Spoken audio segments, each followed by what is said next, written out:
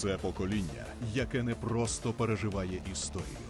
Воно її створює. This is a generation which creates history here and now in classrooms and laboratories. Generation of war, generation of warriors, the generation of winners. This is the generation which is coding the future through technologies, innovations, and AI. Coding the future using the code of the recovered Ukraine. Coding, because each decision of the youth determines what our victory will be like. Gen W is about each and every one of us who makes the impossible possible.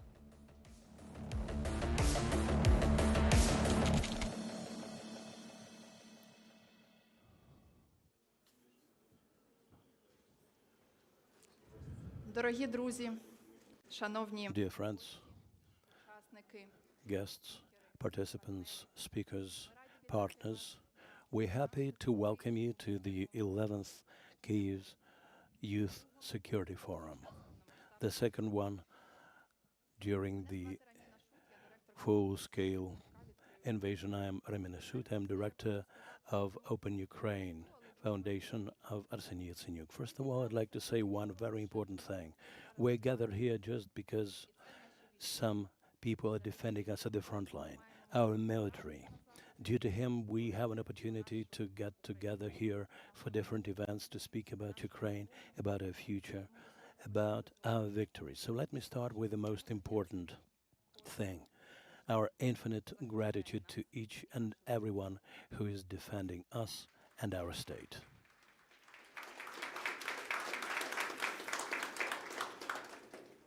І це означає, що ми зібралися у час, This means that we are gathered here at a time when Ukraine is going through the toughest of times. But at the same time, at the time when the youth shows unprecedented strength, force, intellect, energy, and the ability to operate even in the darkest of times. We are holding this forum under within the framework of Gen W. Gen W is a generation which lives during the war and takes the country forward. This is the generation of warriors because each and every one of you is a fighter at each of us individual front lines. This is the generation of witnesses because you see the truth and you tell the world about it. This is the generation of winners because it is your generation which is fighting for victory day in and day out. This year's forum is called Coding the Future. And this is more than just a slogan because it is your generation which is coding, developing the code of our future at universities, at volunteers points, at hubs, in innovations, in projects which were developed during the war, which work towards our victory. Gen W, and I want to emphasize this, is not about war. This is about our future. That is why we thank you for being here with us. Thank you for being the generation which is coding our future. We also would like to thank our partners, thanks to whom we can hold this event. NATO, Friedrich Ebert Foundation, and the technological forces of Ukraine. Thank you for supporting not just an event, this event, but a whole generation. Now I would like to give the floor to the person who developed and launched this project and who has been working in it for many years, who supports the Ukrainian youth in action and just in rhetoric. The head of the Kyiv Security Forum, the Prime Minister of Ukraine in 2014-16, Mr. Arseniy Yatsenyuk. Please, the floor is yours. Ramina, please, stay on next to me. You know, Ramina also used to be a participant in such a youth forum. And then she basically headed the movement which created this forum. I would like to thank you, Ramina, and each and every one of you for making time to come here. I wanted to phrase why we hold youth forums. We can say some bureaucratic things to the fact like um, the fate of the country depends on each and every one of you. But I will put it this way.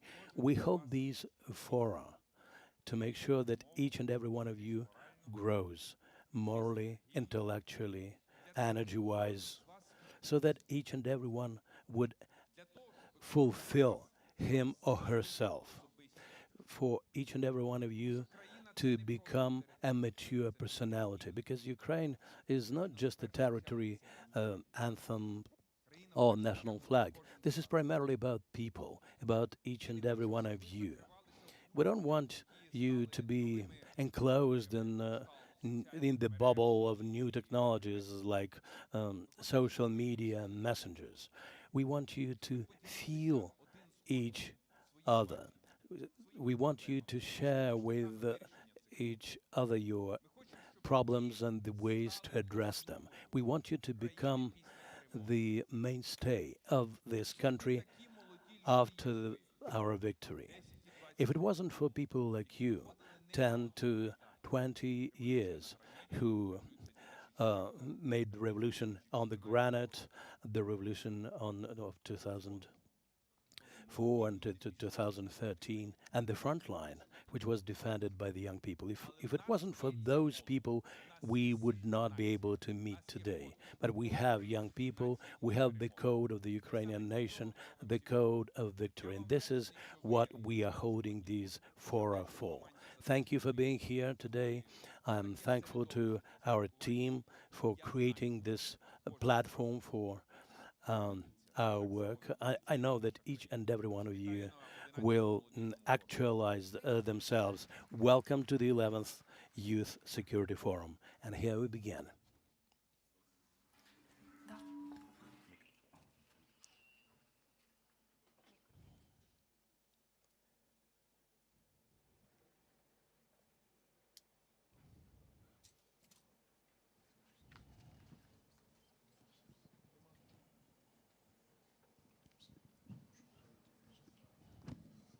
Бажаю здоров'я, доброго всім ранку. Good morning, everyone. I'm Taras Berezovets. I'm head of the Department of International Military Cooperation of the Territorial and Defense Command. I joined the military in May 2022. I'm thankful to my brethren in arms today, and I would like to start today's event by recognizing all those who have laid down their lives in this war. Please stand up for the minute of honor.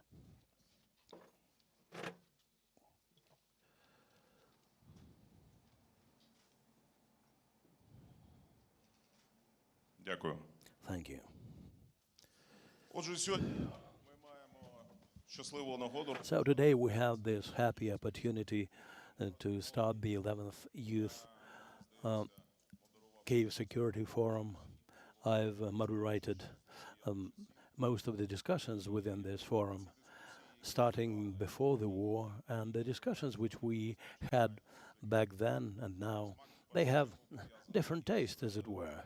First of all, this is explained by the fact that in 2014 and beyond, Ukraine was going through the phase of hybrid war, the conflict of low intensity, which the majority of our citizens did not feel. But today, the war has entered the homes of each and every one of us. And the Ukrainian youth now, unfortunately, is a part of the society which is confronted by the woes and problems which we used to hear about only from our grandparents. I remember the stories told to me by my granny, who told me about the times of the occupation of the Crimea. She was one of the few survivors of those events. Only about 5% of the residents of Kerch city survived. All the others fell victims to two totalitarian regimes, the Nazi one and the communist one. The war is changing and the character of it is changing, but this war is the conflict of the highest intensity, which is absolutely unprecedented since 1941. Молоддю як учасниками безпосередньо. The task which stands before ourselves as defenders is to protect our sovereignty and independence. And Хтось каже, today we are fighting for our independence. Some people say that this is the last war for our independence, but a lot will depend on whether we will survive and whether Russia will survive, because this is primarily about survival. Ukraine is not alone in this fight. We would never be able to withstand this and to keep fighting for more than 4 years without our allies. Obviously, it is the support of our partners, primarily NATO countries, which we received even before the full-scale invasion. This assistance came very timely, in a very timely and strategic manner. I'm not going to enumerate all those who helped us, not to miss anybody out, but the weapons which our defense forces received before February 2022 largely determined the fate of Kyiv and of the outcome of this war in general. We can only guess whether we would be able to get together at this forum had it not been for the weapons provided by the allies to Ukraine, and which made all the difference during the fights, for instance, for the town of Hostomel, because this was basically the fight for Kyiv and the fight for Ukraine in general. It is my pleasure now to invite next speaker, acting head of the representation office of NATO in Ukraine, Mr. Joseph Hobbs. Thank you very much.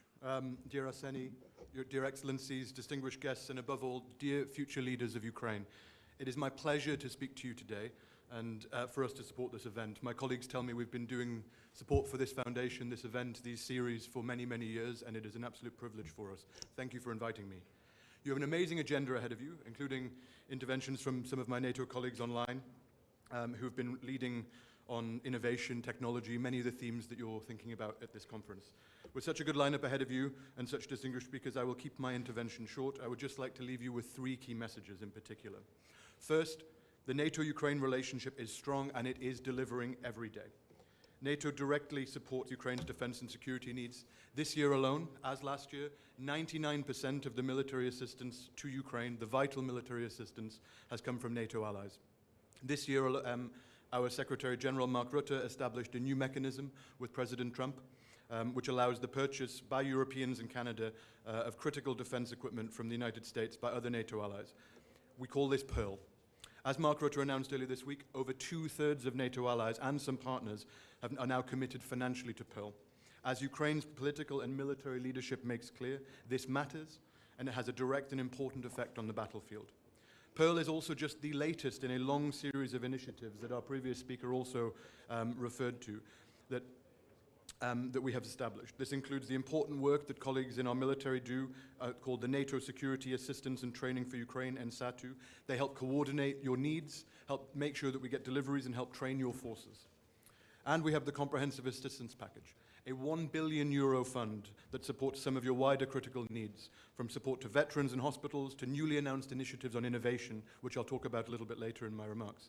All told, this represents billions and billions of euros that we are proud to provide. And it's not just practical and financial and military support, it's also political support. Politically, our leadership works closely with yours. Our Secretary General has visited Ukraine twice this year and speaks regularly with President Zelensky. Earlier this week in Brussels, he met with both Foreign Minister Sybiha and Defense Minister Shmyhal. Last week, I also had the personal privilege to welcome our Deputy Secretary General, Radmila Shekerinska, to Kyiv, where she held meetings with your leadership, including President Zelensky. And it was also an honor for me to be able to show her the resilience and beauty of this particular city.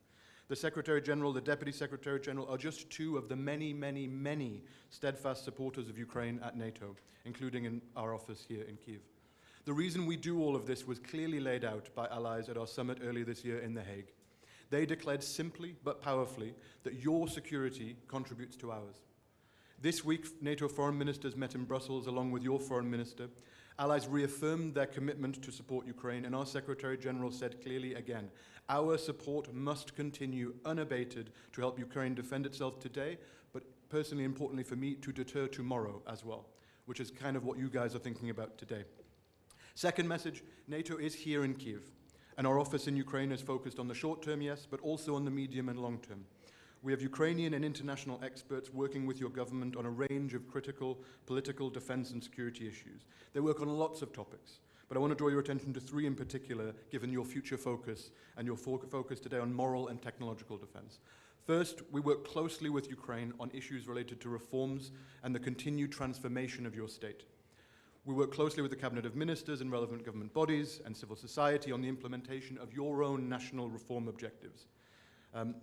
This includes issues related to good governance, the fight against corruption, rule of law, human rights, all of these incredibly important things that will form the basis for the important thinking that you guys are all doing today on future, on technology, on transformation of this state.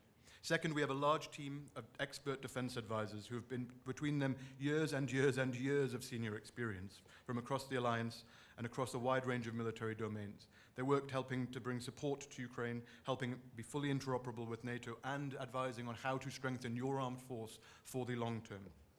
Third, we are growing our work on defense industry and innovation. We are supporting Ukrainian companies in understanding NATO procurement opportunities. Many of them are here today, and I will happily direct them in the right way. And we're encouraging allies to work more closely with Ukrainian industry, working to support the delivery of the NATO-Ukraine Innovation Cooperation Roadmap, which allies in Ukraine agreed on in Washington, D.C. And having the chance earlier today to walk around and see some of your incredible innovation firsthand, it is incredibly important to me that I give that message back in Brussels about how important it is. As you are a group of bright and committed young people, I will urge you to regularly check our website for vacancies. We rely heavily on the expertise of Ukrainian colleagues to help make sure that people like me don't come and make big mistakes here. And we rely on your advice, so please do look out for good jobs that we have on offer. Third and finally, we in NATO have a lot to learn from you. While of course we are here to help to advise, make sure that we bring weapons and the vital money that you need, we're also increasingly learning important lessons from you. Your expertise on innovation is on display for the whole world. Your society's resilience is inspiring us all and will form an important part of how we prepare to face challenges in the future. And your experience of a long and brutal conflict means that unfortunately we have important lessons to learn from you. One of those lessons is that we need to spend more and reinvigorate our defense industry and focus on innovation, and we need to do that with you. Because we have so much to learn from you, earlier this year NATO and Ukraine inaugurated what we call we have a lot of acronyms in NATO, and I'm apologizing already.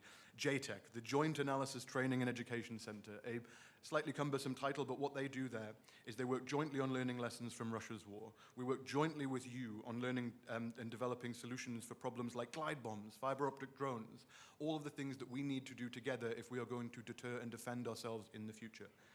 The spirit that we both have a lot to learn from each other is also why last week, when the Deputy Secretary General visited, she met with First Deputy Prime Minister Fedorov, and we launched together the Unite Brave NATO. This is a fund that could eventually reach 50 million euros that will allow teams of allied and Ukrainian teams to bid for grants to develop technological solutions to urgent battlefield challenges in areas like counter-UAS, signals intelligence navigation system, unmanned drone systems, all of the things that you guys know how to do incredibly well. And as I close this remarks and hopefully let you get on to far more interesting speakers, I would like to just say the reason I ended my speech on the point that we have a lot to learn from you is because of this audience, the audience that I see in front of me right now. You are Ukraine's future leaders, and I commend your interest in public service, defense, security. You all have the potential to contribute to your communities and your nation. Ukraine is lucky to have all of you. But you are not just Ukraine's future leaders. You are also the Euro-Atlantic community's future leaders too. The service you give to your country, the ways that you think about how to solve your country's challenges on the battlefield, in politics, etc., will benefit all of us. You are a group of young people who, despite regular attacks on your cities, despite threats to your critical infrastructure, and despite years of war, you are here, in this room right now, thinking about the future, thinking about innovative solutions, thinking about how to do the right thing. That is hugely inspiring to me personally, to my friends, to my colleagues, and I will tell your stories when I go back home over the Christmas break. With that, all it leaves me to say is good luck with the rest of your conference, and Slava Ukraini. Thank you so much. Зараз слово надається голові Thank Київського you. без... I would like, yeah, Around 2 decades ago. And I strongly believe, first, I am very grateful for your support for making this to happen. And I still believe that the time will come when Ukraine is to become a strongest ally in NATO and a real full-fledged member of NATO. So thank you. Thank you for your support, sir. Thank you. Дякуємо, пане Добс, за... we thank Mr. Dobbs for his presentation. Now we have an opportunity to listen to the interim managing director, Diana, NATO, James Apaturai. Good morning. It's wonderful to see you. I'm talking to you from London, where the headquarters of NATO Diana happens to be, and from my little apartment. I'm very sorry not to have the opportunity to be there with you, but it was really important for me to speak to you because of how important we feel innovation in Ukraine is. And I say that for two reasons. One is, of course, innovation in Ukraine, and you all know this very well because you live it every day, is essential to the defense of Ukraine. And the defense of Ukraine is important to all of us in Europe, personally, as well as, of course, for our shared security. But also because the way in which Ukraine is innovating has inspired us in two ways. One is to be much more creative and learn the lessons that Ukraine is teaching the rest of us, because you are first in class for for reasons we all understand. But it's also given, I can tell you, all of NATO a sense of urgency. We see how essential it is that new technologies are found, improved, integrated, and adapted on the battlefield for Ukraine to stand on its own feet. We also see how fast the Russians, who have invaded your country, are innovating as well. And we are not as fast as you are. I think that is safe to say. So we need to learn the lessons from Ukraine. We also want to support Ukraine in your innovations. So let me just explain to you very briefly how NATO Diana works. And I say that because my third point, very briefly, and I only have a few minutes with you, my third point will be about what NATO Diana and Ukraine can, and I hope will do together soon. So how does Diana work? Diana was created just about 3 years ago. And what we do is we gather the challenges, the problems that NATO allies need solved. For example, we need to see better underwater. We need to be able to operate in a GPS-denied environment. You, of course, are experiencing that challenge every day. And we issue challenges to the startups and scale-ups across the alliance. Last year, we issued 10 challenges to them. We got 3,688 startups applying to join the NATO Diana program. And we have just finished narrowing that down to 150 companies that have the most promising technologies and working companies to address these challenges. So then what happens? We bring them into the program. We offer them first 100,000, and then for the successful ones, 400,000 euros.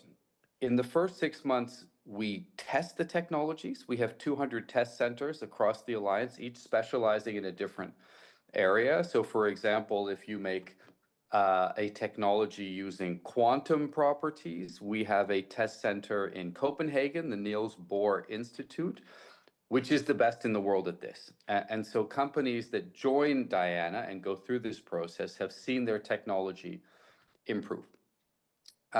Then, with the companies that have successful technologies, we take them to what we call the accelerator stage. We have accelerator sites across Europe and North America that are expert at turning little companies into more successful companies. We give them mentors who can help them navigate the procurement process in NATO governments. It can sometimes take a long time to get a defense contract because it's complicated, but we give them experts to help them do that. We bring them to NATO testing areas to what we call operational experimentation, so into really difficult tests out on the water, out in the field. And we bring them to new ranges. So ranges are places to really test the technology hard. So for example, Finland and Sweden are cooperating for a range to test electronic warfare and 5 and 6G based technologies. And I actually proposed the creation of these ranges, and I did that because I was inspired by Ukrainians, talked to the Ukrainian military and to companies that are in Ukraine supporting the Ukrainian military, and they all said the same thing, which is a test center is good, it's not enough.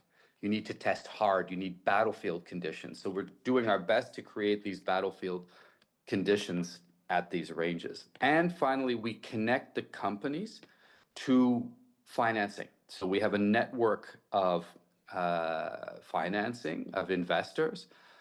We check to make sure that these are trusted investors, meaning no Russian money, and honestly, no Chinese money, Chinese ownership. And if they are reliable and trusted investors, we connect the companies to them so that they have enough money to make it through. And our whole purpose is for these companies to get one of three things, or all of these three things: a defense contract, investment, as I just mentioned, or a contractual arrangement with a big defense company to help them build more of what they can build. So there's a company, for example, Finnish company that we have in our portfolio that makes balloons that sit in the air for, let's say, 20 hours with a sensor stack or a sensor platform to be able to see drones coming in, amongst other things.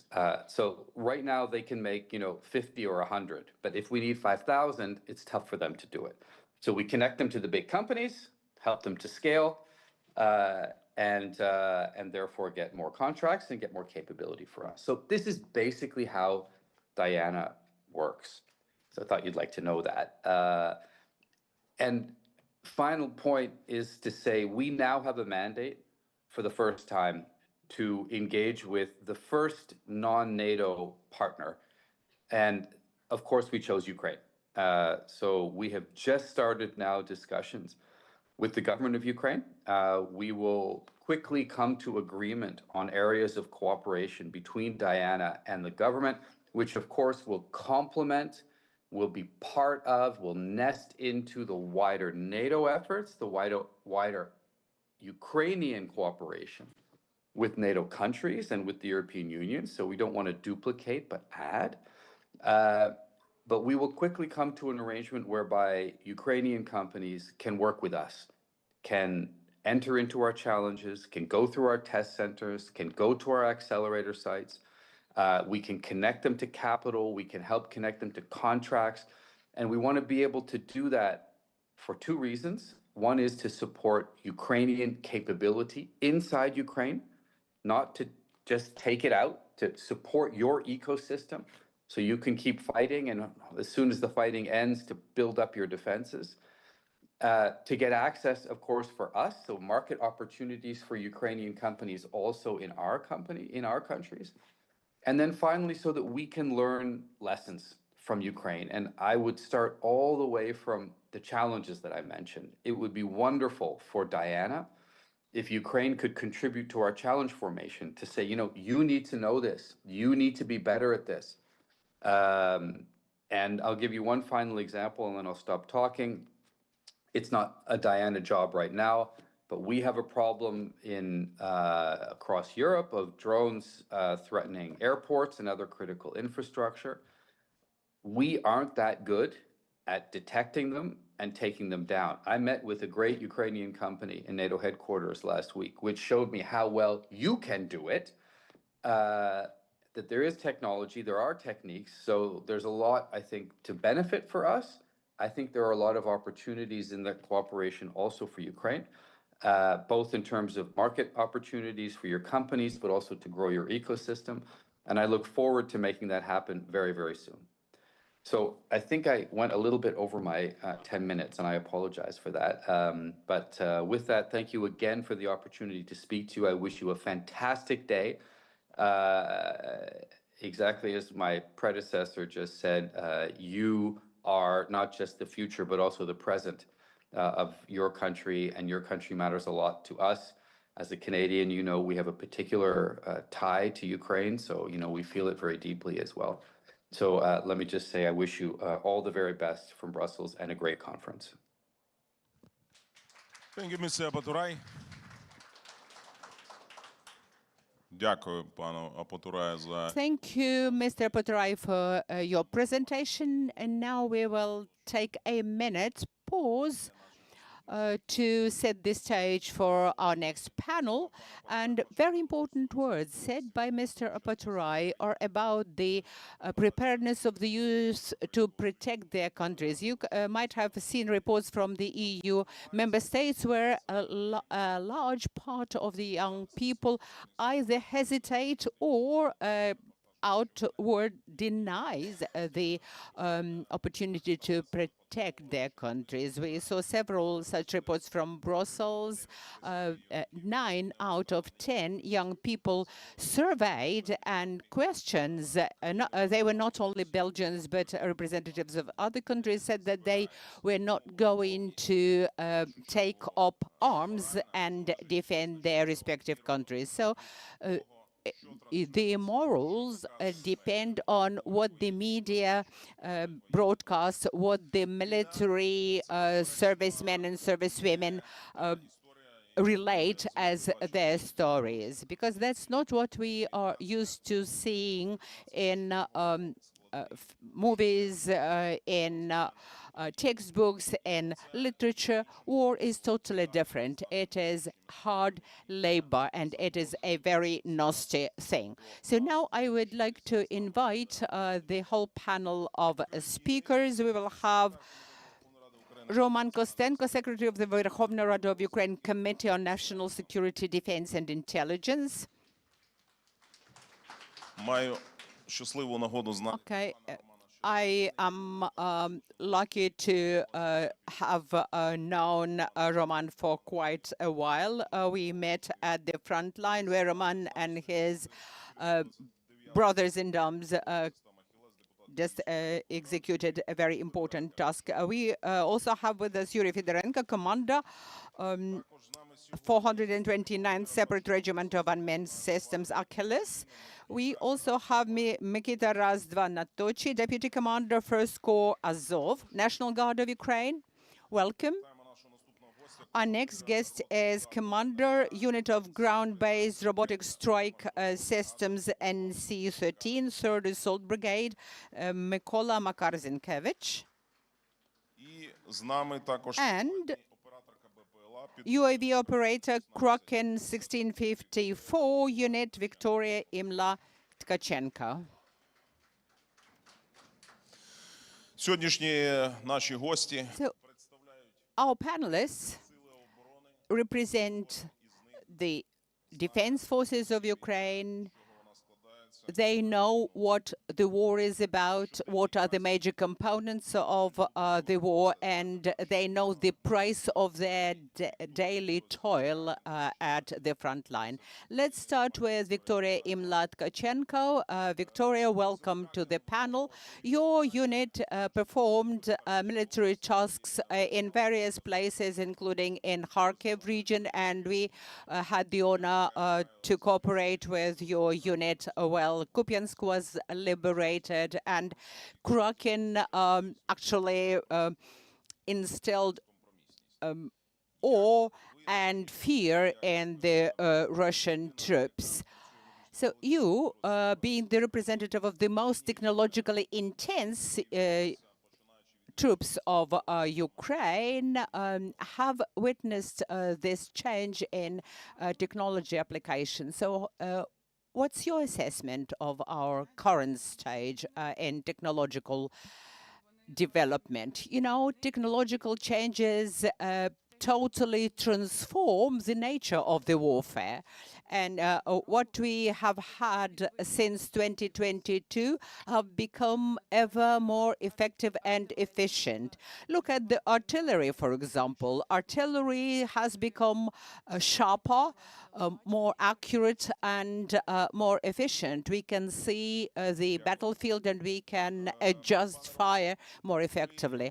Roman, you being the member of parliament of Ukraine and at the same time one of those who joined the defense forces back in 2022 at the very beginning of the all-out war, in particular in the south, know that now the southern axis is the focus of attempts by the Russians to break through the front line. They use aviation, they use combat UAVs, and that changes the life in frontline territories. Suffice it to see videos from Kherson to appreciate the changes over time there.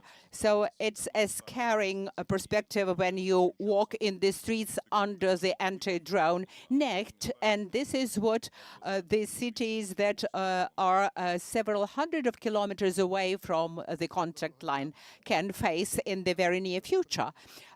Good morning. It's my pleasure to be with you. I would like to thank the organizers, Arseniy, you, and the team that has put this forum together. It's extremely important to talk to the young people. I still believe I am young, but it pleases me and it inspires me when the young people are engaged, when they are prepared to support our common cause. I have been in the armed forces for 17 years, and when Taras said that I joined the defense forces back in 2022, no, it's not very accurate. I was a major in 2014 when the war just started, and I have this image and understanding of the nature of this aggressive incursion first and then all-out war by the Russian Federation. They started using various technologies back then. So indeed, technologies are important. And if you compare the war in 2022 and the war in 2023-2024, you will see totally different nature of warfare, different technologies, different approaches, and different implications, different consequences.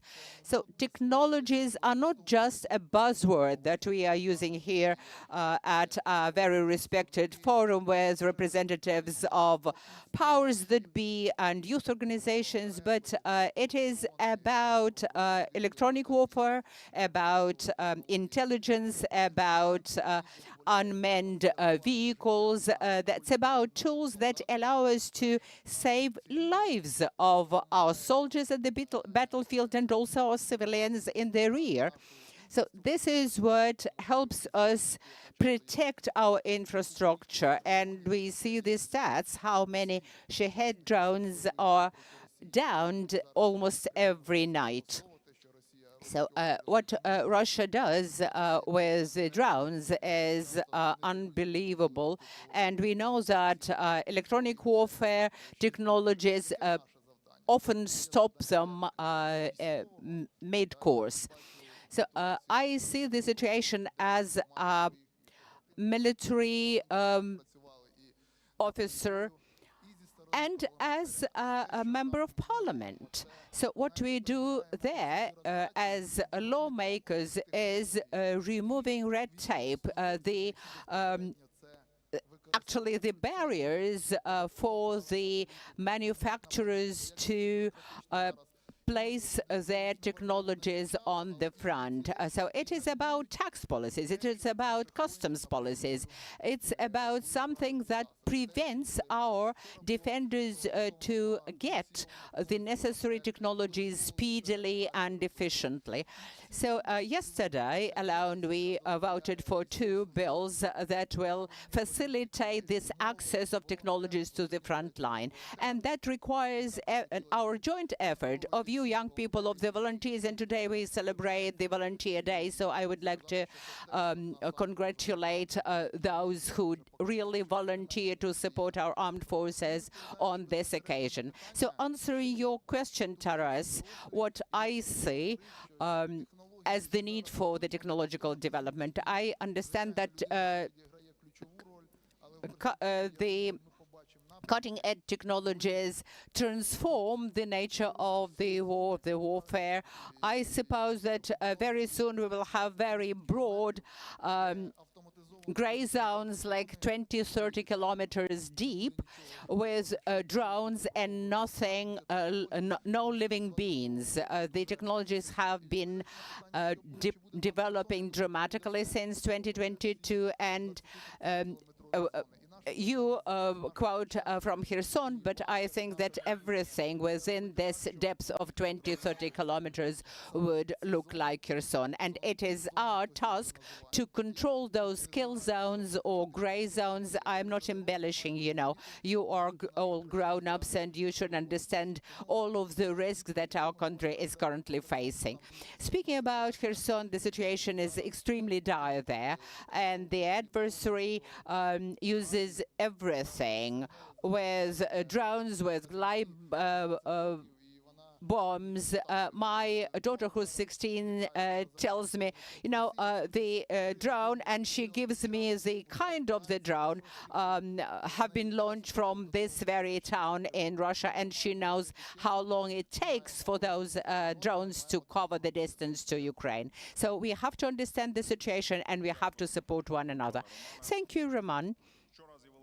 Yesterday we heard the news that the aircraft of the Ukraine president was accompanied by 4 combat drones, and almost on a weekly basis we hear about the quote-unquote unknown drones that would be hovering over military facilities, airports, or even attack the critical infrastructure.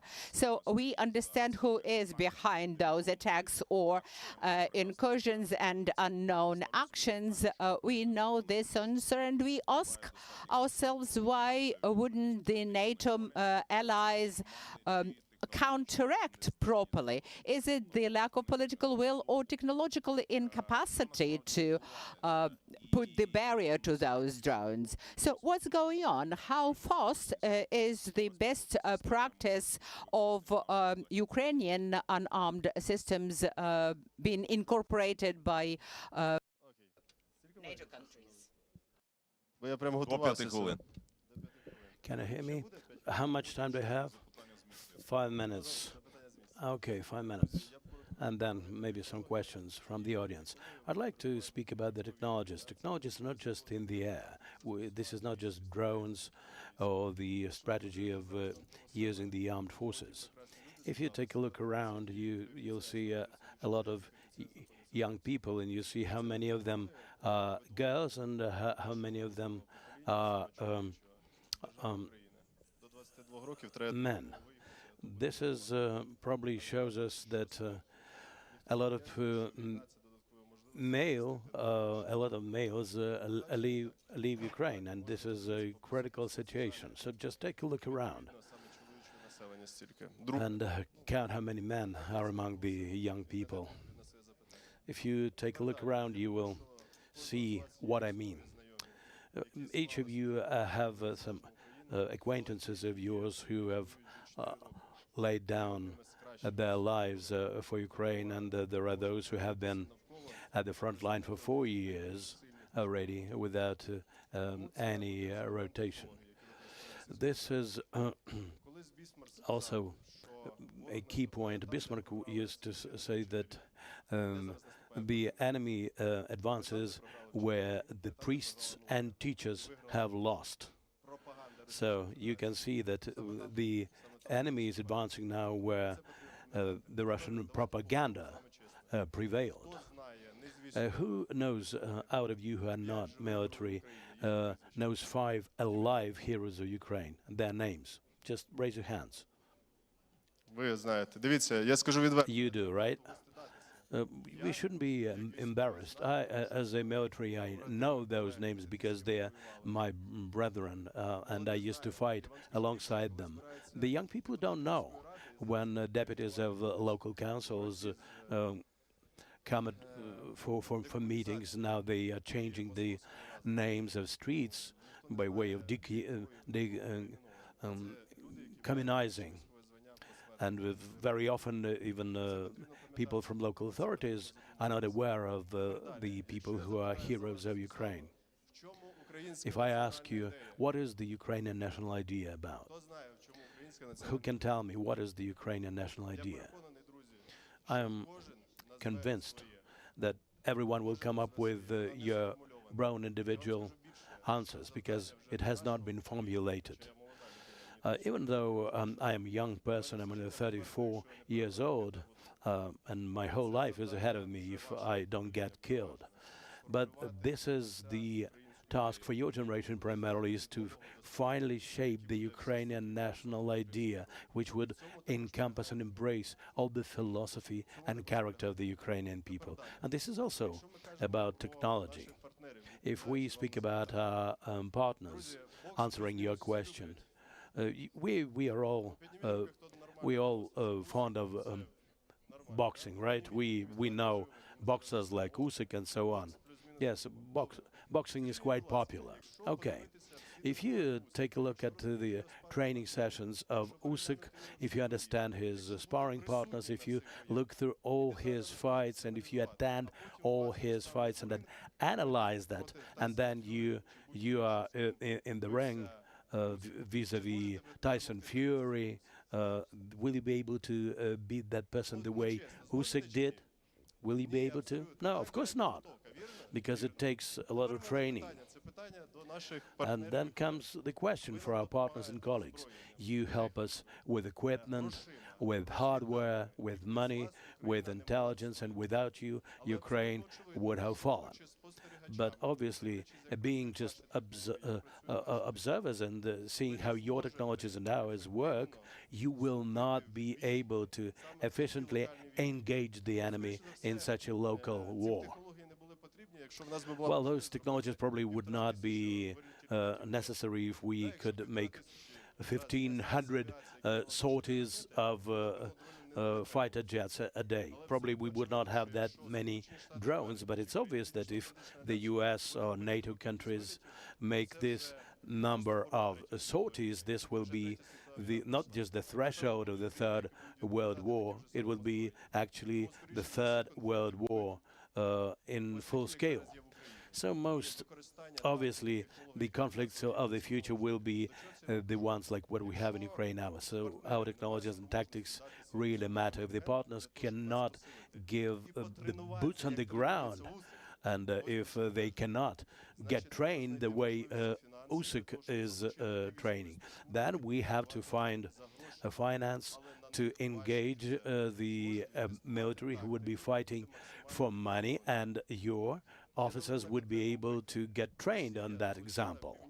Russia engaged North Korea for combat operations. Do you think that they did this because they lacked personnel? No, there was an agreement between China and North Korea so that the Korean soldiers would gain combat experience. And if you take a look at the program of training of North Korea, you will see that they used the experience they gained in Ukraine. At the same time, the NATO countries do not have this experience because they is just observing from the sidelines. In order to become a champion, you have to get trained with the best, and you have to get engaged in combat actions. including by your personnel, boots on the ground. And as a follow-up to what Yuri has said, if you don't have much time to train, carry a gun with you. Це те, що нам дають партнери. Достатньо. Слушна порада. Well, that's what our partners give us. Yes, this is a relevant point. Mikita Natochi from Azov Regiment of the National Guard of Ukraine. Mikita, your regiment is one of the most hated in the Russian army. В чому полягає тоді ідеологія, як What is the ideology of the Russian elite протистоять Збройні Сили? forces which are fighting against the Ukrainian armed forces? If I understand your question correctly, what I think about the ideology of the Russian forces, right? Yes. Well, I believe they put more emphasis not on the ideology, but on fear. The fear is that if you do not carry out the order given to you by your commanders, you will most likely be killed in the quiet somewhere in the forest line, or you will be forced to go to combat under the barrel of a gun. And we very often see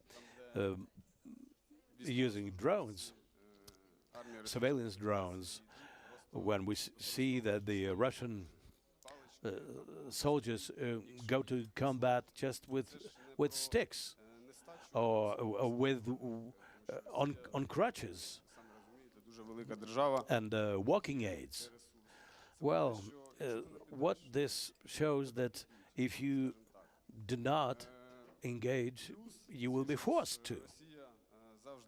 Well, obviously, Russia has always positioned itself as an imperialistic power, and all that history with the land grabs and all the stories that Europe is jeopardized by Russians. The previous speaker said quite correctly, this is basically an indication that our teachers and propaganda lost to the Russians, because in Russia they were being indoctrinated that we are a huge empire. We cannot but prevail over Ukraine. And when we take prisoners of war from Russia, they keep repeating the same narratives, which shows how badly they had been indoctrinated. As regards the code of war, as it were, I can say that no matter how the technologies are being developed now, of course, this is not developed the way it was in 2022 and so on. We have robots, we have very cool and high-tech devices, but definitely the gravitation center in the war activities, this is all about the infantry soldiers who are seeing the enemy and have to shoot the enemy. Yes, we help with the drones. We try to make sure that the enemy does not come to our positions. We see the movement of the forces of the enemy, be it on foot or in columns or in convoys. We can back it up with logistics and so on. But if there are no infantry soldiers on the battlefield, we will definitely lose this war. The whole system is soldier-centered, and without this, we would not be able to prevail. I'd like to follow up on this about the attitude of the enemy to Azov. They even envy us, I would say. We try to borrow the best practices from detachments like Azov, Kraken, and so on. Khartia, probably. And we try to emulate them, and we are very thankful to them for that. Mikor Makalzenkevich, commander of the company of anti-aircraft forces. We see that our enemy has a number of methods to encourage mobilization, and at the same time we need to do it otherwise.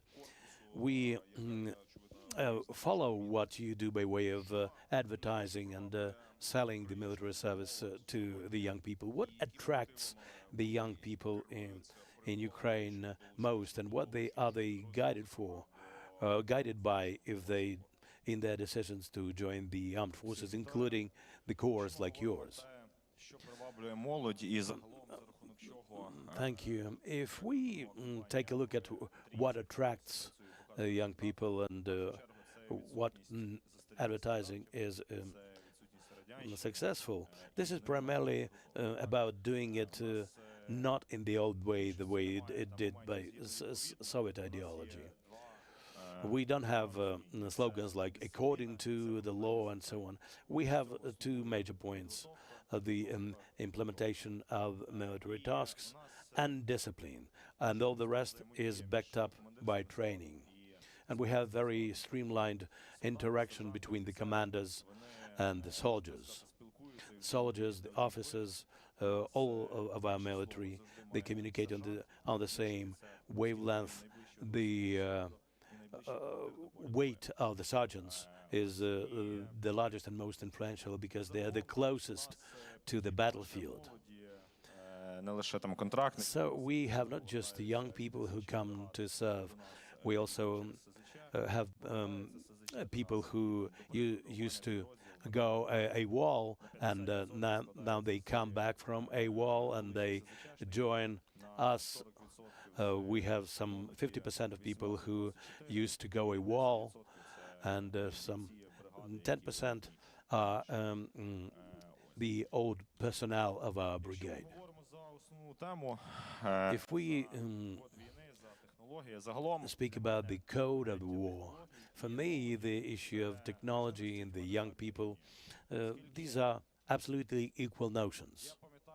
Because I recall the year 2022 when I and my brethren in arms, we were people of 20, 22 years old. We were in Zaporizhia, Axis, and all the methodologies that we used came from the young people. So the youth is driving force for technologies and innovations in the units. At least it was like this with us. It's easier for youth to accept technologies and innovations and to generate them. That's why these two notions are equal for us. Speaking about technological processes at the front line, yes, a human foot soldier will never be substituted with something in the trench, but the means the drones, observation, reconnaissance drones have substituted reconnaissance aircraft or foot reconnaissance, correction, observation. So it's allowed people to use people for other tasks. Robotic systems are used at the moment in our core. 50% of logistics is used by them. Other 50% are vampires or heavy bombers and others. So they all logistics currently is based on technological processes. Speaking about the kill zone, it's a distance of 10 to 20 kilometers. It is very difficult for vehicles to approach front line 20 kilometers. It's very difficult. We are moving further. And every day, technologies take over more and more processes from foot soldiers. But on the other hand, the enemies use the same. And the soldier in the trench is subject to attack by all the technologies in the front line, various types of distance influence. All that is focused on infantrymen, and this works both sides. And those win are not those who invented technologies or decided how to use it, but those who can upscale it at a longer distance and use it. We all remember FPV, how they appeared, how we were ahead of all in this, but now it's not like that. That's why I'm calling upon the youth represented here. Technologies should be upscaled, should become more and more new technological means of attack should be used, because we should not allow ourselves to lose in technological scale. And because we'll never have more people than the enemy, we should use our technologies to amplify our opportunities and abilities. We still have about 17 minutes, which I asked you to reserve for your answering your questions. Please raise your hand, and some of the assistants will come to you with the microphone. And please speak as briefly as possible, and say who you address your question to. Good afternoon.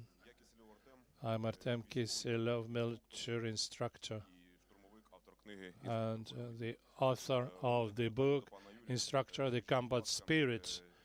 My question is to Yuri. What is more important for the troops, technologies or psychological preparation? And the second question, what technologies have really changed the course of warfare in 2025? In fact, it's a very broad question. What is the main challenge for Ukrainians? People who are present here, they do not solve. We also are troubled by attacks in order to reduce the number of hits at our infrastructure. First of all, we have to start seeing the enemy at the expense of radars. Who is producing radars? Our partners. Ukraine doesn't produce enough radars. It is obvious that solving the 17 to 1 radar is about 6 military. Those people who are present here in this room, mainly girls, will they serve as operators of a radar? A radar operator, believe me, every one of you can be a radar operator. That's why the issue of formation of a single electronic environment became one of the key points in the air combat.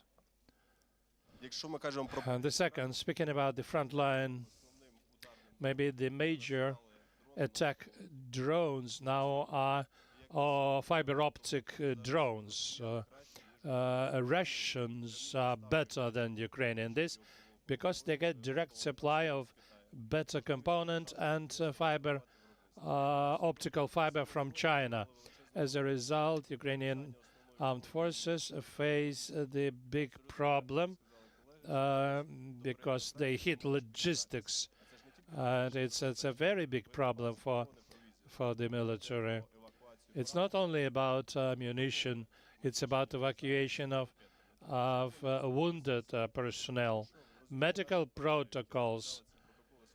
The partners who drafted these protocols using tourniquets for assisting wounded people were based on the assumption that the helicopter would evacuate people, and nobody thought that the soldier would not be evacuated by a helicopter from the battlefield.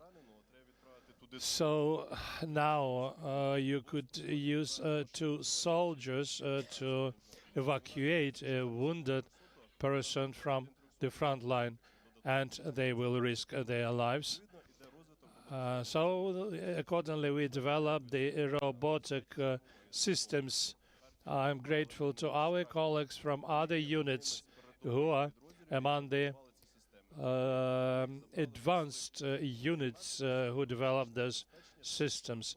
And we use their experience using robotics evacuation systems. And the next, what Roman Kostenko said, that in 2026 we will see absolutely different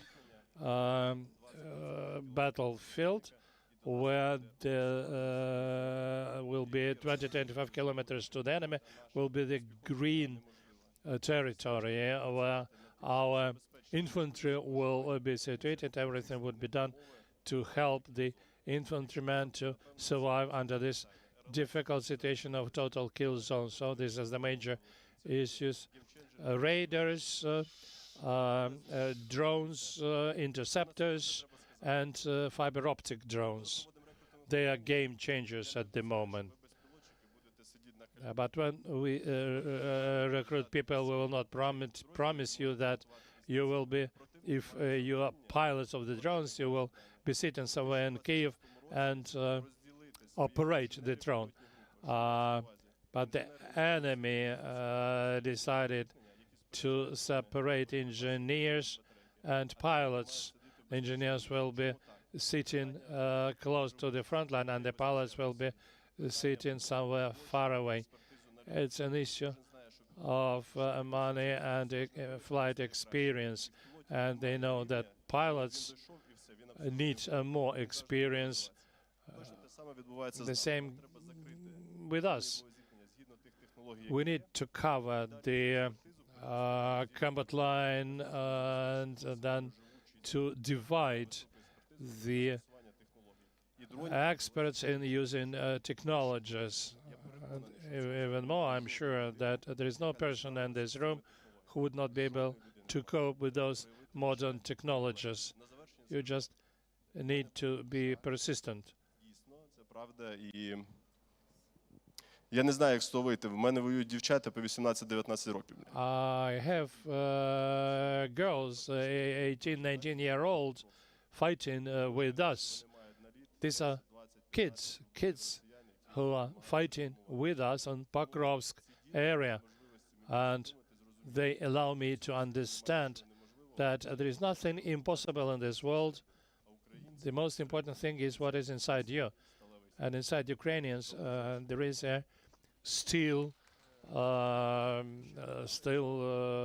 rod inside.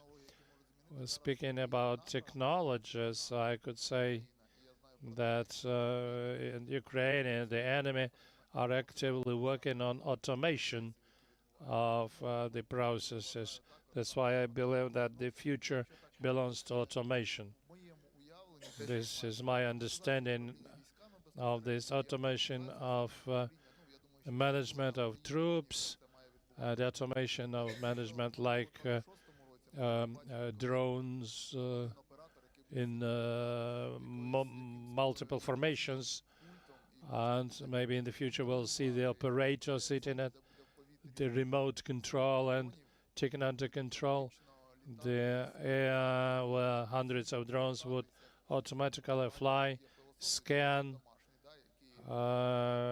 photograph the enemy lines, come back for recharging and so on. I know that the work is in progress on this, so we may come to a situation where these gray zones will be fully automated. This is yet another point to what technologies can change in this automation of the processes. for people to be subject to fewer threats. I remember when we were liberating Kherson, we had to attack, and there were many mobilized people.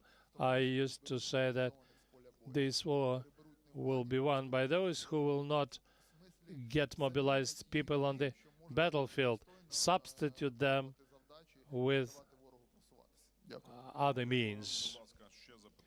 Thank you. More questions? I see a hand.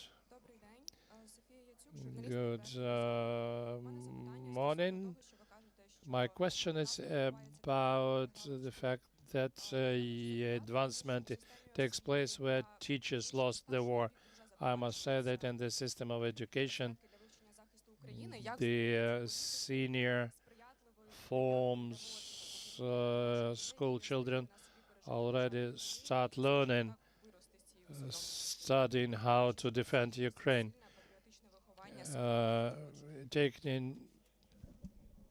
I think that it's extremely important to implement, to introduce these programs at schools. I couldn't understand everything, how you are going to build our policy towards a younger generation kids in the area of national patriotic upbringing, because the senior school children once a month go to special training places, and I'm interested how this could be used for younger children as it is done for teenagers. We understand that the family should do everything, but how this could be done at the state level? It's a good question. I would look deeper into this question. I would say that the whole system of our society in the future should be based not on the full militarization, but on engagement of all elements of the society into preparation. And what other speakers said, the issue of medical support, elementary things like drones, technologies, should be studied at the junior school.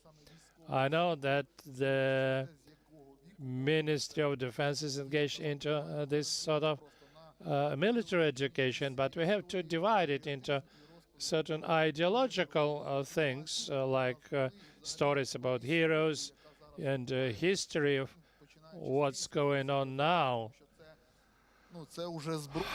because it's already a weapon. Even the absence of Ukrainian content in YouTube, it's also a weapon, and we have to prepare children to this. I think this preparation should start earlier. Children should start understanding what the weapon is, not to militarize them, but to prepare them to defend their country against aggression. Once I read why there are no military activities against Northern Korea. They're the biggest enemy of the United States, and we understand that the countries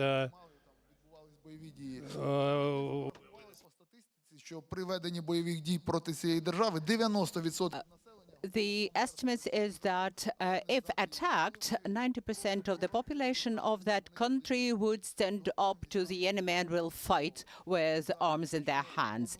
That's what their calculation is. Then when it comes to school, perhaps we should think of the culture of handling weapons or arms. We have to educate young people that there should be special culture of handling weapons, and perhaps we should also introduce the permits for the legitimate ownership of arms, and each community should be developing such cultures through shooting ranges, through accessibility of technologies, including Miltech. So we have to develop this culture, and that will be a factor of deterrence. And in the Ministry of Defense, there is a separate education department, and some of the MPs, like Roman Rozovsky, my comrade in Roms, and Ina Sovsun, promote this approach. And I know that the 3rd Assault Brigade and Assault and Achilles' Brigade also contribute to that. So they participate in awareness raising amongst young children and teenagers. But you are right, there should be a policy in place, and we should start from early ages. Давайте запитання і тоді туди до. Shall we start with the question and then comments if you need. Thank you very much for your work and for your presentations. I'm Vadim Baranets. I'm the PhD student of Chernivtsi University. So Yuri was right. Indeed, we don't have this national idea for Ukrainians, but we do know how the basic idea works in Azov or in the Achilles' unit. How should we be stimulating the formulation of this national idea at this multi-layered and very diverse society of Ukraine? Look, you've heard our opinions on this issue. From the very beginning, from the young age, we should be speaking Ukrainian, we should be educating children about our history. Just since 2014, a lot has changed, and we already have this recent history.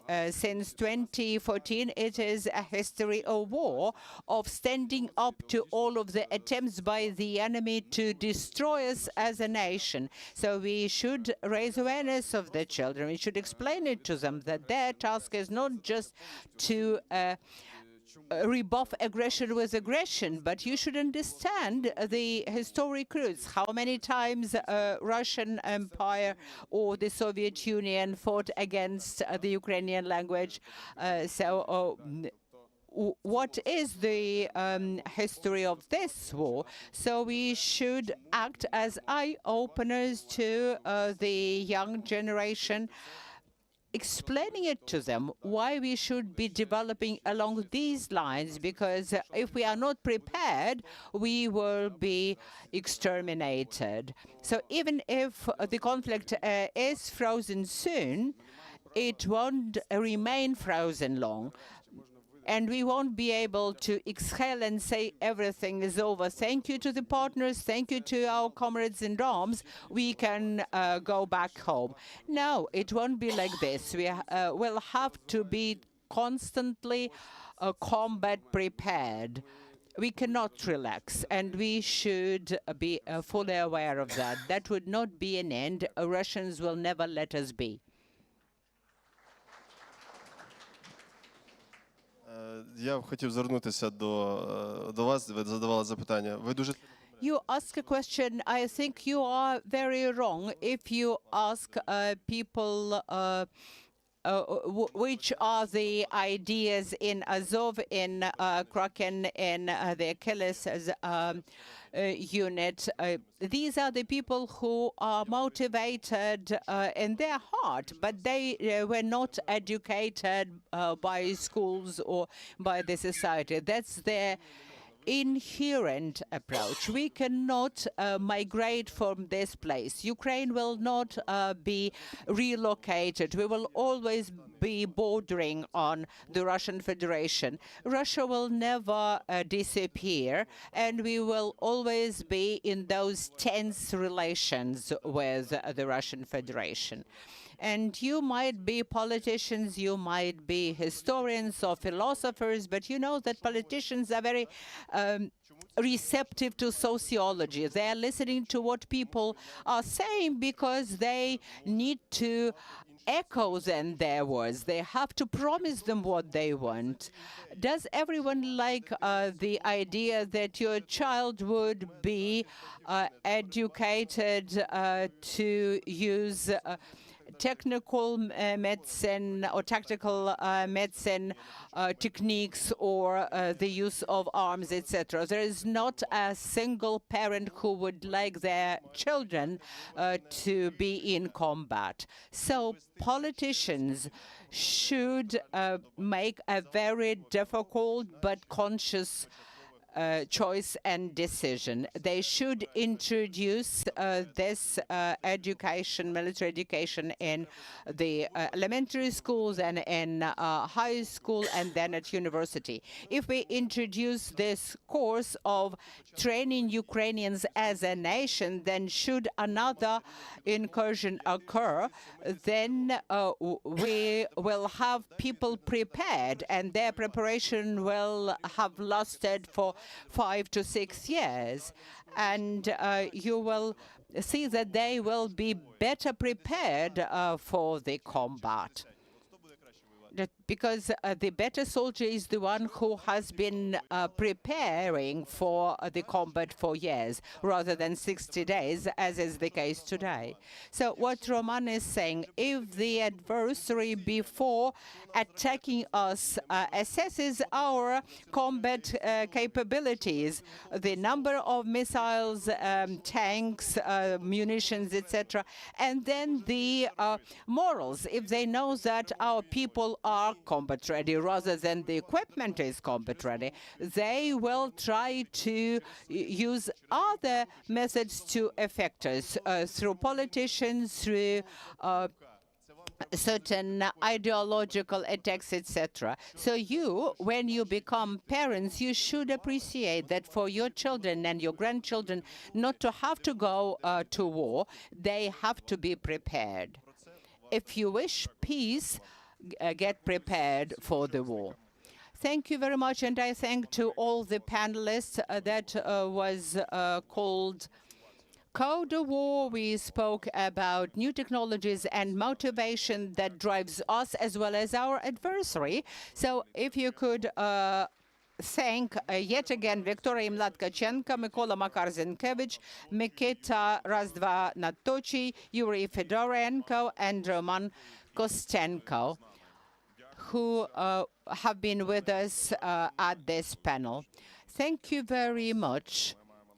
Now we will have a video address that was specifically recorded for Kyiv Security Forum by Executive Vice President of the European Commission for Technological Sovereignty, Security and Democracy. Her name is Hanna Virkunen. Пані і панове, щиро дякую панові Арсенію Яценюку, голові Київського безпекового форуму, за організацію цього заходу та за його люб'язне запрошення.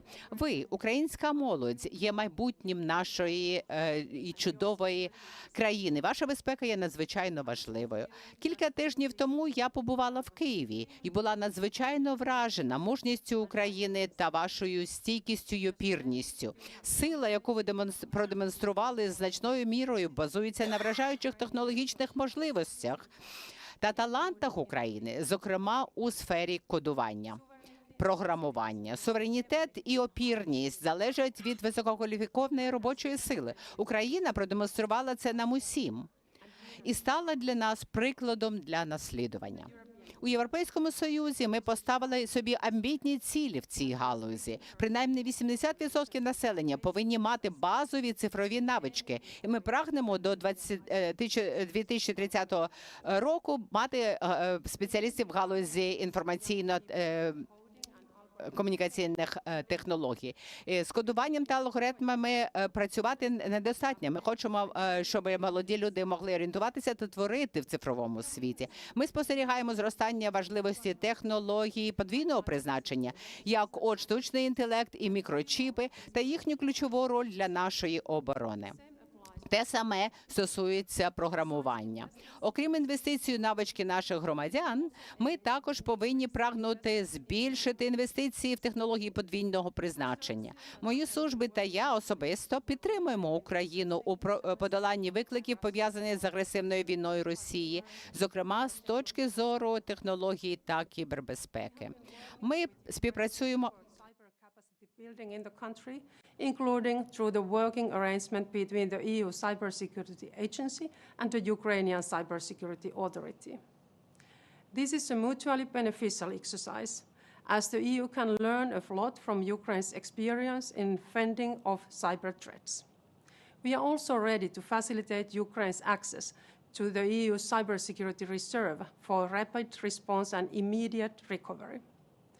Another important area of our cooperation is high-performance computing and artificial intelligence. We are also supporting Ukraine's integration into the digital single market. We will soon welcome Ukraine in the EU roaming area. We are looking forward to integrating Ukraine into our work on the EU digital wallet, and we are supporting Ukraine's early integration into EU's legal framework for digital services and markets. We are also promoting Ukraine's participation in EU-funded digital programs. Our joint efforts aim at sovereign and prosperous Ukraine, able to offer to its youth and all its citizens security and the opportunities they dream of and deserve.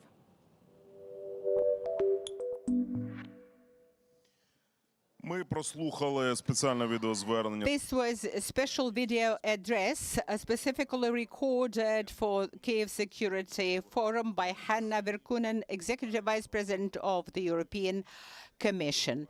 And we are moving on to our next panel. It is called Code of Diplomacy. We are welcoming our esteemed panelists, Ambassador Extraordinary and Plenipotentiary of the French Republic to Ukraine, Gaël Versière, Your Excellency. Then we have Ambassador Extraordinary and Plenipotentiary of Sweden to Ukraine, Mr. Martin Åberg, Your Excellency. Ambassador Extraordinary and Plenipotentiary of the Republic of Latvia to Ukraine, Andreas Pilgevičius. Ambassador Extraordinary and Plenipotentiary of Republic of Lithuania to Ukraine, Inga Stanita Toluchkenia. Your Excellency, welcome.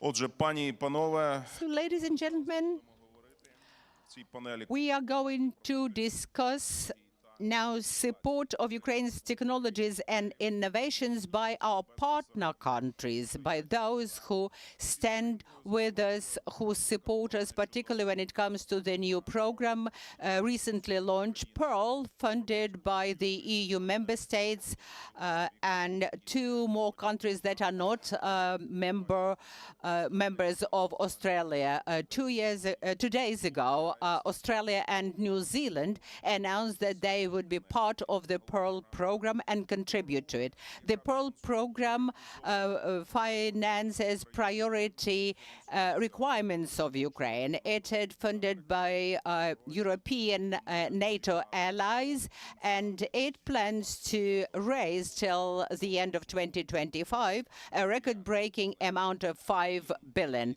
Each of the countries that are represented in this panel today have been with this program since the first day. My first question goes to the French ambassador, Mr. Gaël Versière. робити трошки повільніше, тому що у нас здійснюється паралельний переклад. Отже, I'll do it slower because we have simultaneous interpretation. Your Excellency, France is an extremely important partner of Ukraine, and it was proved recently during the fourth state visit of the President of France, Mr. Macron, to China, and President Macron said that the purpose of his visit to China is the effort to stop the war in Ukraine, and he addressed the leader of China, Xi Jinping, with the request to put pressure on Putin to bear and to stop striking the energy system of Ukraine. In your opinion, Your Excellency, how this public diplomacy vis-à-vis China, India and other countries of Global South can be successful? Okay, does it work? So, just a few words to say how happy I'm here. I am to be here on this Kyiv Security Forum. I'm a great fan of this forum. So, thank you very much for having me today. About your question, actually, I do think that it's key to engage with international partners, and I don't really like the expression, but Global South. Actually, there is a battle of narrative. There is very strong Russian narrative saying, well, we know all these scraps, but Ukraine is losing anyway, and so on and so forth. And at the same time, in our partners in the South, there are very strict commitments to global rules, including sovereignty and so on and so forth. But at the same time, well, there is a will to accommodate with Russia, and sometimes there are willingness to oppose the Americans, if we would say things a bit bluntly. So definitely we need to engage with them, and this is what President Macron is doing in his state visits actually right now in China. Does that mean that there is a reasonable chance to convince China of our vision, which is of course that we should fully support Ukraine on this? Well, unfortunately, I think that would be too ambitious. But at least, I mean, it's very important to exchange and to be convincing, to explain to China that their interest is definitely not, certainly not a Russian victory, God forbid, but also that actually they have something to lose in this, and that because they don't support directly the Russian military, but letting some of their innovation capabilities, some of their so-called private companies actually supporting the war effort of Russia is actually detrimental for the stability that China is so interested into. And actually is detrimental for China itself. We have, of course, same discussions with other big partners, India in particular, which is a bit easier because they have more neutral view on the war. But also you have to engage with South Africa, you have to engage with other African countries, Brazil, Argentina, and so on and so forth. So there is a huge diplomatic effort on this. And I must say that the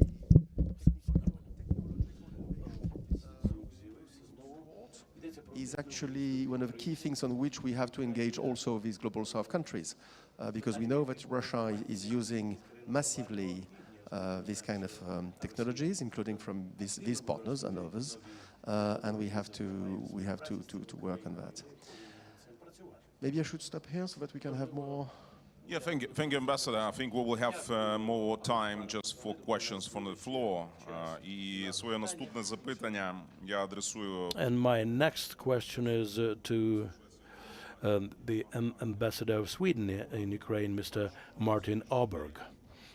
Today we see that Russia has increased the number of hybrid attacks with the use of drones who actively spy, including over the territories of NATO. What should NATO and Sweden in particular would focus on to counteract as good as possible the technologies of Russia, the technologies which are being developed very rapidly and pose a direct threat to NATO countries, primarily to countries of Northern Europe and Scandinavia that Russia is focusing on, obviously. Thank you for the question. First of all, I think that your question has already been answered by one of the earlier speakers, because the country that is the very best today at detecting and shooting down drones is actually Ukraine, which means that we need to work together, which again builds on the whole premise of this conference, as well as on this panel. We need to work together to resolve these problems. Beyond the pure detection, we also have the challenge of attribution. We don't really know who is sending them up all the time.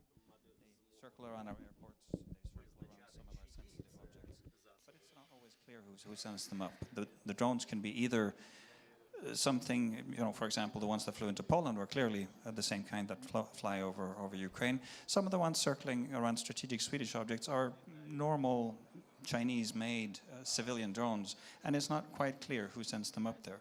So I think we need to work together in order both to improve the detection, but also in order to bring them down, and in that way perhaps also be able to attribute them. Thank you, Ambassador. Моє наступне запитання надзвичайному повноваженому послу Республіки. Thank you. My question to Andris Piligovichus. Your Excellency, in May this year, I attended the Summit of Drone, which was held in the capital of Latvia, and I was impressed how the school children in your country are engaged in developing drones, assembling drones, using drones, and this clearly shows the strategy which the government of your country sees in this work. Since you are in the zone of threat, which Russia obviously is going to ramp up in your region, what do you think Russia will be trying to focus its main attention on in order to undermine your national security? And how can we make up for the advantage of the Russians which they are gaining on the battlefield in Ukraine? Here at the Security Forum, indeed, Latvia is very much familiar with threats, hybrid threats, what you are alluding to. We were one of the first countries in the region facing cyber attacks, countries facing systemic hybrid threats in terms of disinformation, misinformation. And indeed, I think this is one of your slogans, always to be one step ahead of the enemy. This is what we are trying to do in our region. And exactly, we are trying to partner with the like-minded countries. We are trying to expand our cooperation with Ukraine. We are one of the leading states in the drone coalition, and I think over the 2 years we have shown that this family of partners can grow beyond Europe. We have New Zealand, Australia, Canada in this effort. And we are trying also, not just in declarations, but in practical terms, learn from Ukraine as much as possible. We train about 4,000 Ukrainian soldiers in Latvia, but we are trying to simulate something similar with another direction. And you Ukrainians are one of the best trainers in that regard. So it's an equal partnership, and I think I support what the French ambassador said. We have to use every platform globally. We fight, we are in Europe, we clearly see Ukraine as a part of European, EU, NATO space in the future. We support each other in every possible way. We support AI development, which has been alluded as well here, including AI application of the languages. We are living in English space, speaking broken English to each other, but we cannot forget our national languages. So this is also part of our effort with our companies. And of course, physical presence here in Ukraine, I think it's very important for the business, for the military, for technology experts. And I think in the future also more joint projects, joint production in the Baltics, here in Ukraine. We have to move faster than our adversary, and this is the commitment from Latvia, from business, from the government, from civil service. Thank you. Дякую, пане посол. І пані надзвичайний повноважний посол Литовської Республіки. Thank you. Your Excellency Inga Stanita Tolochkine, we've seen the use of hybrid mechanism against your country, like the use of illegal migrants from the territory of Belarus into your country. That was a purposeful operation of the Russian special services. In Ukraine, we once built a wall which was unique and built by Mr. Yatsenyuk. He was criticized for that by something, but I think it is a technological wall like that which should be one of the best ways to counteract illegal migration, apart from other things. In your opinion, what you will have to encounter in the near future? If subversion groups, for instance, under the guise of illegal migrants, will be more actively used by Russia in the future? Maybe I'll start by really thanking for having me here today, because this audience, to me, it represents really the best of Ukraine, the engine, the current engine and the future engine of both its resilience and its innovation. And in response to your question, basically, yes, this wave of instrumentalized illegal migration, it has been something Lithuania used to deal several years ago. Basically, right now, we feel like we are already past that, even if some efforts continue, but building of the physical wall, actually, or fence has helped a lot. Currently, we are facing yet another very creative method of actually trying to distract us, to maybe divert our attention, to move our attention to things which are of secondary importance, or should be of secondary importance in the face of the threats we are facing. So air balloons. Lately, what Lithuania and Vilnius is dealing with is this orchestrated yet again in a very clear systemic manner wave of air balloons which fly very high in the skies, and that's why it's pretty difficult to use ordinary anti-drone solutions, because that's something completely different, and which disrupts then civil aviation, which makes, because Vilnius is very much comparable with Kharkiv in terms of its geographic location, 40 kilometers from the border.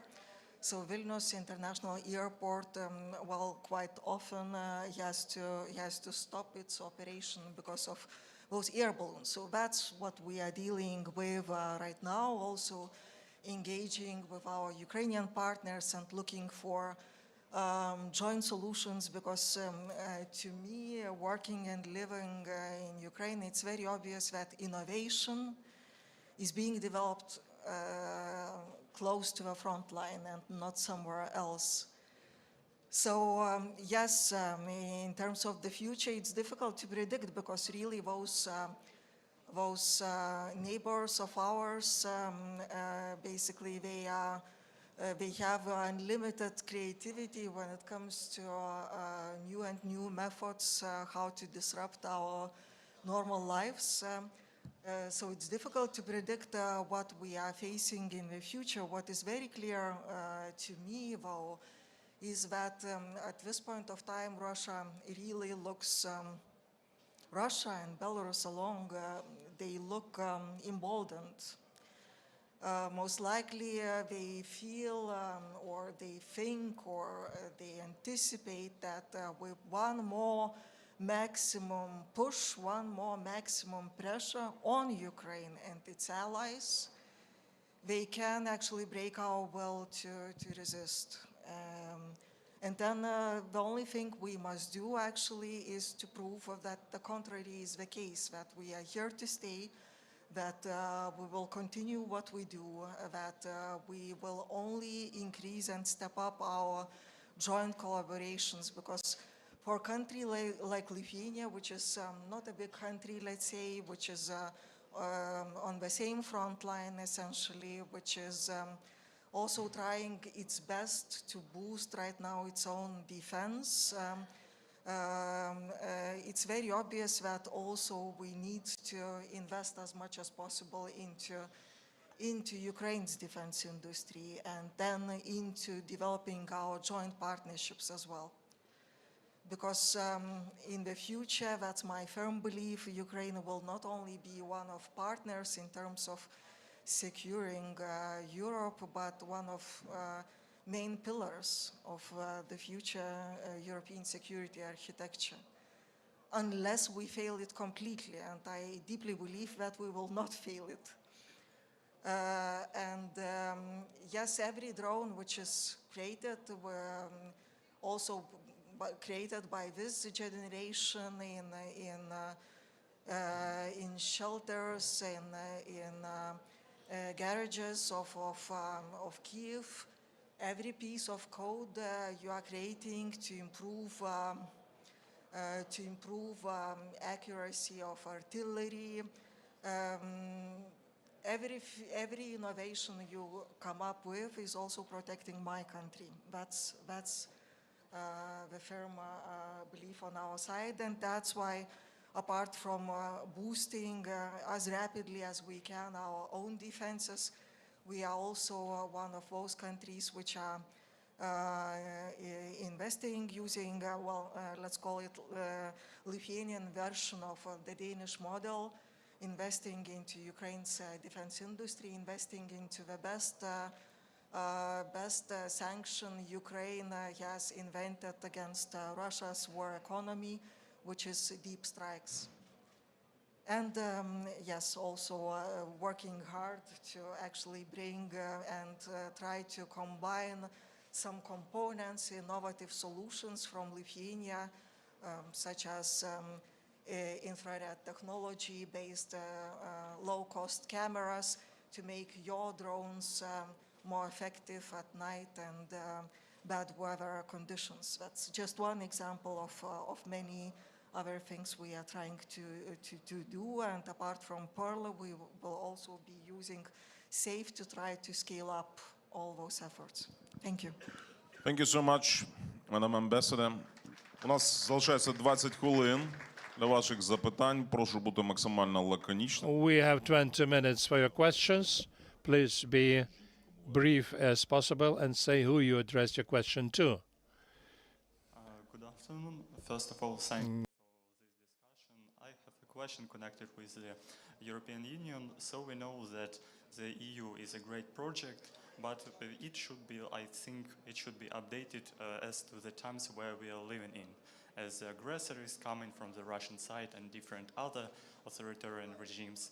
So what do you think? How should the EU as a project change in terms of decision-making and security cooperation?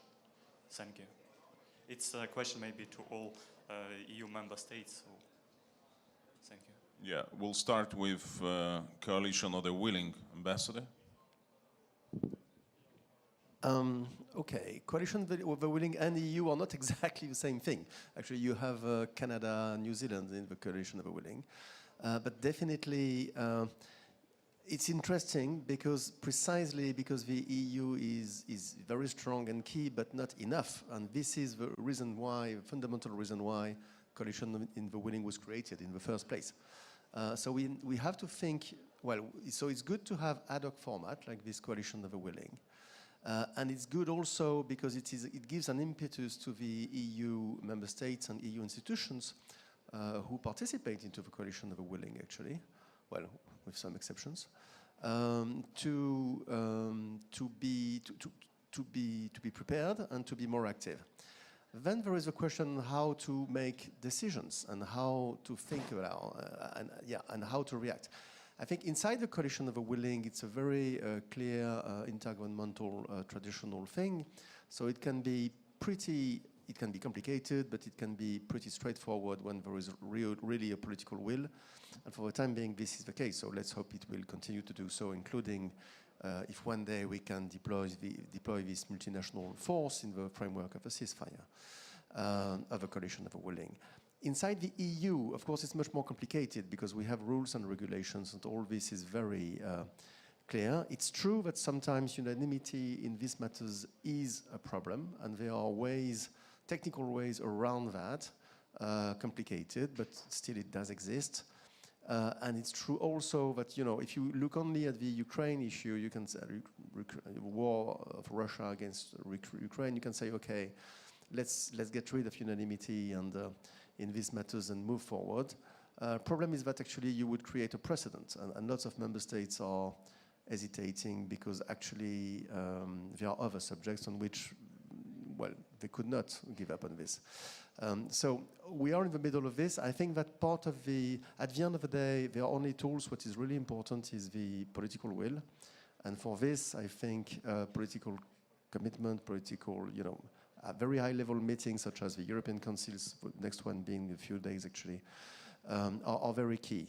So the EU is very strong to find some technical ways to impossible technical problems. So I think we should just, you know, rely on that. But what is key is to nourish and to further deepen the political will. And this, of course, is also a case of discussions with Ukraine, but also commitments with other partners, including, of course, with the United States. Thank you. If you allow me to answer your question a little bit philosophically about the European Union, the success, but also part of the curse of the European Union is that it's 27 states who have chosen to pool their sovereignty. Not fully, but partially. And for that we have, as you described very well, made up a set of rules of how to make decisions. This can be frustrating, not only to Ukraine, not only to other partners, not only to ourselves. And I would say that if you look over time, there's a discussion on qualified majority voting inside the European Union. And if you look over time, the number of countries who have agreed to or even want to see us change to that to a greater extent has increased. I am myself a representative of a country who for a long time felt that our only protection was to have that veto, the unanimity. But both because of Ukraine and because of other dramas that have played out inside the European Union, Sweden has changed and is now ready to go for qualified majority voting in some specific areas, maybe not in every scenario, but including some of the foreign policy decisions. I would also like to support what my French colleague said on political will. At the end of the day, if you look at the decision making, if you look at, for example, the start of the war, the European Union was able to take a number of decisions that nobody thought it would be able to take. I was at the time what is called a European correspondent. That means I supported my foreign minister in making decision in the Foreign Affairs Council. We had 4 Foreign Affairs Councils in 1 week, that week that the full-scale invasion started. And we got down to some decisions that nobody thought was possible. So it's there, but I agree with the premise of your question. We do have to work on our decision-making and how we make our decisions. Thank you. Maybe just to highlight a couple of points to show that EU is changing. When it comes to Latvia, we have 20 years of experience, and I think in the course of the years we have seen quite profound transformation of the Union. And as you might know, probably in this current composition of the Commission, we have for the first time Commissioner dealing with defense, and this is a representative of Lithuania. We have much more intimate coordination of the foreign and security policy.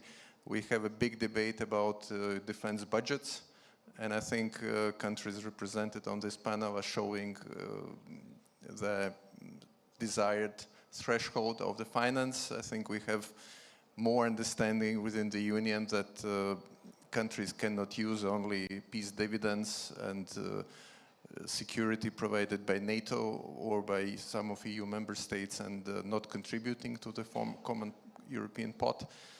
And of course, when it comes to the hard security, NATO is the only game in town in Europe at the moment. But there is a more and more coordination between EU and NATO than ever before. And last maybe point on sanctions. I think again, with all criticism, which is valid, I think we have had extraordinary coordination on that front of the common external policy. So it's a living organism, and I think overall it's moving in the right direction. Thanks. Well, basically, I'm myself very much an EU person, basically having started with Lithuania's EU accession, and then having worked in Brussels, well, 10 years ago in that time span. I can only subscribe to what colleagues said, that in terms of the unity, in terms of the recognition of all those threats we are facing, we've never been as united as we are, as the majority of the member states. Now, when it comes to this systemic issue of systemic obstruction of the decision-making process, definitely we need to concentrate on that much more than we do it now. That's Lithuania's perspective, because lately it has become really super difficult to move on any, especially Ukraine, but not only Ukraine-related tracks. And that's why, yes, most likely just focusing on the building this common strategic culture, which used to be a very European way of moving forward, is not sufficient actually to address this issue. So we must concentrate on that, and we must find ways to actually neutralize this obstruction. Thank you, Ambassador. Будь ласка.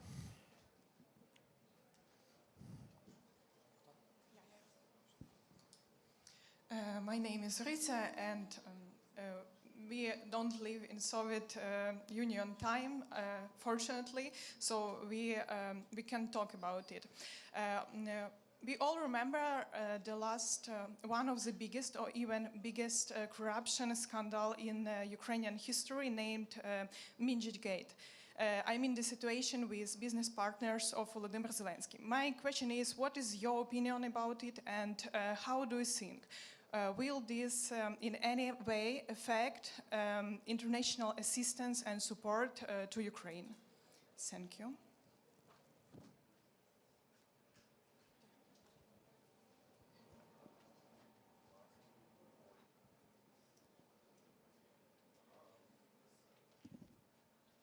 Ну, кому питання? Any? The question to whom? It's quite a difficult, actually, question to answer. Just anyone, please. So to answer your question, of course, fight against corruption is key, and the credibility of fight against corruption is key for the continuation of the international support. It's because, well, that's the way our societies are organized. This said, and about the specific case you mentioned, actually President Zelensky was in Paris last Monday, and he had more or less the same question you asked. And his answer was to say, well, fight against corruption is key, and in this case, some measures were taken, and actually the fact that that there is an issue demonstrates that the independent investigative bodies are doing their work, and the reason why they are here. And actually, it is to the credit of Ukraine as a democracy to be able to face these things and to fix it, as long as it is fixed, of course. But my point is that, and this is what my president tried to express, and you would never have had such a scandal in Russia, because in Russia there is no corruption, because nobody would say that there is corruption, because nobody is independent to say that there is any corruption. And if anybody would be bold enough to do this, I think that his life expectancy would be pretty short. So actually, it is rather to the credit of Ukraine to, you know, to tackling this. But of course, as I mentioned at the beginning, it's true that the credibility of the fight against corruption is key for international support, it's key for the war, it's key for EU accession, it's key for OECD accession, it's key for the IMF, it's key globally. So of course it plays an important role. I was going to say pretty much the same thing. What I tell Stockholm is that this is a sign that the system is working. And to answer your question, I think institutions are extremely important. Let the institutions do their work. Let the system work as it should, because that is the key in Europe. That's a very European answer, actually. But I also agree with you. There is a risk to donor willingness from corruption. But I think drawing the conclusion that we should not expose corruption is the wrong answer to that. We need to deal with it, and we need to do forward, because we need to feel confident that you are able to deal with it, which this is one example of. I agree with colleagues. Just very shortly, of course, functioning courts, functioning rule of law system, it's a sine qua non for the accession talks. And regardless of the size of the issue or matter, these issues will be very much examined in the course of the coming years. I think on this panel we are very much rooting for your membership in the European Union. We hope that it will happen sooner than later. We hope that the window of opportunity will be opened. And of course this chapter will be one of the most carefully looked at by the European officials, by the European politicians. And I think, of course, the general message from the European Union is that support is not for granted. We stand ready to support Ukraine as much as possible with the membership, but at the end of the day, it would be up to the ability of the Ukrainian institutions to function. And of course, I will not go into details, but when courts are not able to make decisions for 5 years or 8 years and longer, be it commercial disputes, be it some other disputes, administrative disputes, that would be not the appropriate speed what Europe expects. And I'm saying this as the most probably ardent supporter of Ukraine's integration to the European Union. Thank you. Well, from our perspective, actually, yes, each and every crisis situation, however unpleasant, is also an opportunity for a fresh start, for a qualitative leap, for a change. And that's something we are very much looking forward to. Also, keeping in mind that, yes, as my Latvian colleague said, sooner rather than later. So basically, Lithuania is of a very strong position that Ukraine must be part of the next EU enlargement wave. And you may have noticed several weeks ago, the European Commission has come up, not only published its progress reports for all the candidate countries, but it already has come up with a public assessment that it is realistic to expect the next EU enlargement to take place by 2030. So that means that time span for a qualitative leap is rather short. Let's do everything possible and impossible to make a maximum use of it. Дякую. Коли ми говоримо, я маю запитання до всіх. Thank you. I've got a question to ask of all the panelists. When we speak about today, we cannot but refer to very difficult negotiations around reparation loan. And German Chancellor even announced that he will be visiting Belgium to discuss this issue with the Belgian government. And we know that it's in Belgium that the depository, Euroclear depository for the Russian money is. So how realistic is it to expect a positive solution of this issue for Ukraine, which acutely needs this money before the war is over? And as part of the discussion, we see that some EU member states said that it should be a prerequisite for the peace negotiations and peace agreement, peace deal with Ukraine. So what should precede what? What's the sequence? I don't think that, I'm not convinced that there should be a prerequisite for peace negotiations, but it's up to Ukraine, of course, but there is no prerequisite from outside. This said, the EU reparation loan or whatever solution for bringing very important, significant financial support to Ukraine for the next years and not only for the next weeks, I think is key. And it is key for an obvious reason because of a lack of financing for the budget of Ukraine for the next years and for the needs that Ukraine does have for its defense. So obviously there is a huge responsibility of us together in the EU to find a solution to this. For the time being, I was very optimistic because I thought we were nearly there, but apparently the Belgium difficulty is really strong. Now there has been a new proposal by the Commission 2 days ago. Discussion is going to develop, and we have a European Council in a few days. And I'm quite confident, because the EU is quite smart in finding some technical fixes, usually, that a solution could be found here. So that the huge amount of money which is actually needed could be guaranteed for Ukraine. It does mean to be able to find some good answers, not only technical but political, to what Belgium actually says, and actually some of these questions are pretty legitimate.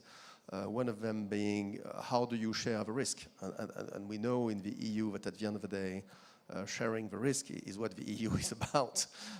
So we have to do this in a way or the other for this big money for Ukraine.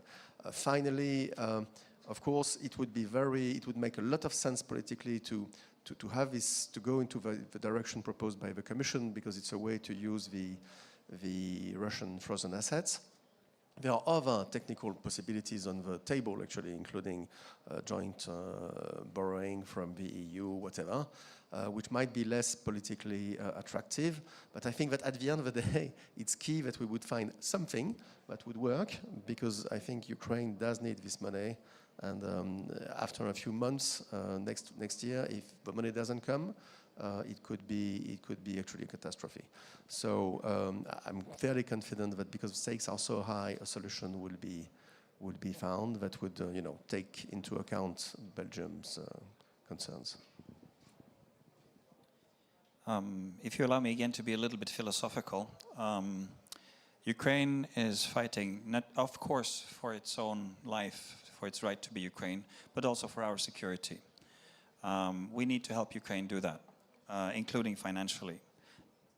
If you sort of boil it down to where the money can come from, there are basically three options.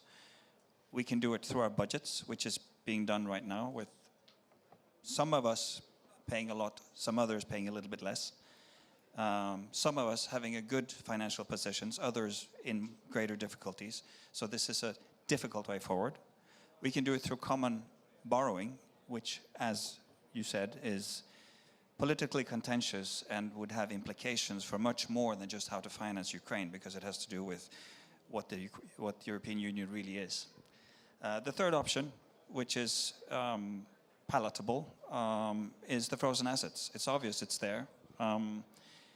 We recognize the concerns of Belgium, but the Swedish position is extremely clear. Do it now. Whether through a loan or another way, it's not super important. I am fundamentally an optimist that we will find a way to do this, even though, as we said during the first question, our decision-making processes can be very frustrating at times. Maybe just a couple of points. When it comes to accountability for the Russian crimes, we certainly support Ukrainian red lines, and we believe that anything related to the commission of Register of Damages, project for reparations, special tribunal for the crime of aggression, we clearly support that, and we believe that these things are completely non-negotiable. On the financial support for Ukraine, for your knowledge, Nordic Baltic constituency in Washington on IMF is the most vocal supporter of Ukraine. And as my colleagues have said, certainly Latvia will support a kind of solidarity when it comes to this issue in the next forthcoming EU Council. Thank you. Not much to add, but this is not only a matter of security for Ukraine, this is a matter of security for Europe. So we must find a solution now. У нас час тільки для одного запитання. We've only got time for one more question, please.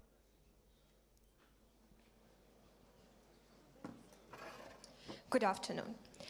European countries are investing in defense-related projects in Ukraine. What specific criteria do your governments use to identify which project they will support? And how those projects should align with your national defense and foreign policy? It's a question for who is ready to answer quickly. Thank you. Well, I can start by challenging the premise of your question, because defense industry in Sweden is fully private.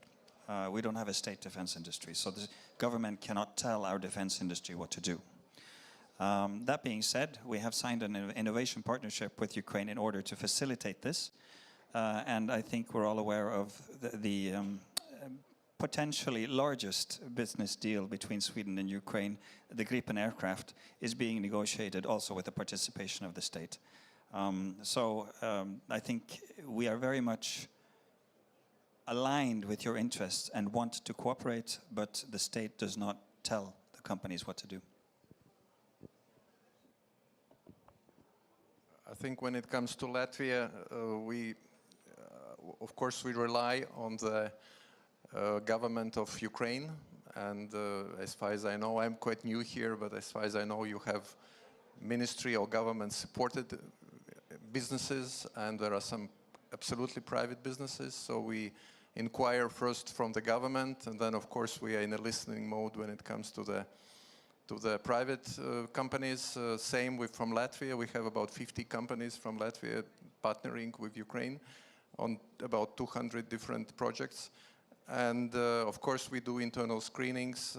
In terms of the niches, we concentrate mostly on drones, IT, cyber, sort of these are the mains which are most developed in Latvia itself. We don't go for something what we are not that familiar with. Thank you. When it comes to Lithuania, we have several tracks talking about this Lithuanian version of the Danish model. This is gov-to-gov, and in that respect, this is based on Ukrainian needs, but also Lithuanian needs, to be honest, because it's a very obvious interest for us to contribute as much as possible to Ukraine's success in actually limiting Russia's war economy. And likewise, we are naturally interested in developing joint production in that same field. When it comes to business track, that's where definitely the government has no say, and right now there are several lines of conversations between Ukrainian and Lithuanian businesses, including on localizing production based on Ukrainian technologies in Lithuania. Thank you. Maybe very, very shortly, because lots have been said already. Yes, of course, the business to business there is no direct link with the government, but at the same time, you can have some public tools to give a direction or to support more clearly some kind of investments.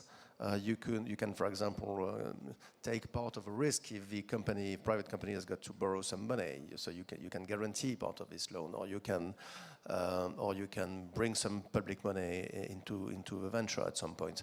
So there are ways to deal with that. Obviously, it's up to, firstly, to the Ukrainian authorities and to the Ukrainian army to define what the current priorities are for them, and we are here to support that, obviously. But also it has to match our own views of what is a priority, both in Ukraine but for us. And at the same time, I think what is really key is that we would produce, both in Ukraine and in France or in all our countries, military equipments that can be used at the same time by the Ukrainian army, but also by our own forces. And definitely in Ukraine, there is added value. Well, there are technologies here for interceptors, drones, for example, that nobody has in the world. So there is a huge added value, huge incentives, also from our side, actually, to do that jointly and to learn from Ukraine. So it's a win-win thing. But it's clear that we have to deal with the fact that the main actors are private. So we have to convince them to some extent. Yeah. Thank you so much, all members of this panel, which is called Code of Diplomacy. Дуже дякую всім учасникам нашої панелі. Прошу вас подякувати оплесками надзвичайному повноважному послу Франції в Україні пану Гелю Весьєру, надзвичайному повноважному послу Королівства Швеції в Україні Мартіну Обергу, надзвичайному повноважному послу Латвійської Республіки Андрісу Пілдеговичу і надзвичайному повноважному послу Литовської Республіки в Україні пані Інзі Станіте Толочкіні. Дуже дякую всім. Зараз у нас коротка кава-брейк, яка якнайкраще сприяє відновленню, але також скористайтеся, будь ласка, можливістю навчатися в перерві. Можете підійти до інструктора з тактичної медицини, а також Кілхаус Екедемі 3-го штурмового бригади для того, аби спробувати себе в якості пілота FPV. Дуже дякую, зустрінемося вже за 20 хвилин. Слава Україні!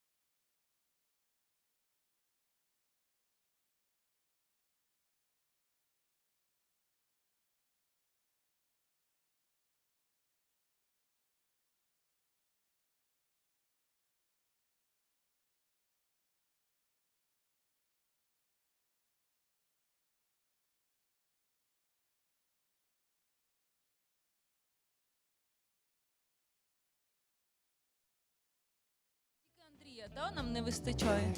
Пане Андрію, Тараса не вистачає.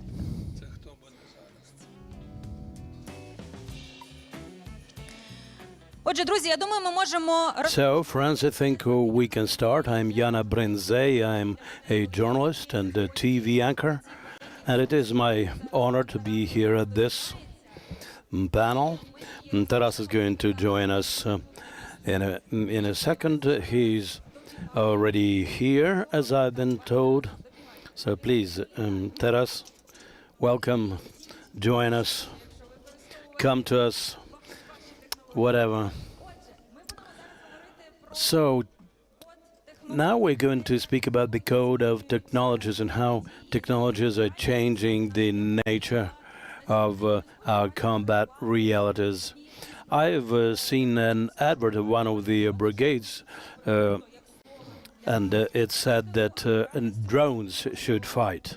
Who should fight is drones. But we understand that no technology can be operational if there are no people to properly use them. Therefore, within the next 45 minutes, I hope that our major topic will be about the limits of technologies. What is workable now, what is a thing of the future, and I think that we have the best qualified people for this. We have Bosch here, callsign Bosch, from Anti-Aircraft Missile Regiment, the 3rd Army Corps. Please, a round of applause. Taras Rukashevsky, co-founder of Roboneers Company. Serhiy Mokrenyuk, Deputy Director for Development, Atlon Avia. Igor Berhovenko, co-founder of CPO Air3F. Andriy Zazula, Pilot Engineer, R&D Division, the 1st Corps Azov, National Guard of Ukraine. I would like to start by asking the same question to all the panelists. What are you currently working on now? You have R&D laboratories that enhance what is being used at the front line. So what are you working on, and what are your flagship products so that we better understand what we are dealing with here? Bosch, please, the floor is yours. Okay, thank you. I have some 6 minutes, right? Well, I will stop you. That is why I'd like to start with a bit of an intro, and then I'll take your question. I'd like to explain my background to you. Before the war, I was a university teacher. We had an international program, something in between the mathematics, computer sciences, and biology, and we were kind of trying to implement that in real life. That was abroad. Then the war, the full-scale war started, and I had to come back here. And that was not an obvious choice. I came here in 2022. I was in Chernihiv region with my family when it was in Chernihiv Oblast when it was occupied. On 2022, I was not recruited, and then I came back to teaching. Then I started volunteering. But finally, I decided to switch to technical research and development. At that time, everyone was dealing with everything. There was not focused work and understanding what we have to do. By 2024, I understood that I can do more, and at that time I started looking for my place in the army.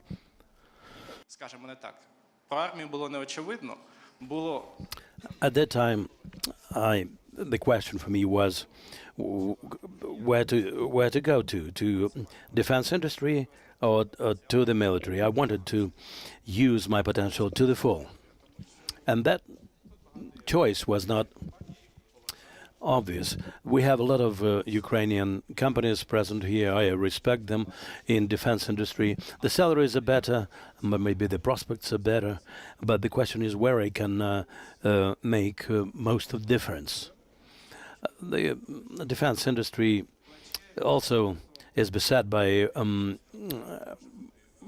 problems because the lag between the producers and consumers is huge. Sometimes feedback is being ignored or just not heeded. But the main question for me was where is the biggest shortage of technical experts? And the biggest shortage of technical experts was in the military. So when we speak about defense industry, any company on the market primarily has the task, which is obvious, to make money. This is not a reproach. This is just a statement of fact.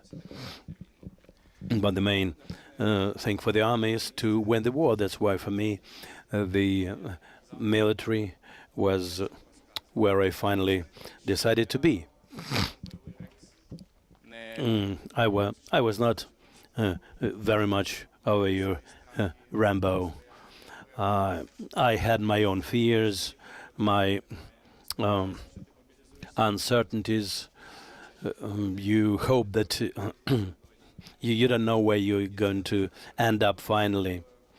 What I'm saying this for is just for the young people who are present here, so they understand that in 10 years' time from today, if they go to the military, they understand that this is the right choice. It was the case with me, at least.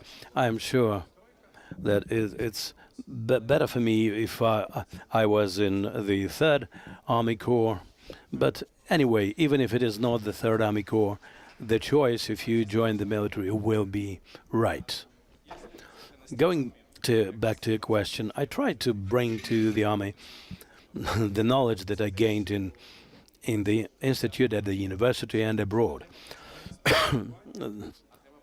This is something that is ignored sometimes, that you have to start from literature, then simulation, mathematical modules, and only at the final stages we produce some tangible product.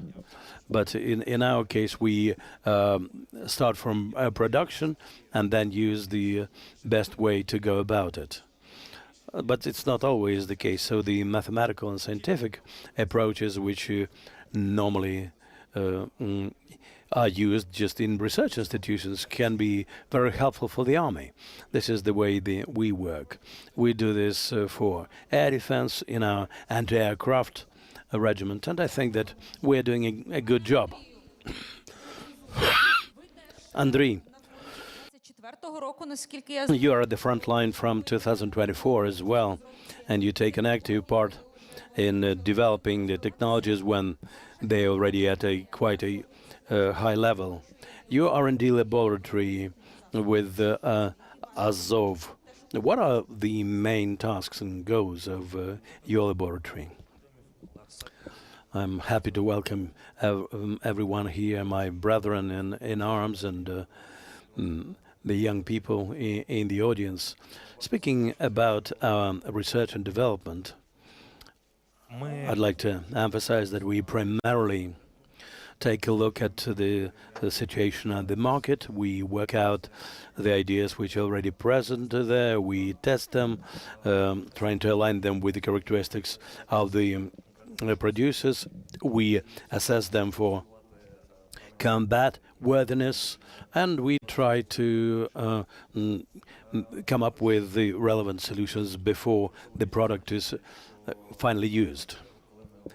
When we assess one decision or another, we are guided by the main principle, people-centrism, in the application of these products.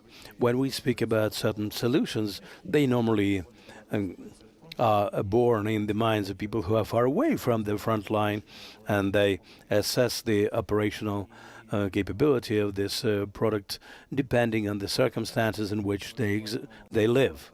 And in this context, it is difficult to foresee all the problems that might arise on the battlefield. Our team is very young, and we deal with translating these decisions from the right angle from which we think would be the most efficient way to use them. Thank you, Taras. So let's speak about the experience of the producers. The ground unmanned vehicles is your flagship products. What are your main technologies are about? Thank you, welcome, and greetings to everyone. If there's a video, I would like to show it to you so that this would save me speaking a lot, and it will give you a better picture what it's all about.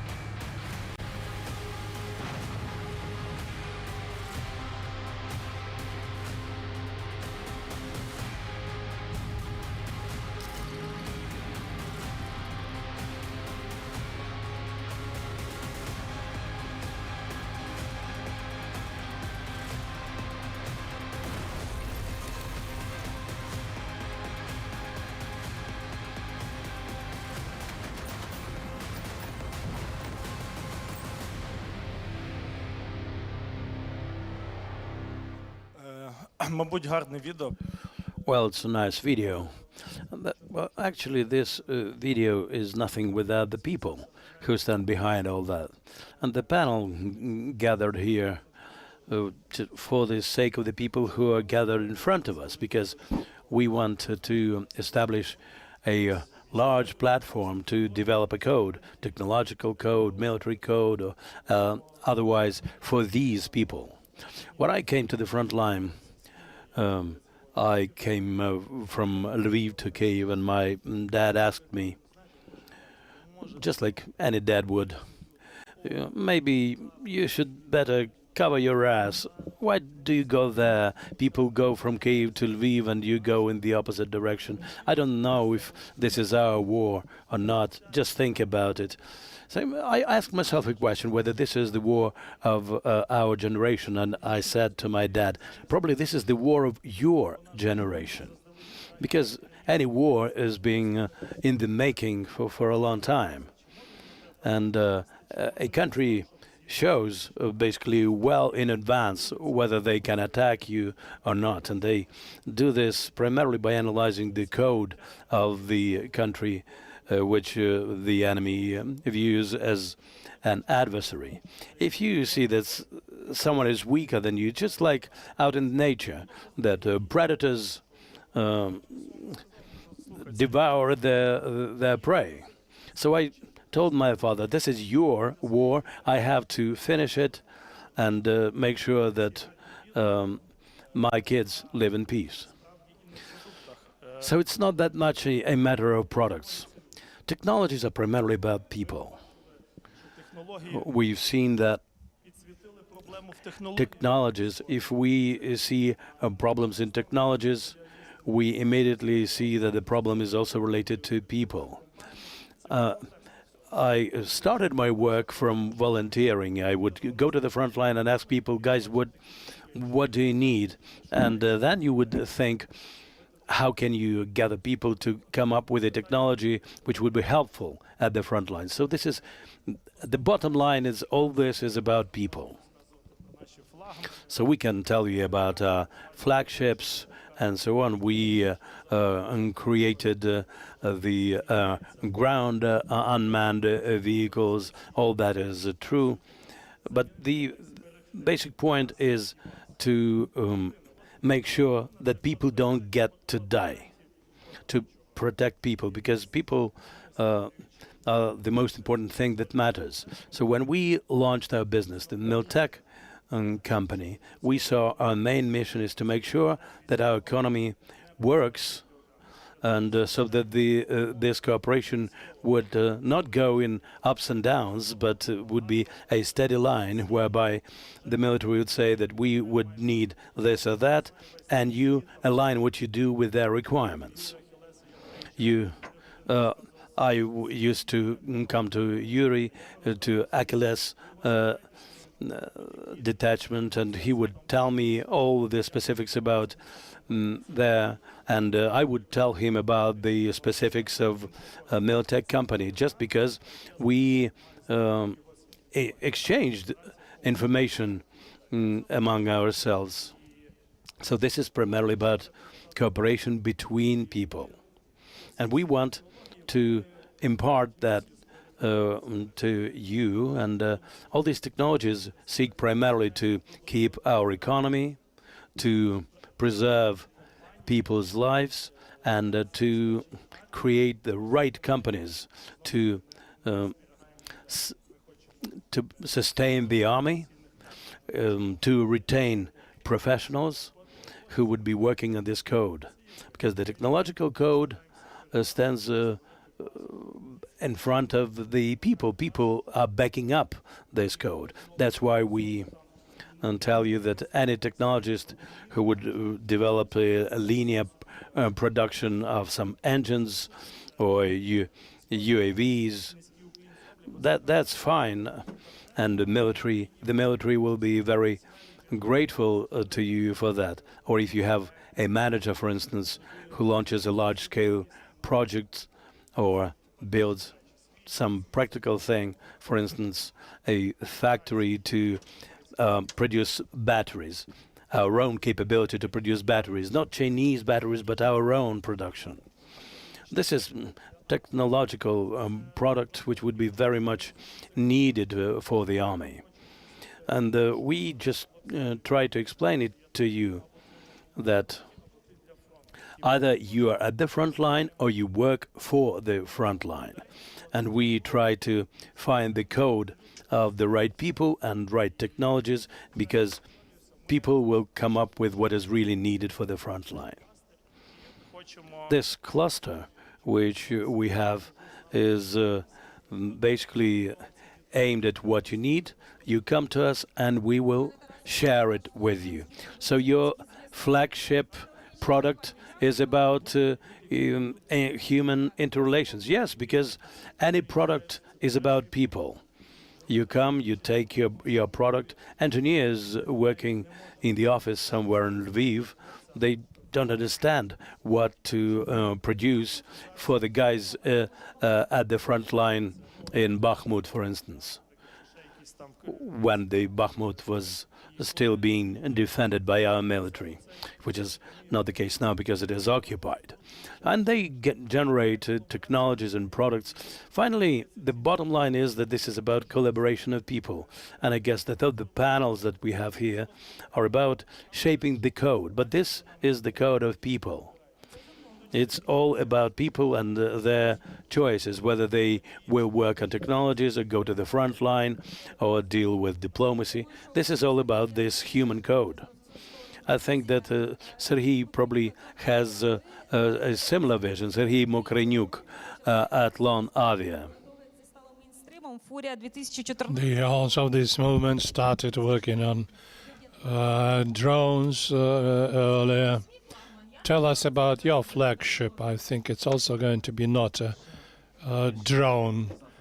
First of all, I want to thank the organizers for inviting me to this panel, and for me it's a great honor to inform you about the position of our producers. I am Deputy Director for the development, and our product is unmanned airborne system Furia. Its task is artillery reconnaissance up to 30-40 kilometers. And I'm very pleased to speak about after my colleague, because every day we ask ourselves in our company, say we have 100 plus military organisms having our produce in use, and they have about 400 teams, for example. And I ask myself a question, whether our end users are really able to get 100% of capability from our produce in a combat situation. This is a basic question. On preparing to this event, I thought, what allegory could this be? Imagine that you have a telephone in your hand. How many percent of its capacity you really utilize? Definitely not all. So the question is that the device does not work properly without people who are well prepared and who know how to use it. Another issue, another factor is an environment. The device does not exist in itself. We use something important which can do something. For instance, our drone. We use it, but it may be shot down. It may be killed with the help of radio electronic devices. It needs servicing. The service is done by people. It must be repaired. The repair is done by people. How well they they do this repair? If you add more resin to some wing of this drone, it will lose some percentage of its capacity because of overloading. Another question, for the repair, you need spare parts. Somebody has to deliver these spare parts. Now we are working on the issue of moving the repair from our mission to closer to the front line and working on with military on training people to do that. And then, look, we have a device, then repair works, service works, spare parts, logistics, all this, a certain environment. The question is, how does this device function in this environment? In order to make a sortie, the pilot should know what's going on where, how he communicates with other people, with other teams. Everything is so simple. In order to make a sortie, the pilot has to assess a number of factors. The strengths of the enemy. How does he know about it? Somebody has to inform him. Somebody has to inform him about our forces. Then he assesses the electronic warfare used by the enemy. Then he needs to calculate how he will reach a certain point at a certain time under certain conditions. Because at the very time artillery is going to work on that target, there is no sense to come earlier or later to that point. So he has to interact with another team as something common, something single. How does he know about it? In order to get this knowledge, to understand, we launched a competition.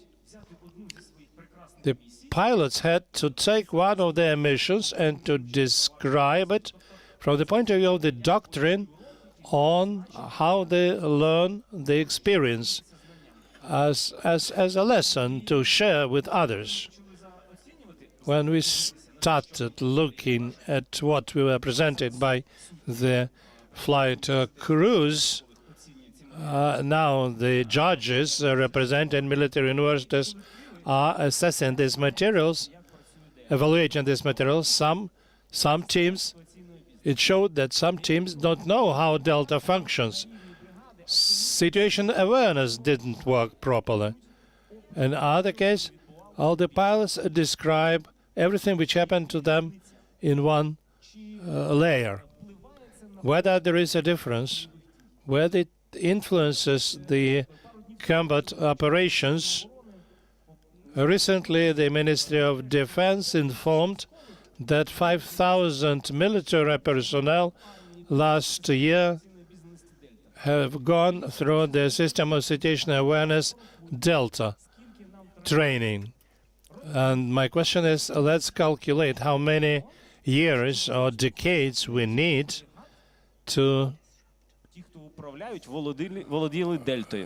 for people to learn Delta at the level of brigades. Then another product information system of the 69th Center of Electronic Support, Graphite, which allows any military person in a real time to know which enemy flying objects are in the vicinity. Not everybody knows about it. We all live as a single system. It happens that people don't learn, knowledge is not shared, and management is not efficient. And when we go deeper or up there, we forget that we have to broaden our awareness, broaden the knowledge of all. That's why we started a recruiting campaign where we offer civilians to join our armed forces to become qualified operators, because it's very difficult to find qualified operator. As the pilots may learn for years, there is no limit to get knowledge by pilots. That's why, on the one hand, these are people, on the other hand, it's a device, and the third hand, it's knowledge, and all this should mutually influence. How is the communication goes on between the military? It's a question. Whether we do proper and high-quality information as producers. If people don't have enough knowledge on how to use the device, they cannot provide us with a good quality feedback. If a person is knowledgeable, then this allows us to take necessary decisions. That's why I say that people are number one, device is number two, and knowledge is number three. The most important is to manage these three pillars for everything to be interrelated and for as many people as possible to be engaged, educated, and understand their importance. So some people may just make a phone call or do some work with a telephone. Thank you very much. Your flagship product is broadening capabilities and turning R3F, unmanned flying objects. Then recently you issued a land robotic system for Han. Good afternoon. Thank you for inviting me. Without military, you cannot go anywhere. And what I would like to add is about communication. Communication allowed us to grow. Thanks to communication, we improved our product with time. In principle, when you take ground stations, they fulfill the same task. But how it differs from what it was a year and a half ago and now, these are two different devices. Thanks to this, we thank to military for this communication, for the feedback which we get from military. And this allows us to make everything better, to improve. And our point of view is that whatever you improve, you can make it better tomorrow. About robotic land system, we've worked on it for 2 years. we realized that there is a need in it, because there would be not enough to have only flying devices, and that land robotic system is necessary, is needed. We worked for a long time. Our chief engineer was very thorough about this, and now we are at a stage of mass production of this robotic system. We are very much satisfied.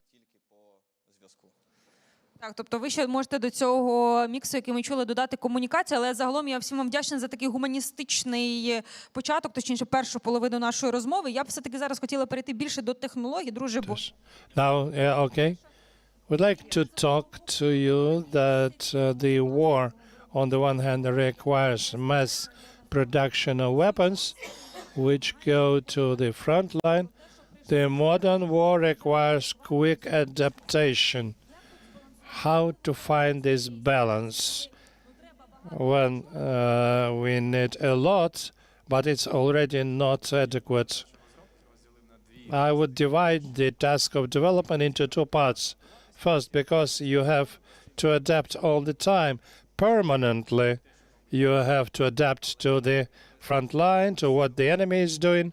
But on the other hand, without long-term planning, no big project is possible. These are two sides of the coin, of the same coin. We have a long-term project, includes human labor, money, resources, and permanently we improve it all the time. That's why in the sense of long-term planning, sometimes we have some smaller problems. From my point of view, it's important to know that tomorrow or the day after tomorrow in a year, you'll have enough people, enough funds, and possibility to work and to get feedback all the time, listening to the end users of this product who tell you what should be improved. And for me, it's a guarantee of good, high-quality product for the army. So we are talking about some serious instruments, serious tools. It's not just getting together parts which we get in the market and saying that we have something unique. No, we use new basic physical principles, how to use. Будь-які революції на полі бою нашого спочатку повномасштабної війни були якраз коли люди думали не так, як раніше до цього думали. How to apply it at the front line, the way people before never did. 90 ideas will not work, but 10% will work. It will make a big difference. Thank you for this. Andriy Zozula, artificial intelligence. Currently at all conference they are discussing, will this change mankind or not? What are the prospects for application of AI at the front line? About AI, I would like to say the following. We actively using systems, last mile complexes, which are represented in Ukrainian market and the world market. Many well-established companies produce them. They demonstrate certain efficiency, and I would like to say that for them to demonstrate themselves to full capacity at the front line, they must be applied in a massive scale. It's a question to producers and to military personnel. Often military personnel hope that this is the last resort, mean that we will use it for the most important attack, and it will done everything for ourselves. At the same time, producers present it as a system which may solve all your problems, but the truth is somewhere in between, because it's a good tool which, when it is used by good hands in a correct time. Also, I see a lot of prospects in applying AI to the identification systems, detection systems of flying drones and other means of the enemy. This could be various neuronic networks, trained models, and so on. But in general, these are the things which we have already.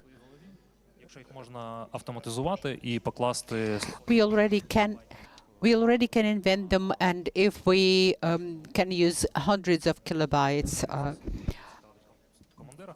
then we will see what the commander intent is and what the means are to automate a lot of processes.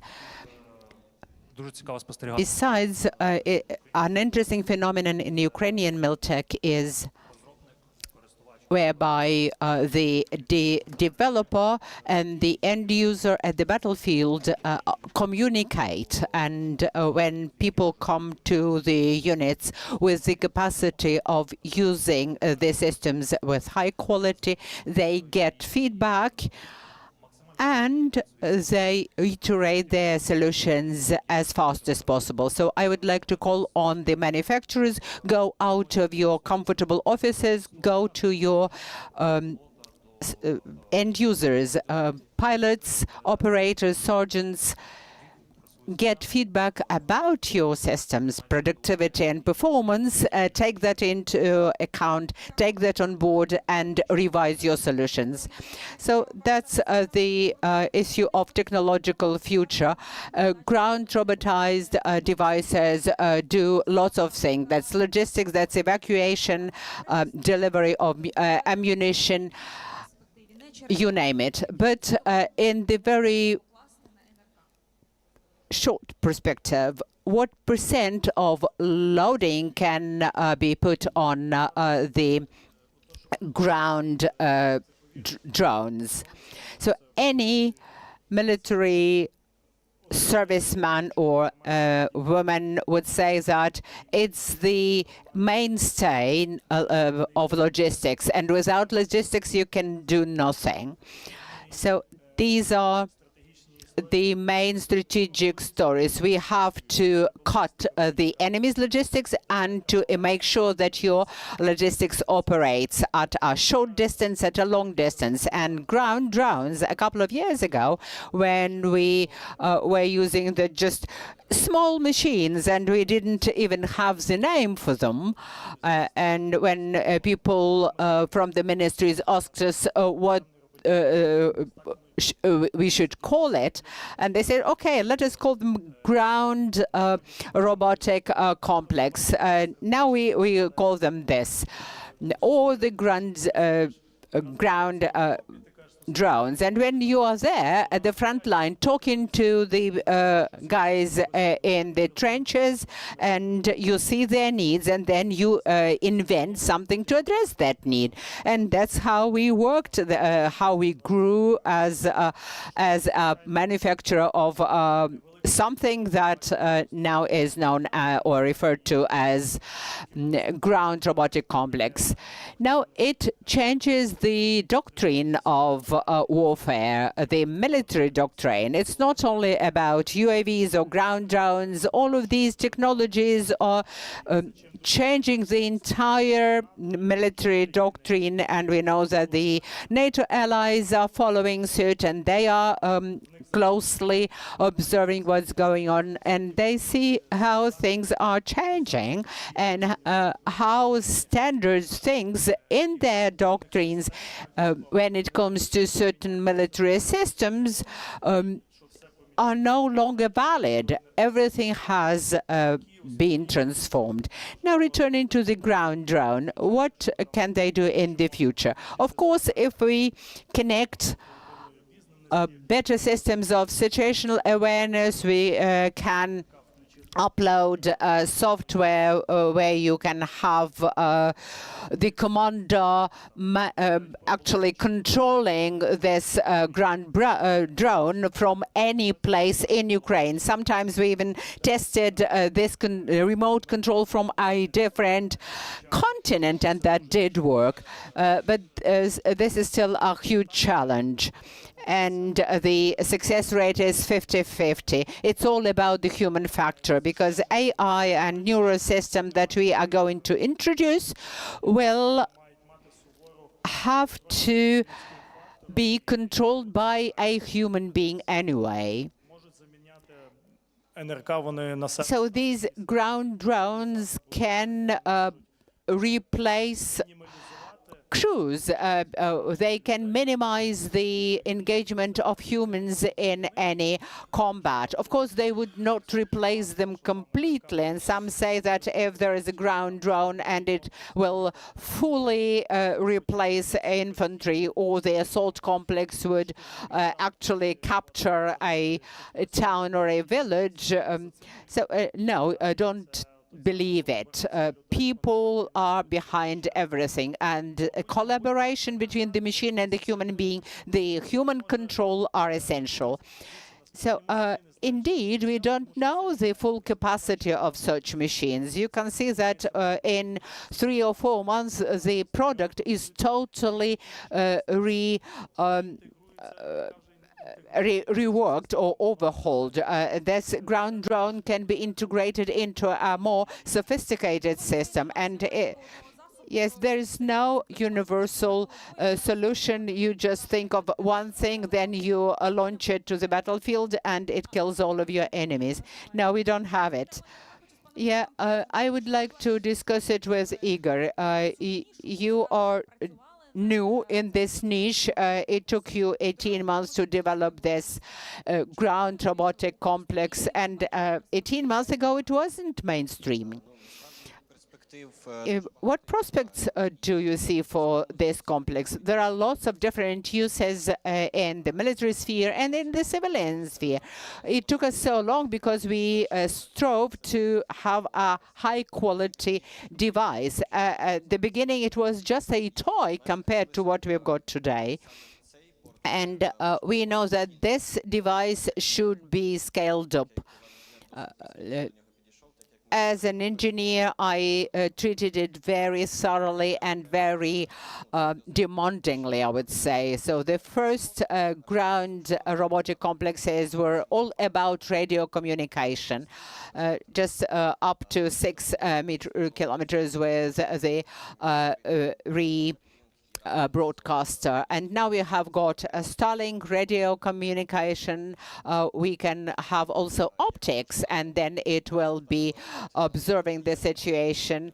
So when we don't have Starlink or say optics, then we will have a reserve device that can be mounted on that complex. And it is a sophisticated solution, and we want to scale it up. But then we will be again transforming it based on the feedback from the military, from the active servicemen and servicewomen, and it is continuous improvement, of course.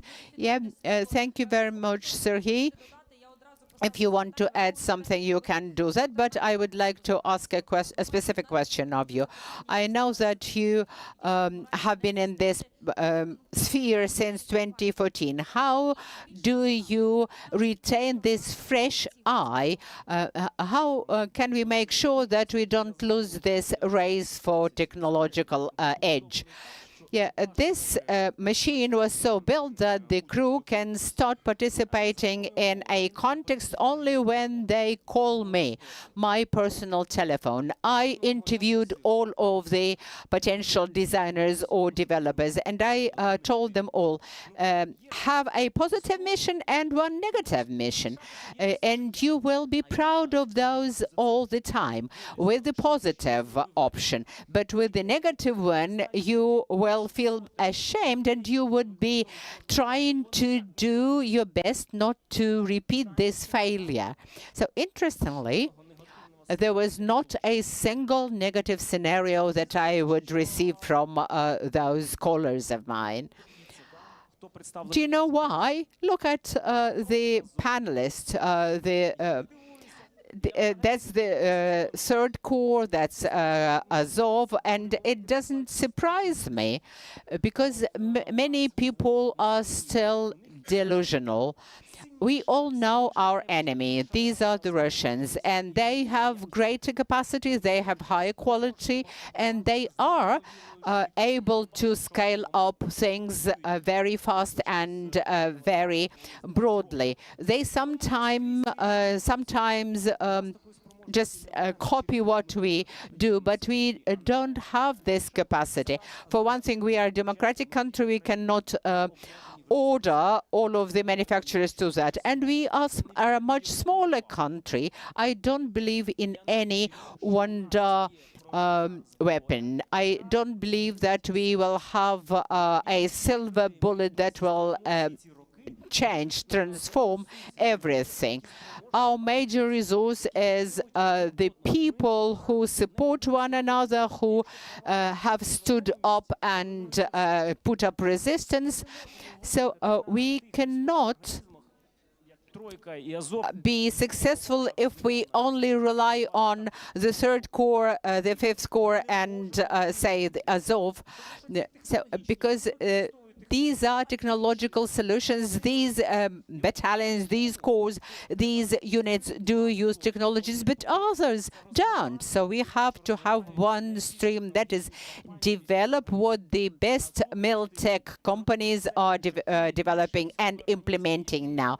And the military units, they don't have the skills, do not have experience on with the use of technologies, would learn those skills and start using those technologies. We, as a manufacturing company, ask ourselves every day, how can we add 1% of better quality of communication, better quality of people skills, better quality of processes, better quality of links. So I hope I've answered your question.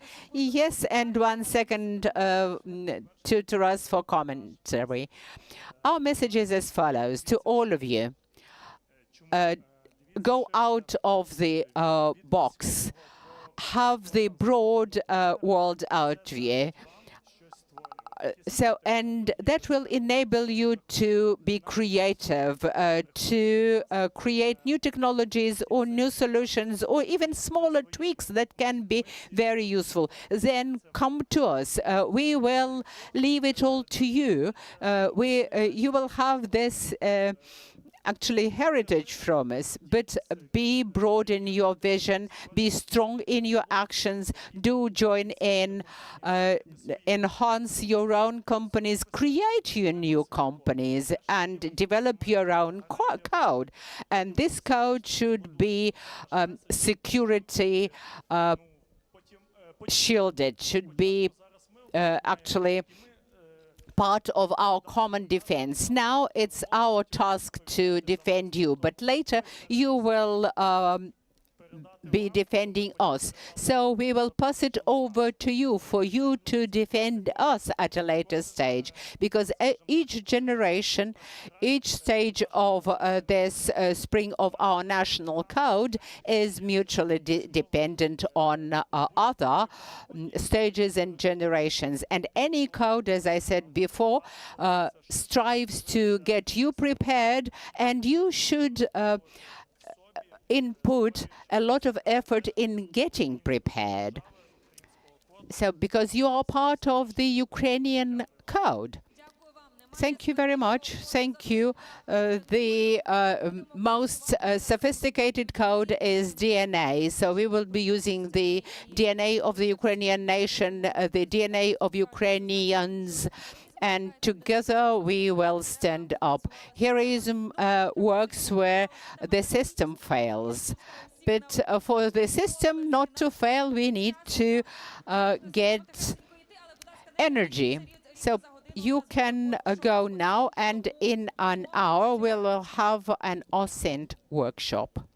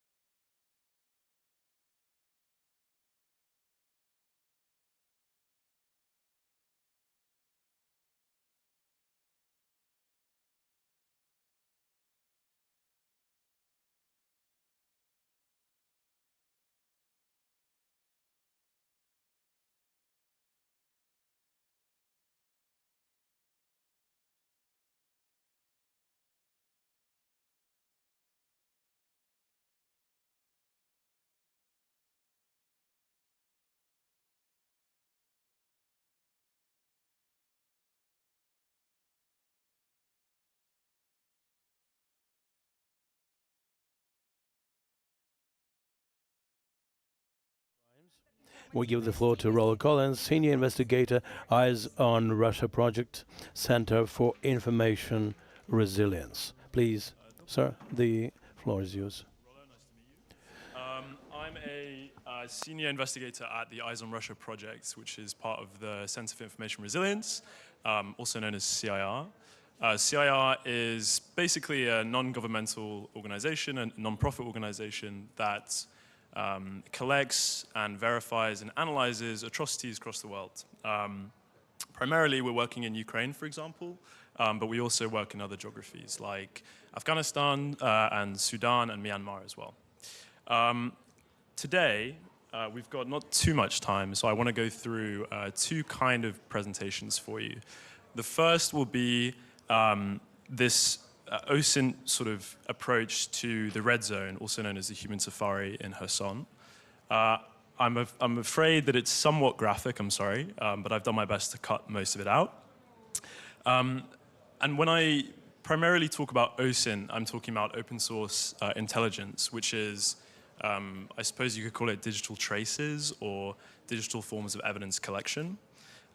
What I mean by that is, for example, verified videos and photos of, in this case, war crimes conducted by Russian forces in Ukraine.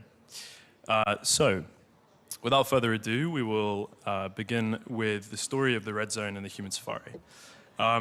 Effectively, what we did was, we're inside of these Telegram channels set up by Russians and by soldiers of the Russian army, but also members of the so-called LPR and DPR as well. And what these channels are basically doing is showing, as you can see on the screen, the drone-dropped ordnance of sort of bombing and targeting civilians. In this case, we're looking primarily at an ambulance being targeted by Russian forces, which, for example, they will post imagery and photos and videos suggesting that these are all enemy combatants, right? These are not civilians. And we're able, with OSINT, to corroborate this information.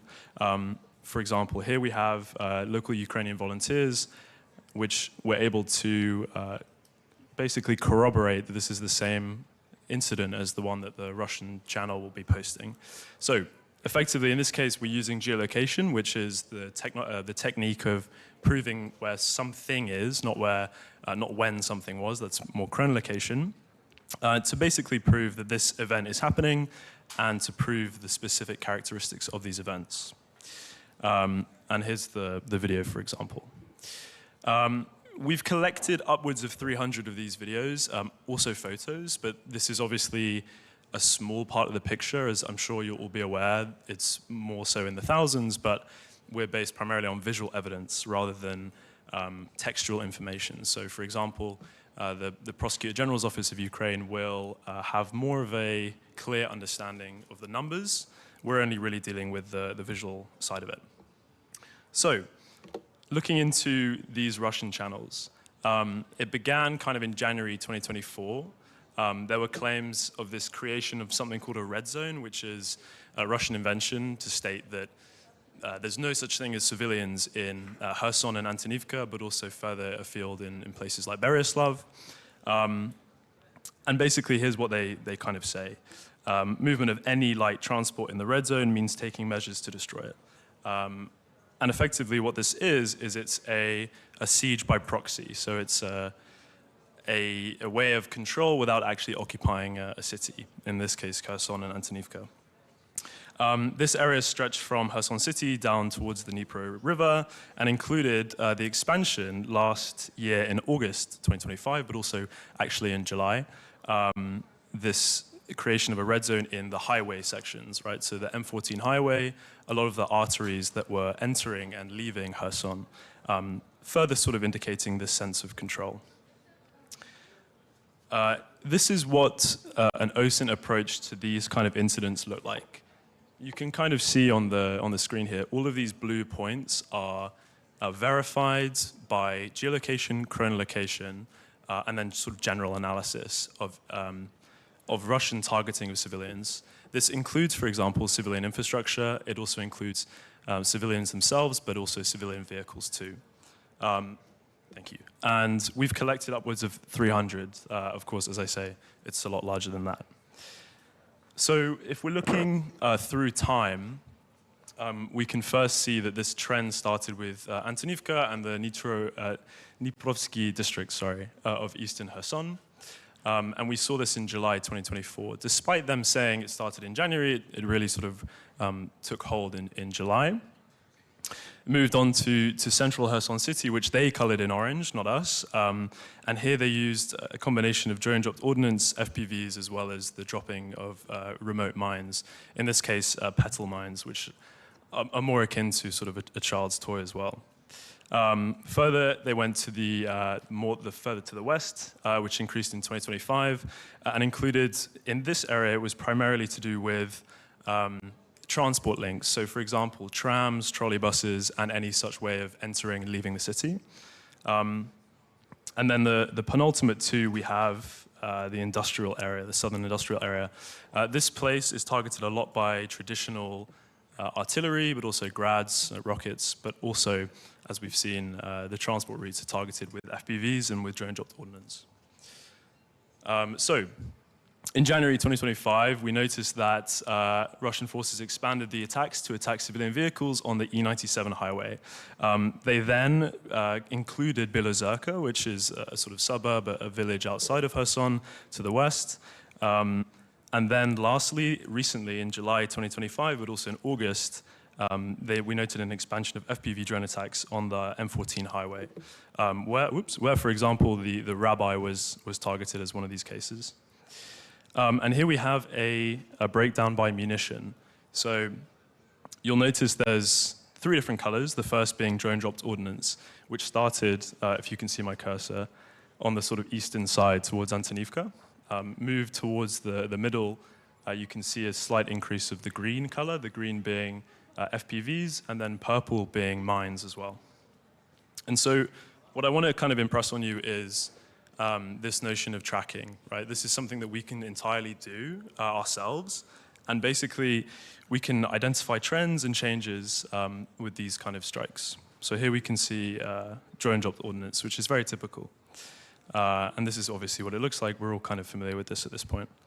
And then the expansion of FPVs. And these were marked in green. These started a lot more frequently in January 2025. We saw an increase of these kind of drones towards more of the center of the city, but also on the highways as well. So you'll note, for example, right up here as well, this is the E97, which went further afield. And of course, this is what the kind of event will look like.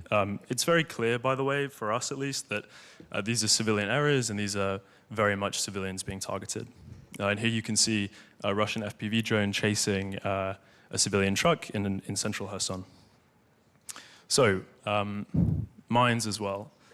This was a big problem and has been a big problem. We've noticed since 2024. This case, for example, is in October 2024, and these are PFM1 petal mines. And this, we were able to identify the culprits, the perpetrators of these crimes. This being the Haber team, which is part of the 18th Army in the Russian Armed Forces. You can see here he's using like a box cutter to connect these mines so they're droppable in civilian areas. And this, for example, is what they would look like. So it's very obvious to us, at least, that this is a very deliberate attempt to conduct a kind of siege, but also it's a form of psychological control and indiscriminate killing, basically. And here we have the timeline of events. And you'll know that this starts in July 2024, and about halfway is January 2025. And by the way, we continue to report on this and continue to see the spike, of course, as you will all know. And also one thing to note here is that the more green you start to see further afield, so the M14 highway as well, these are all FPV drones.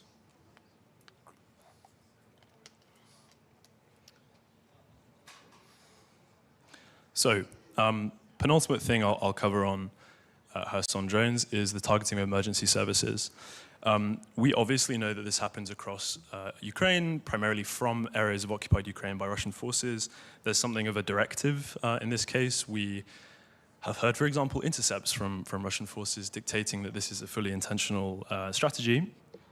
And in the case of Kherson, we collect all of these incidents. Typically, they'll look like this as of recent. These are FPV, of course, strikes against DSNS in Kherson, particularly in suburbs like Bilozerka and the surrounding area of places like previously Antonivka, which is really not accessible anymore. This is Phobos Kherson. Phobos is a Russian drone team as part of the 18th Army Group. Through a series of profiling, which in an OSINT context is the identification and attribution of individuals conducting these kind of crimes, which I'll cover in a few minutes. Phobos are very prolific in these cases, and we've actually been able to identify the identities of these perpetrators, of Phobos, but also of Habatim, that other group that we saw earlier. So, further on, this is what I was talking about with the highway. This is our most recent kind of collection phase. This is the M14 highway, which we can see here. And all these little green dots you can see are FPV strikes by Russian forces. And these are targeting almost, I mean, of course, there'll be some military targets, but almost exclusively they're targeting civilians. For example, as I mentioned earlier, this would be the strike on the chief rabbi of Kherson. And this is a compilation video, actually. It's kind of supposed to be for a fundraising event for Russian forces. This team was called the Hateful Eight, or the Disgusting or Repulsive Eight. We found after some time we're able to identify the identity of the commander, identify what specific military subunit they're part of, and from this we can build an idea of culpability, not only from a kind of ground-up way, but also if we're talking about the difference between the drone operators and also the commanders as well. And here we can see a kind of a collection of the compilation. You'll notice that they all have the same watermark. These guys are not very careful about culpability and speaking about that kind of thing. So, in conclusion for this, we basically assessed that Russian forces are conducting a remote occupation of this area. They're also using Kherson and Antonivka as a training ground. We've seen that in the Zaporizhzhia nuclear power station as well. And lastly, they want to inflict as much harm on the population as physically possible, but also on a psychological level. This is something that we have noticed across Ukraine, particularly with drone operations against civilians, but particularly in Kherson. So, now I'll move on to profiling and culpability, and basically how we use OSINT to identify Russian perpetrators, but in this case, we're also identifying Russian positions as well. So there is a prolific thing in Russian social media of geotagging photos. So when I'm talking about OSINT and digital traces, we're talking a lot about accidental things that are uploaded. This is a map of the temporarily occupied areas of Ukraine, but also you can see Rostov on the bottom right of my screen, and also elements of actual Russia itself. These were uploaded, these are all photos from VK of Vykontaktia, which have been geotagged effectively, pretty accurately, and I'll show you what I mean, in the past 5 days. So this includes, for example, places like Melitopol. It also includes a lot of places like Donetsk, Luhansk, but also you'll notice, and I'll show you in a few slides, also the sort of frontline locations as well. So let's say we're going to stick on Kherson Human Safari, and particularly around culpability and perpetrator analysis. I can run this script. It's a kind of coding software. It's very simplistic, I promise, in Kherson. And you'll notice here, these are all VK geotag photos from the last 5 days, since yesterday, around places like Oleshki. So we run the script, and this is what we find. You'll notice on the right, it said uploaded yesterday. I captured this yesterday as well. And what this is a Russian military position. It's a Russian soldier in a dugout. He's, I think, blissfully unaware that we have access to this information. And so what can I find from this? In many, many, many cases, when you have a Russian soldier or a Russian individual who is posting something with poor OPSEC, OPSEC being operational security, he'll often not only leave breadcrumb of clues in terms of big things like locations, but also small things like unit affiliation, name, passport information, etc., phone numbers as well. And so, for example, if we went to this guy's profile, you can see I learned two things. The first on the left is what unit this guy's in. I can identify that in Oleshki, where he's stationed, probably a member of the Russian Marine Corps, most likely the Sevastopol flotilla, is operating in this area. Maybe it's 155th Marines, maybe it's someone else. The other thing I can find as well is the other geotag photos. You'll note here that he's staying in the same dugout position. Of course, it's probable that he may have moved and then only posts this information in a place that he has like secure Wi-Fi. Hence why a lot of these photos are kind of different, but they're in approximately the same place. And you can see like a Shashlik Kalashnikov kind of thing. So if we expand this search, and let's say I wanted to look somewhere between Kremina, Liman, and Yampil, which, like the forest of which Russian forces are consistently active and they're operating all the time, I can find individuals like this guy. And this guy, we can go to his profile and see everything else that's been geotagged. In that case, you can see that he's been moving, basically. Oops. He, for example, he'll be posting one picture here. He'll be sort of moving to his next position, post another photo, and then he'll enter another position here. So here he's hanging out with his other friends. Here he's walking down the street, and then this is his previous position. As a kind of note on operational security, which is important for both Ukraine and Russia, luckily it's very easy to exploit Russian OPSEC.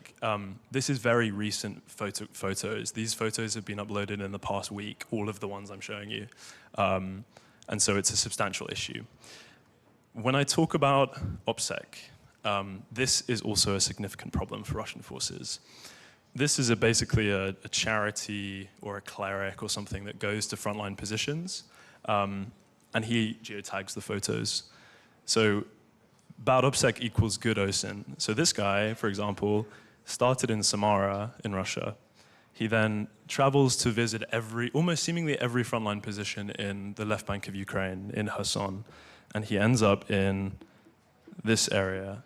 So between Oleshki, Holepristan, and then further south, he's kind of going up to these soldiers and saying, oh, congrats, like everything, blah, blah, blah. And we're able to capture that information. We're able to collect all of the geotagged information from that, which basically means we can see where Russians are posted, and also those who are responsible for things like human safari. If particularly they're drone operators, it may be more clear to us to match culpability and perpetrator analysis. So, how accurate are these points? The short answer is very accurate. Basically, VK, Vkontakte, has a consistently very good geotag setting. But they are, unless there's interference, which you'll get around air bases, etc., they're very, very accurate. So this guy, this was uploaded 2 days ago, he's hanging out in his dugout in the basement of this house. And he also posts another one last week in the same location. So we can, from that, identify, for example, where Russian forces are and where they're going to be moving to as well.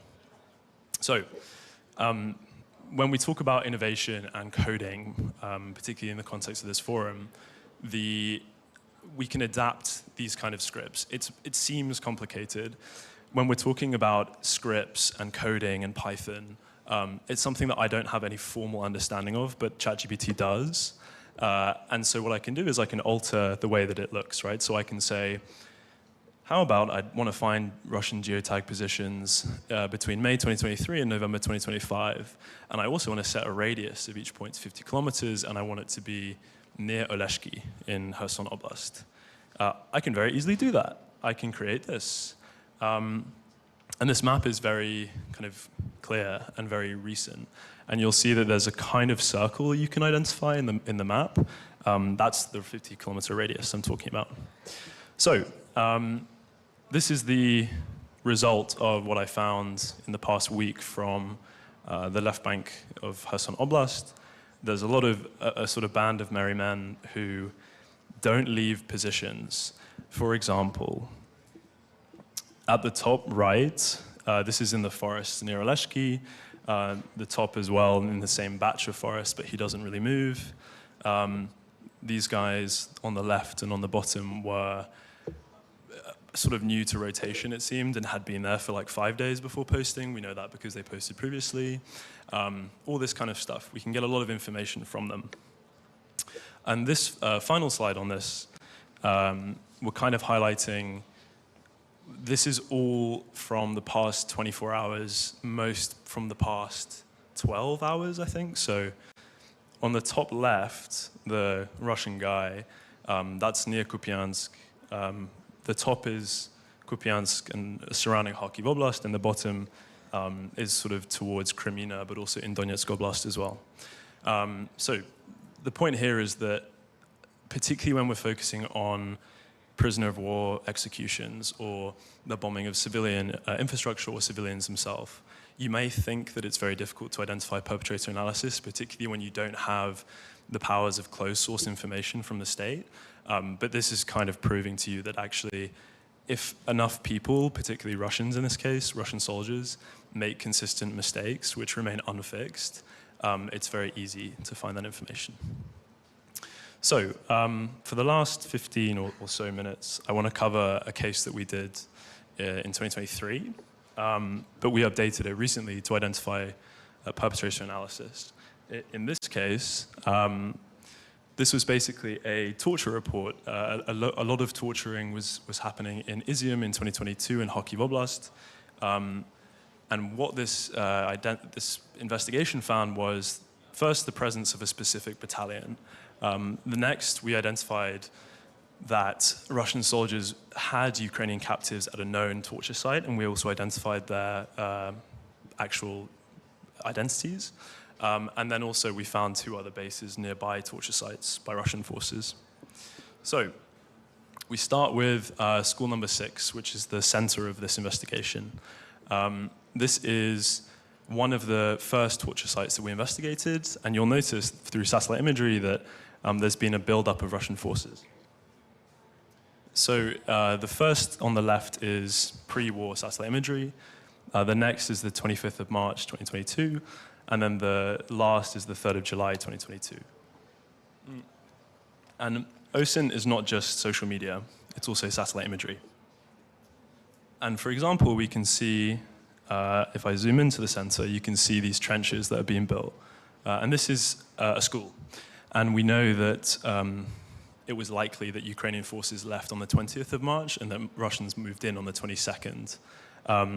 These trenches were built after the Ukrainians left and just after the Russians moved in. So we can kind of confirm presence anyway. But what I wanted to do was identify who these people are, right? I wanted to identify the identity of these individuals who are likely perpetrators. We began with this guy, Roman Razum, who's one of my favorite Russian propagandists because he posts the most information without really being prompted. It's amazing. He is a propagandist, an actor, a soldier, etc. And he has this series called Humanitarian Front, where he goes to the front line and visits Russian soldiers in various areas and basically says, like, how are you guys doing? Like, hope everything's okay. But he never really discloses where he is specifically. He gives you a kind of idea, but not really.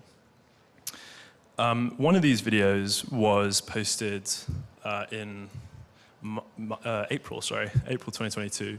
And basically, he said, I'm in Izium with elements of the 202nd and the 204th regiments. We didn't necessarily know anything about these groupings. We didn't know who they were. We didn't know what their mission was. And so we had to basically combine all of this other OSIN and other information that we could get from primarily Russian state media and also Russian archival imagery and media to identify who these guys were and what they were doing. So what we first did is we mapped out this visit. What he would do in Izium, for example, is he would drive to this area, which is where Russians were based. Once he gets there, he sort of pans the camera around and shows us like key features in the video which we could identify as locations. And what we'll do is we'll use this thing called geolocation. And geolocation, as I mentioned previously, is matching up a location with somewhere else, right? Sort of saying, confirming that this location is where it says it is. And we were able to do that in Izium. And here we could basically qualify and confirm that this was school number 6 in Izium itself. What we'll do then is look at the imagery in totality and not start to mark up what we see. So here we can identify exactly where they were outside of school number 6 and sort of suggest like, okay, here they put the boxes and this is where they unload the truck.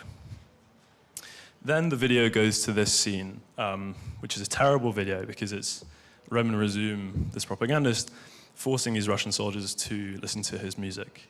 And here they're inside this very, I would say, unique room.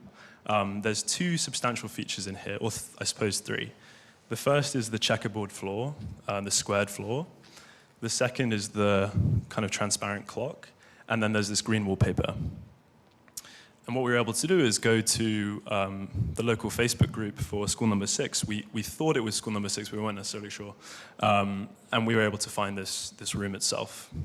And by confirming it here, we're sort of doing interior geolocation and confirming that these soldiers, who may or may not be the same ones we saw outside, were also inside the school. And so we link together these formations. We find photos from the outside and photos from the inside, and we compare and contrast who these people are. And here you'll note that on the left-hand side of each pair is inside, and then on the right-hand side is outside. And we noticed a similarity. Some of the people were slightly different, but most were exactly the same. And here we have a really important micro detail. When Roman Rezum would go to this location and similar videos afterwards, he would ask these guys, like, oh, say a nice thing for home. One of them said, this guy in the middle waving, he was like, oh, you know, well-wishing from Kirovsk in Luhansk Oblast. And we sort of thought nothing of it, but we noted it anyway in this investigation. In this scene, he also references them as specifically the 5th Battalion of the 204th Regiment, which we ran with as an assumption, and we had to confirm it ourselves. So, again, luckily, they were very forthcoming with information, and they left the imagery of the boxes you can see on the left. It says 204th Polk, 5th Battalion, and they also had this Novorossiya patch a few of them were wearing. It was a hodgepodge of people and uniforms, and they looked really poorly disciplined and everything. And so they had 3 different videos, April, May, and June. And when they came here, they did the same thing. They unloaded the boxes, they did the well wishes, whatever. But importantly, they left this information on the boxes. This information is 50-50 between what unit I'm in and my full name and patronymic. And this goes all the way down to the platoon and sometimes squad level. And from that, we can build this, which is an order of battle or an ORBAT, basically saying like, okay, the 204th we knew was there, the 5th Battalion we knew was there, but who in the different sections of the 5th Battalion were there and what's their role? And we were able to make this, it's inherently partial because we weren't relying on information that we would be able to verify as in terms of news sources and everything. This is pure visual investigation and visual evidence collection. And so the last question we wanted to ask was, who are these men, right? We have where they were, which was a torture site. We have what unit they're part of, which is the 5th Battalion, 204th Regiment. But we wanted to identify exactly who these men were. And that is an important part of perpetrator analysis and the identification and evaluation of war crimes as a kind of field of OSINT. So, Roman Rezum posted this image. He posted a series of 2 images. This is the first one. It had been previously unknown where this was, but just where you can see my mouse, this scaffolding was also visible in the boxes video when he panned it around. And so we use things like facial recognition to basically do this, which is identifying exactly who they are, where they live, passport information, phone numbers, etc. And within that, we can also attribute them to specific squads or platoons or whatever, depending on what we really want to achieve. Resume then goes inside and he takes this photo. This photo is, you may not see it, but it's incredibly high quality. It's like 4K quality, which is great for me because I can then use photo recognition software, primarily free software, and I can do this, which is identify the remaining of the force. So now we have probably a good half at least of the battalion, of which we knew that they were in school number 6, being a torture site, and we knew they were there between April all the way to June, end of June. There was one video in July, but we don't really count it. This guy here, this one, he is the commander of the battalion, and he had this really obvious AC/DC, the band magazine on his gun that he'd carry everywhere, so even if he had a balaclava on, you could still see him. And this is how it works. So you may recognize this guy as he was the guy who waved and said, "I'm from Kirovsk." We found his VK page, and he confirms to us that he's from Kirovsk, which is super useful. Important thing to note, kind of boring thing to note, is archiving. Archiving is the most important element of OSINT for preservation of evidence collection. If, for example, I was one of these soldiers, like this guy, and I'd heard that somebody was investigating me, be it SSU or PGO or an international organization, the first thing I would do would be delete my VK. However, when you're conducting investigations with OSINT, as a practical exercise, I guess, you must archive material. What this does is it preserves information. It means that if I want to delete my VK, I simply can't. So, we've got 3 minutes left. Just small thing to add, if there's any questions, first of all, of any of these cases, but also techniques and tools, you're free to ask now, but also you can find me at the corner of the expo. If, for example, you have another question that you want to email our team, please email Yulia Infores or Ukraine Infores, which is our country director, who's right there. But yeah, if not, дуже дякую for your attention. It's been great. Thanks for having us, of course.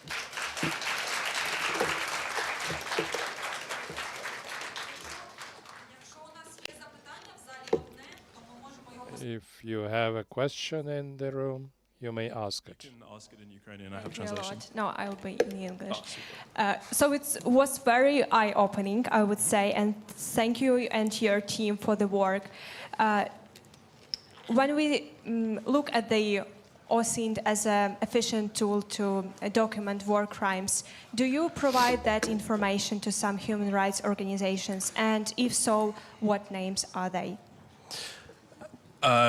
It's a good question.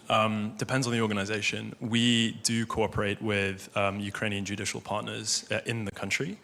In other geographies, that cooperation will look different.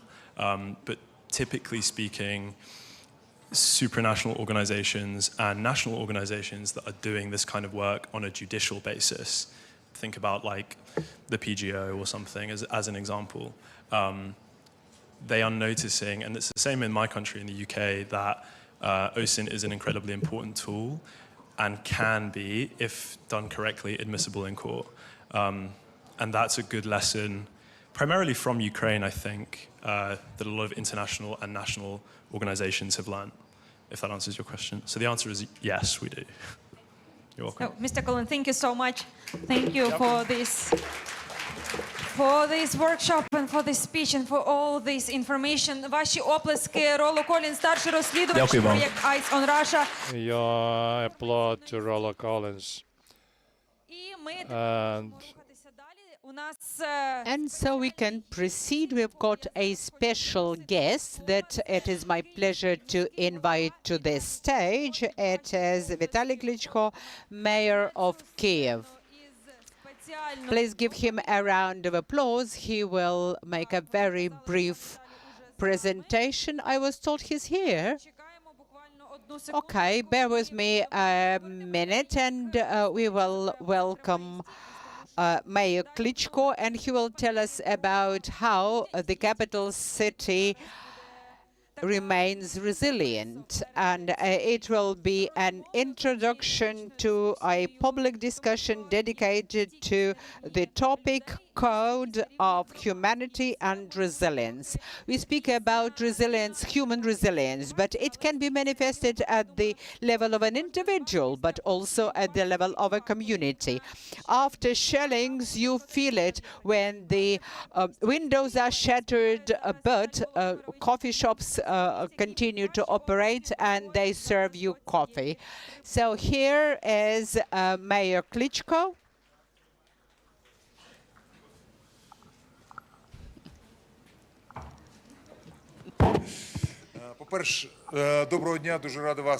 Good afternoon. It's my great pleasure to greet you all. Thank you for the invitation.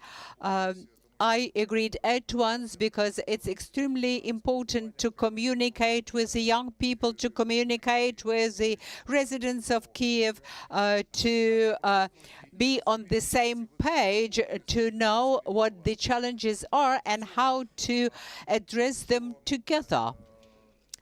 To that end, we come together, we conduct discussions, we exchange opinions, we make very important steps in order to overcome those difficulties. And each and every one of us is asking him or herself, when will this war be over? When will we be able to get back to normality of sorts?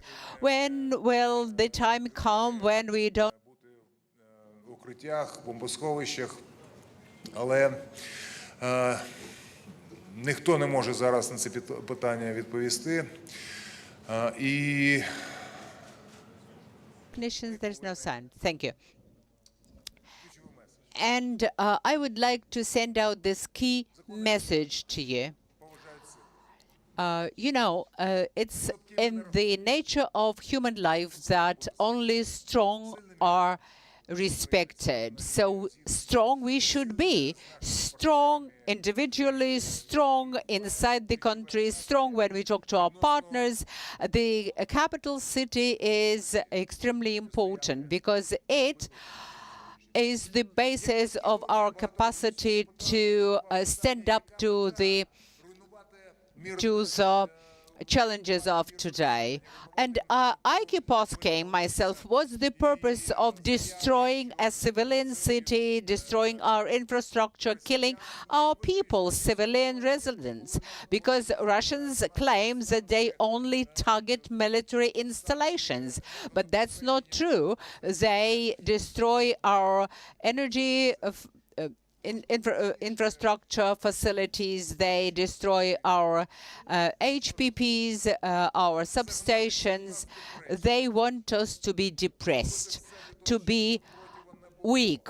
They want us to stop resisting. They want us to leave this country and leave it vacant for the Russians. They don't need our people, they only need our land. And that's what they've proven several times, many times so far.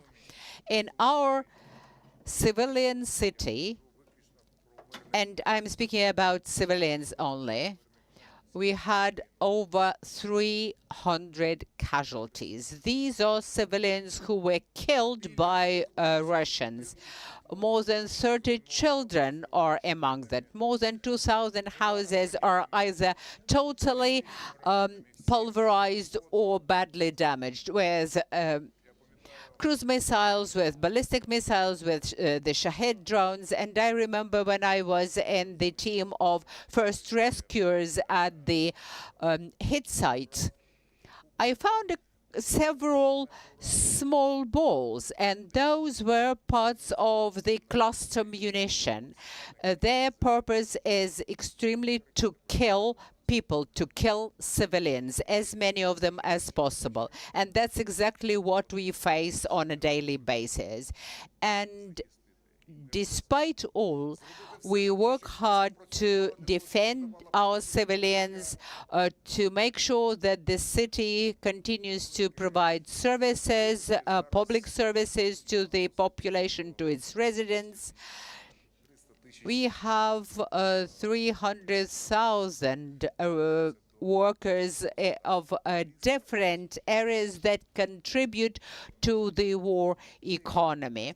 That is a city within a city. Then we have to think about public transportation, about medical institutions, educational institutions, utility services that provide heat, electricity, water to the residents of Kyiv.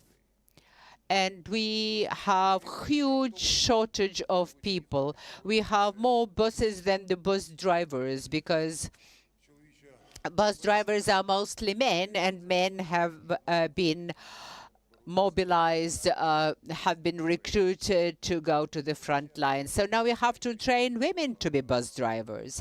We have huge shortage of construction workers, of electricians, of the heat engineers, but still this city is standing tall and it continues to provide services. The challenges are immense and extremely difficult. But yet again, we have to be strong, we have to be resilient, we have to contribute in our respective places, in our respective capacities to help this city survive. But what irritates me, what makes me incredibly angry is that our enemy does not understand us, but some of the politicians play into their hand when they start talking about potential speedy and soon elections. Now, Russians are not interested in Donetsk, Luhansk, or the Crimea. They are interested in capturing Kyiv, in destroying Ukraine as a country, depriving us of our statehood.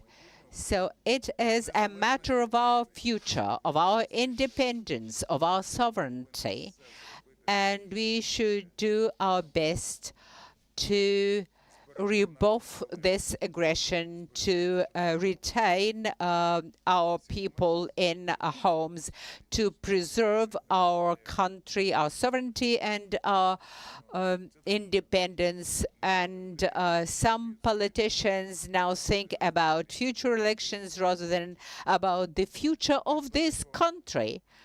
That's very wrong. They behave as if it is not their war, if it is not their cause. More than 300,000 Kyiv residents are now serving at the front line. And we, the city, have been deprived of the development budget because 10 billion hryvnias were donated by the city to the armed forces of Ukraine, but we were deprived of the development budget. And yesterday we donated another 800 million hryvnias to support our defense forces. These are challenging times indeed.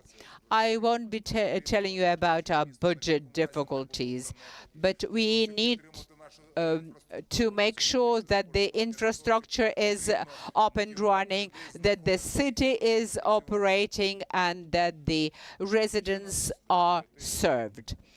Another thing that makes me red under my collar is that the city is being robbed in violation of the constitution, of the budget code, of the national legislation. As I said, it was robbed of 8 billion hryvnias. We would have understood it had this money been channeled to the armed forces of Ukraine. But this money was transferred to the Ukrainian Rail, which is a very dignified, very honest company, but it was used to give kudos to everyone in Ukraine, even those people who are not people in need. but you will know that we in Kyiv have lots of questions related to that. So we have to find answers to those questions. I'm not here to complain, to express my grievances, but rather to raise certain issues that we can discuss together and address together. And we are working against time, against all odds, to keep this city alive. And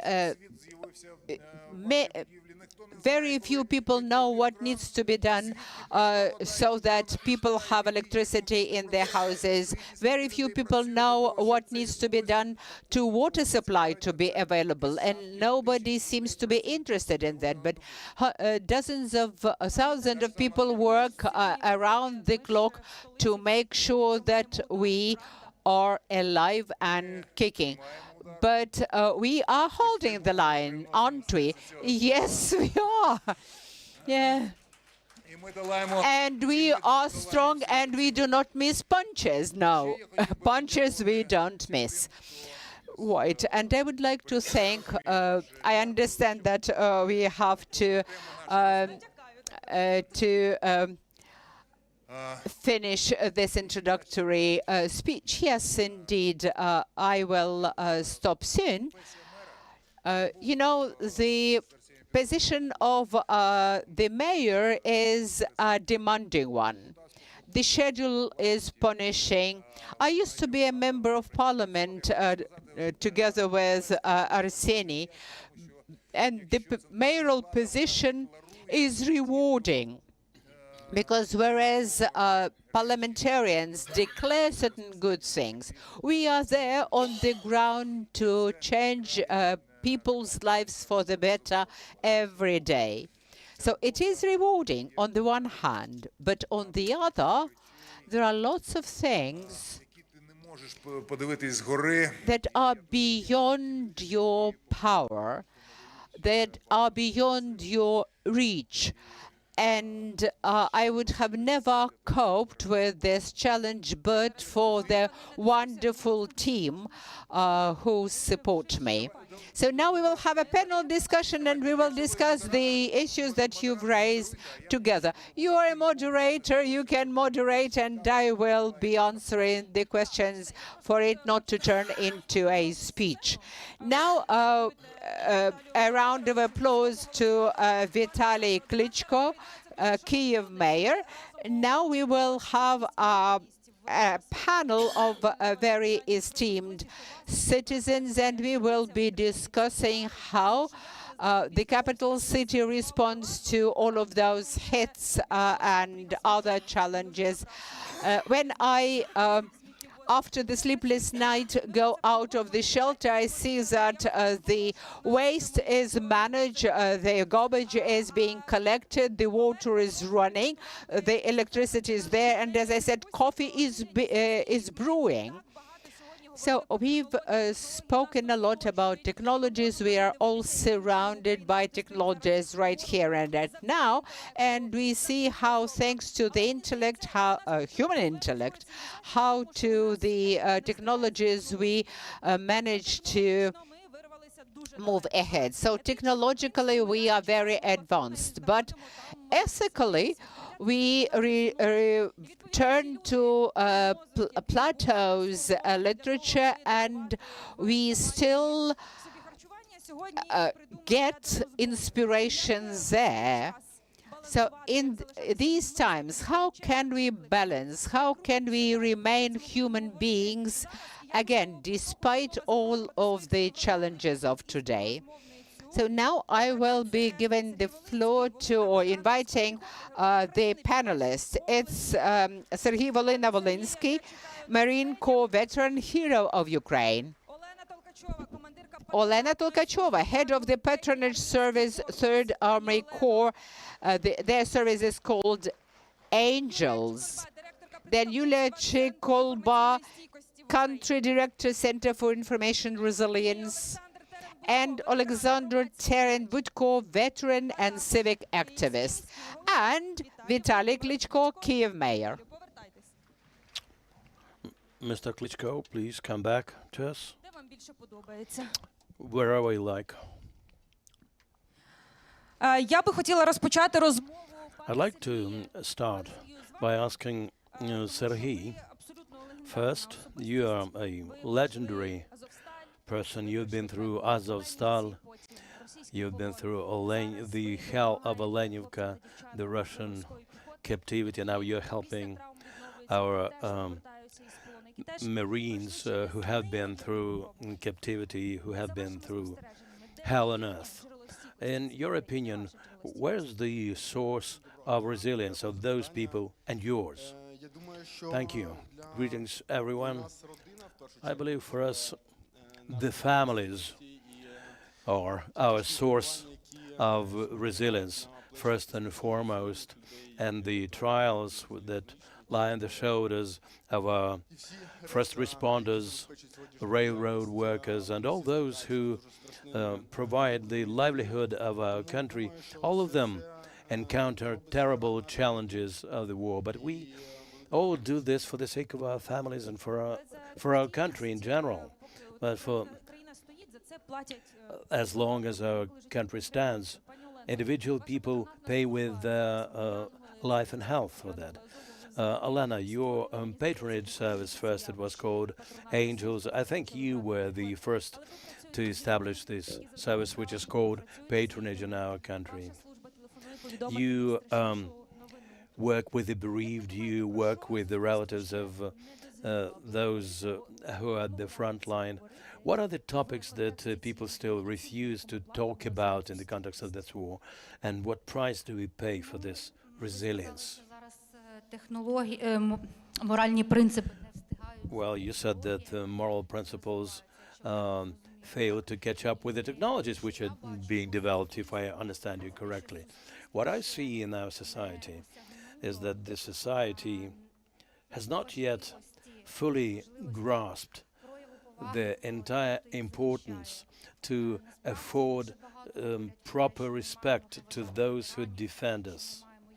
A lot of is being said about having to respect veterans, to support them, to help them. People say that we have to support the veterans coming back from the front line so that they would not create any risky situations in the society, because these are people who are trained to kill, and we have to do our utmost to help them reintegrate with the civilian society. But all this is kind of artificial. As a matter of fact, we just have to learn to understand them and to help them from the bottom of our hearts. Not in order to prevent them from doing something, not in order to prevent them becoming criminals, but simply out of respect. And once we manage to demonstrate our respect properly, this will be the answer, the way we do it in our corps.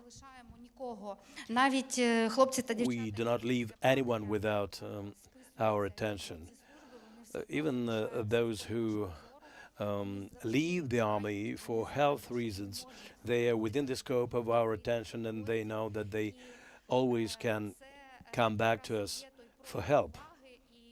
And this is the expression of respect that we accord them, and the sign of a moral resilience of the society.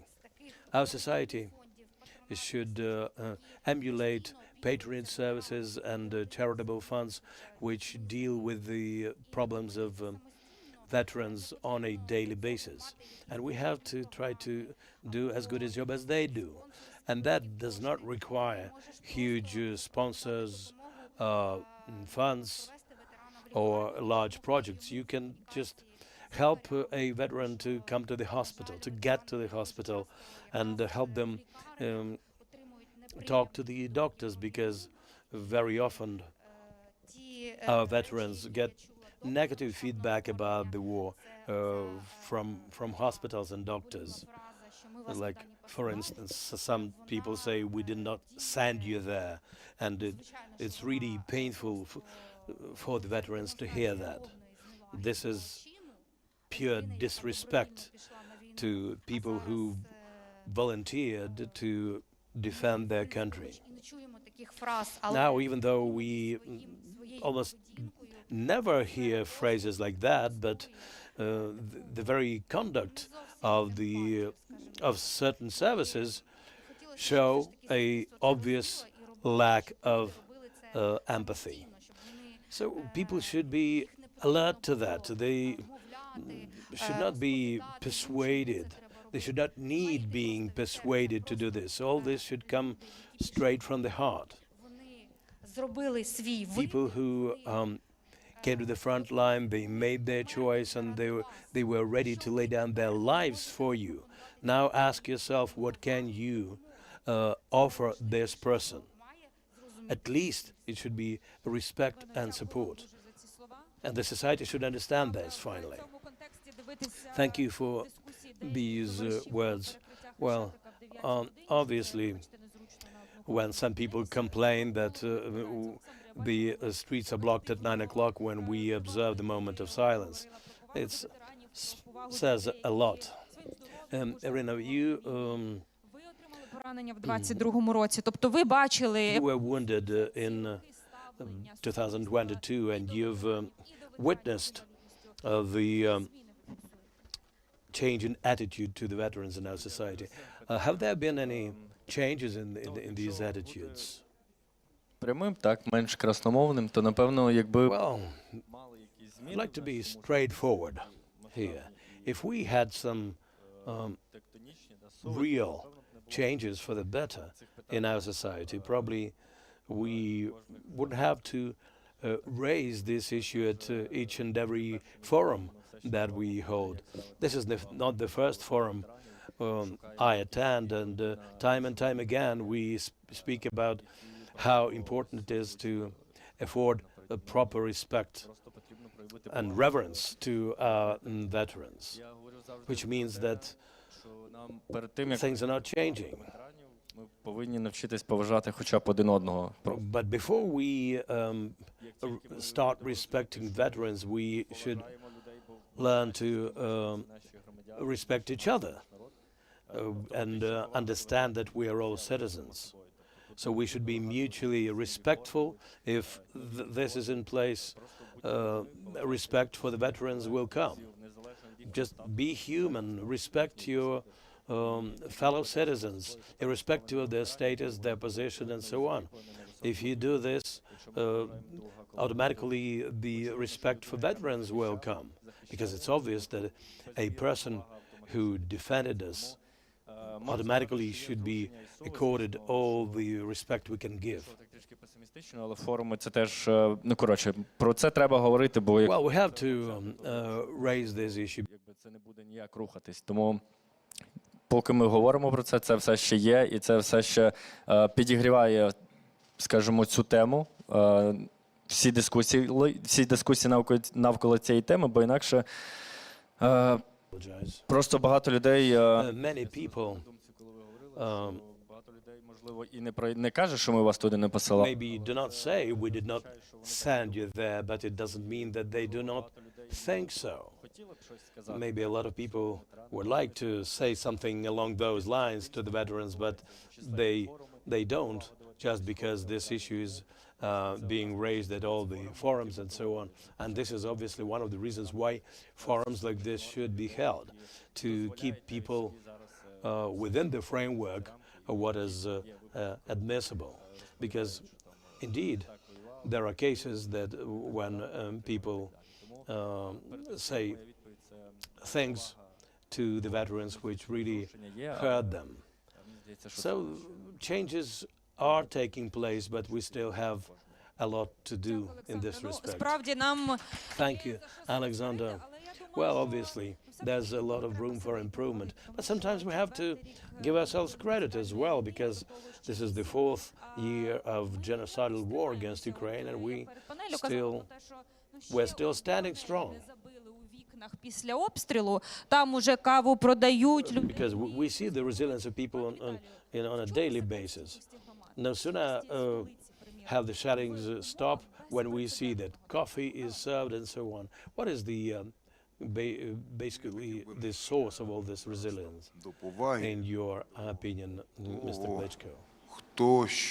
Well, as regards respect, as regards the recognition, who did more, who did less, who deserves credit more or less, I could give you two.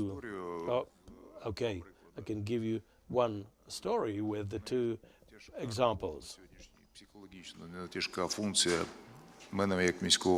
For me, as the mayor of the city, it is psychologically very tough to visit the hospitals where our soldiers are being treated. Sometimes they're just children in their early 20s,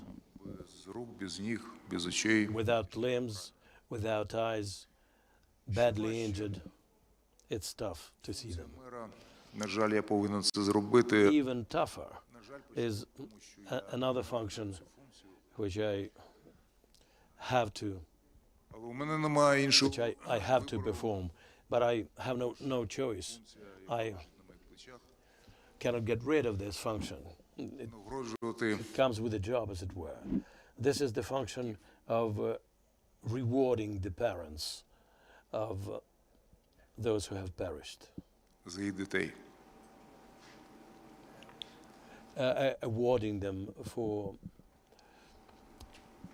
their military deeds, those who have perished. I'm talking about hundreds of parents, and it's impossible to find the right words. We thank you, we're proud of you. It just doesn't cut it. What words could adequately express what you feel in such cases? 1 month ago, I was awarding parents. They were crying their eyes out. I was at the podium, and one mother of our killed military came up to me and she said, "Vitaly, don't you remember me? I met with you some half a year ago." My children went to war as volunteers, and half a year ago you already awarded me. Це другий раз. And this is Я до вас більше не прийду, second time. She said, тому що у мене I'm not дітей going to більш немає. come again, because all my children have been killed. Отакі от історії, і після цього ми можемо дискутувати, яку повагу ми повинні надавати, шану і так далі. After stories like this, Це життєвий why should we debate whether we have to give respect to our veterans or not?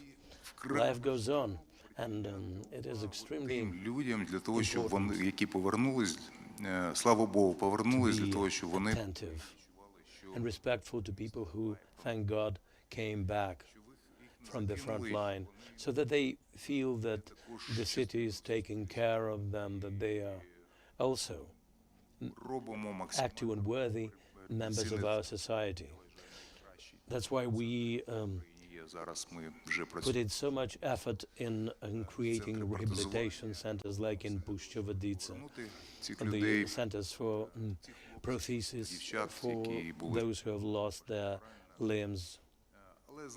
We do a lot in that respect, but to шукати, дискутувати, відповіді, що робити, потрібно з ними. Not to try and look for answers here. We have to talk to these people as much as possible. І один раз я зробив Each of them can tell you his or her own history of life. One time I made a big mistake when a boy came to me in a wheelchair, and I said, I understand how the world looks from your position. He said, don't say this. You will never understand how the world looks like from this particular wheelchair. And that's why it is extremely important to communicate with them, to solve their problems. There are many of them, because many boys will come back and adaptation to the society. And frankly speaking, this is Воювали, вони заплатили найвищу ціну. Ти повинен. This is very important to understand that they fought, you didn't. They paid the highest price, you didn't. And that's why you must understand this social responsibility of this society, and it's important not to leave them alone. Yes, because Russia might also use these problems for making difficulties bigger. Thank you, Vitaly, bringing us to the next topic, which I'm going to discuss with Yulia. Yulia, I know you had a lot of experience of working in various hot points all over the world, and now in Ukraine with your organization, you're engaged into investigation of Russian war crimes, so working with the evil, observing how they bombard civilians, how they kill little children. What have you understood about the evil? Why Russians are like this? Thank you for the question. It's a philosophical issue. I would like to thank our military for allowing us to talk philosophical here in a safe place and not under occupation. About experience, about evil, Ukraine is not the only war conflict in the world. Yes, in Ukraine there is the biggest war in Europe, but also there is Sudan, Afghanistan, Syria for many years. And unfortunately, we know that that war, it's a frontier situation, and it's a marginal situation which makes people very different. And we have heroic military, we have heroic volunteers, but on the other hand, we see Bucha, Izum, sexual violence during war. We observe a human safari in Kherson, and in fact, this marginal state, and it's not important whether there is a new war or not. In Ukraine, it is a new war, but in Afghanistan, the war continued since the time of the Soviet invasion. But this status, marginal status, becomes even more acute. But the most important aspect is the lack of responsibility, because in 2021 I worked in Syria, and some days before full-scale invasion I was in Aleppo. I saw the ruined city, and I understood that Ukrainian cities will become like would become like that. And they became like that. Shasta, Marinka, Mariupol. For Russia, it's not the first war. Russians invaded Georgia. They haven't got anything. They bombarded Syria with cluster bomb, supported Assad, and didn't get anything for that. So that lack of responsibility as international responsibility, as collective responsibility. Don't say that all Russians are the same, but we say that there is the country which is an aggressor state, and their crimes of aggression should be prosecuted. But in the world, there is a lack of responsibility which is observed. В Україні, наприклад, та ж прокуратура, яка робить дуже багато насправді. There are international institutions which do not work, not function properly. In Ukraine, there is prosecutor's office. They are looking for military war criminals and with the aim to prosecute perpetrators. So, in fact, there is only one operational mechanism of punishing for crimes is what our military are doing at the front line, killing their enemies. And this should not be like this in the future. There must be mechanisms of responsibility for crimes. But at the moment, the lack of this responsibility allows evil to continue, leaving Russians to continue committing these war crimes. Sergei, there is an expression that army is able to win the battle, but wars are won by nations. Is our nation able to win this war?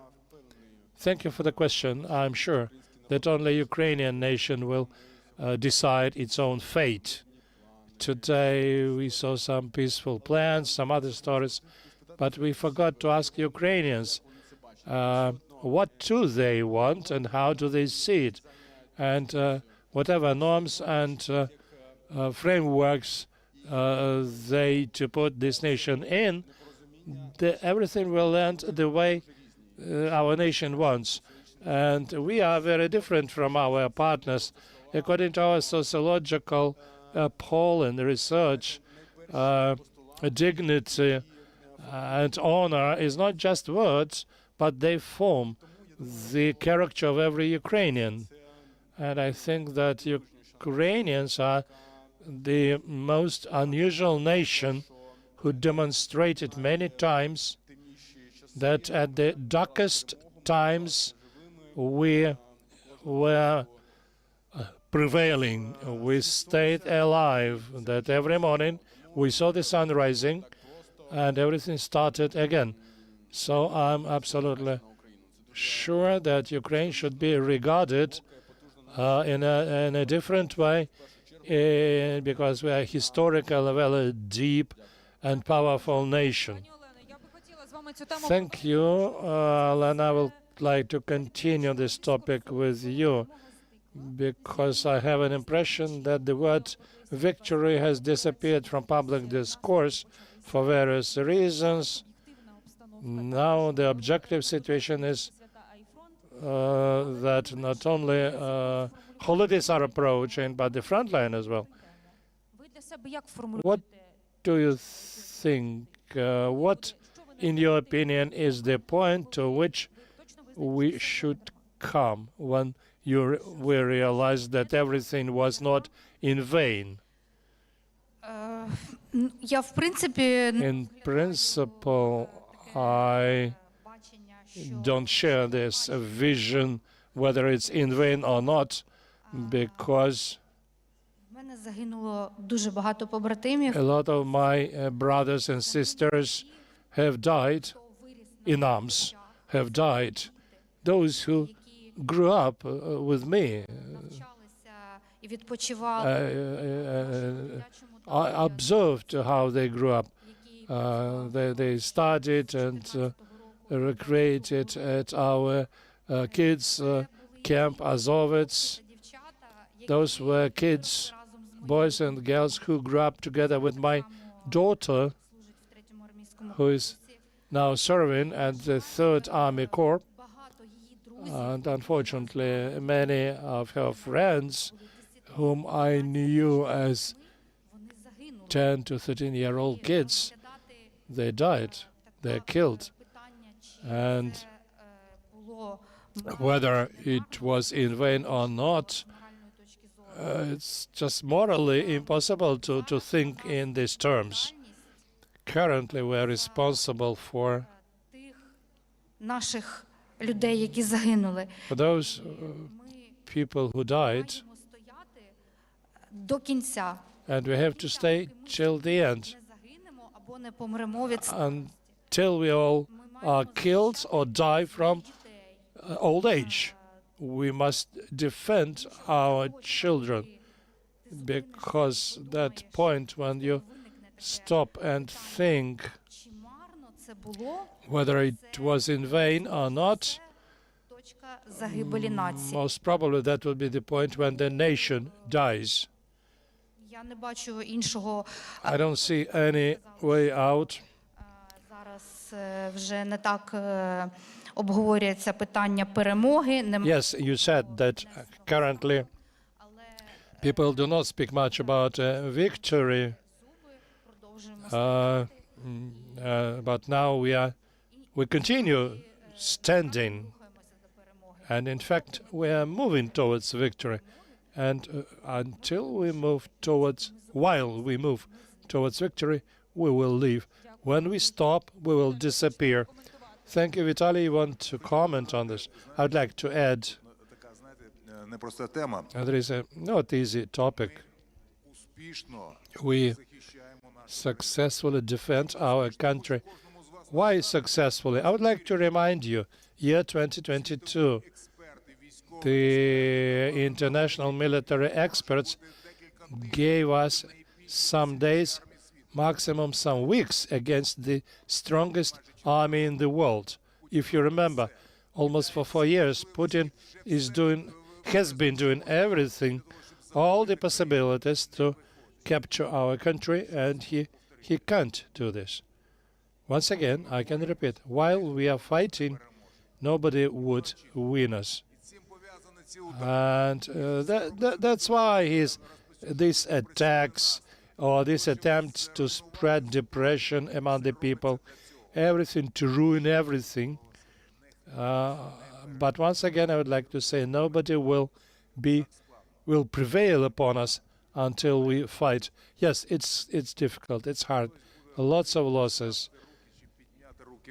But if somebody says, raise our hands up and to give up, that would be not a victory, that would be a defeat. And yes, it's very difficult. It's difficult in the front line. It's difficult here, but nevertheless, they cannot achieve their objectives. A number of times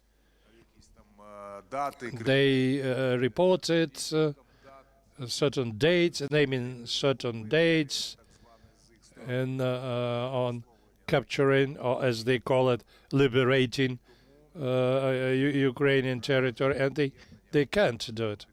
So that's why it's extremely important to support each other, not to struggle inside between ourselves, but to fight against the external enemy with joint efforts.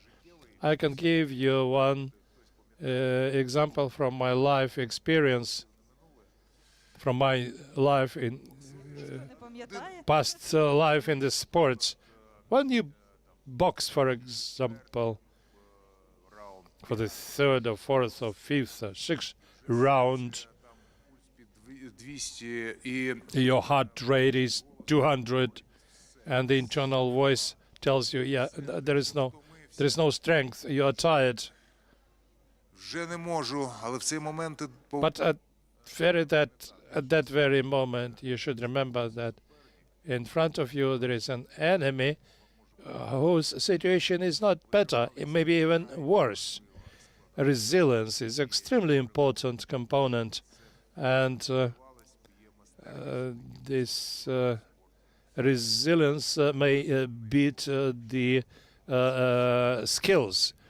And I'm sure that we have all the possibilities for this, and we Ukrainians have already surprised the whole world with our will to victory.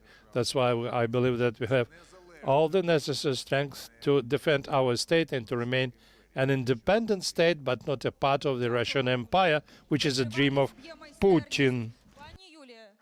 Thank you. So stamina beats skills. Right. If you've been to various countries, compare, and you study different countries, compared to other countries, what makes our resilience unique?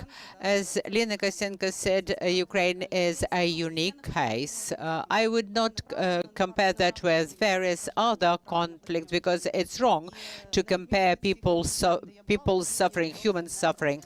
And of course, we don't have any civil war in this country. But wherever I worked, during conflicts, there was no trust, no faith in the media, in the government, and in all of those countries at war, distrusted one another. And where Ukraine is unique is that back in 2014 and in 2022, we got extremely united. We are skillful in building horizontal ties. A forum like this is a wonderful opportunity to build networks amongst young people. So now you are not alone, you have the whole community to support you. So the crisis, true crisis, emerges when there is no such community. What we have retained, what we have preserved is the state, the democratically elected government. And that's not always the luxury that people have in other countries with armed conflicts or at war. I've got lots of friends who used to work abroad, but then in 2022 they returned because it is our war and we have to defend our country, our land. So that's the core and the root of our resilience. I can't say we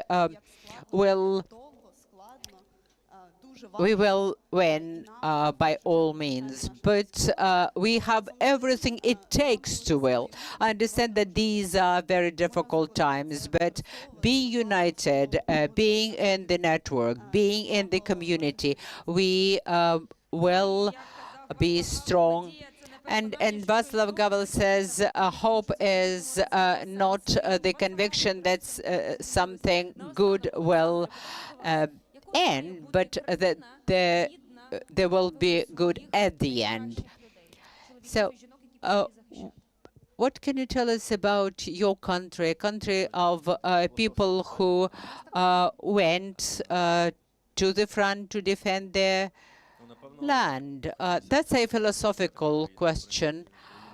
We are such a country. We are a country that every Ukrainian is proud of, that the world is amazed at.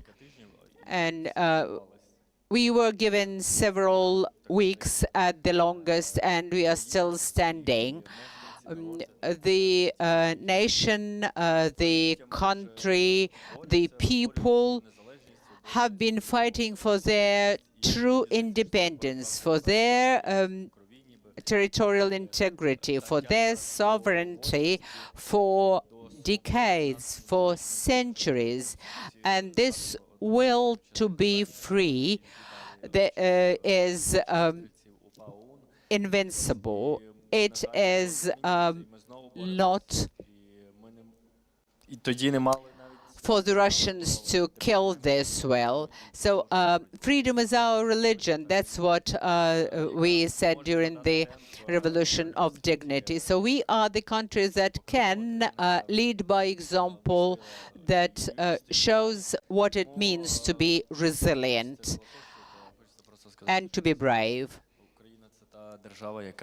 And without redundant philosophy, I would say that Ukraine is a country where I personally do want to live, and I do want to contribute to the well-being and prosperity of this country. So I wish each and every Ukrainian would see the service to their country as a cause that they identify with. And then it will be a country that everyone loves, inside and outside the country.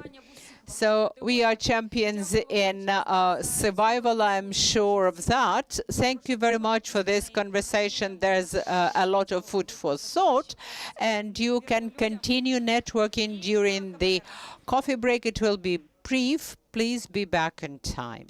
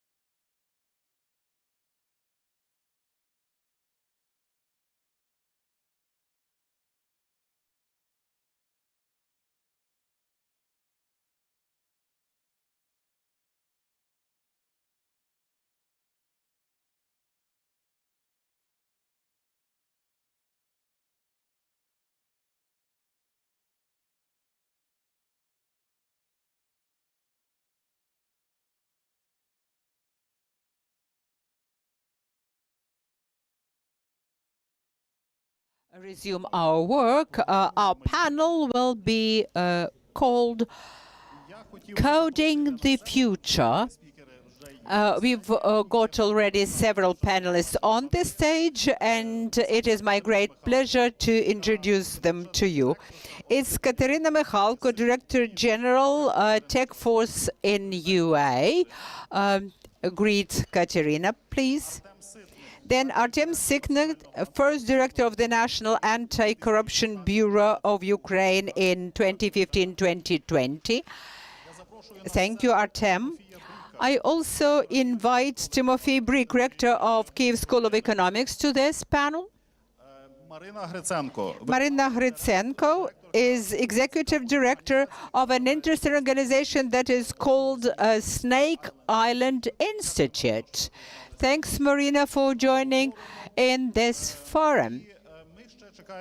And we are still waiting for Victoria Avitsenakova. She's head of Medical Service, 3rd Army Corps, and she will join us very soon. That is me. Okay. And there's also Ksenia Semenova, president of Kyiv Aviation University. Thank you, Ksenia, for being here with us. Sorry for failing to announce you, which means that you will specifically responsible for keeping this whole conversation together. I'm glad that this Kyiv Security Forum for the Young People, called Generation W Squared, is continuing, and we have discussed so far a lot of various topics. But now we will try and put together an idea of what is ahead of us, given all of the previously shared insights and knowledge. I would start with Timofey Bryk, if I may. Timofey Bryk is the rector of Kyiv School of Economics, and he is the youngest rector. Yeah. Now, I'm the second youngest. Ksenia was the youngest when she was elected president. Quite recently, Kyiv Security Forum visited with the Kyiv School of Economics, and I was greatly impressed with the School of Economics itself and the questions asked by the students. Sometimes we fail to give as good answers as good questions were asked, but all of those questions were very professional and very profound, I would say. It was the time when the so-called Mindich corruption scandal just erupted, and the students asked the panelists about the role of Timofey Milovanov, for example, and his contribution to the supervisory board of Energoatom. And your students were also active participants of the revolution on cartons, the Maidan close to the Ivan Franko Theater, which testifies to the values shared by your students and the faculty. On the other hand, we observe a different reality, and we have this is an example of young people who are committed and who contribute to the democratic development of Ukraine.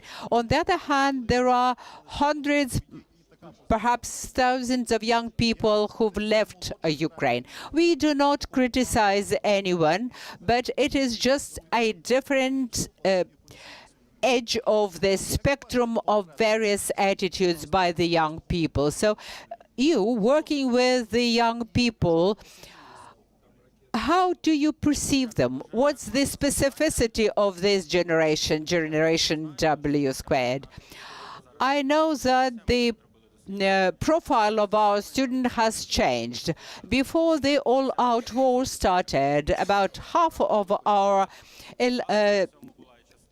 graduates dreamt of going to other universities in other countries to do their PhD programs, for example. But the situation is opposite now.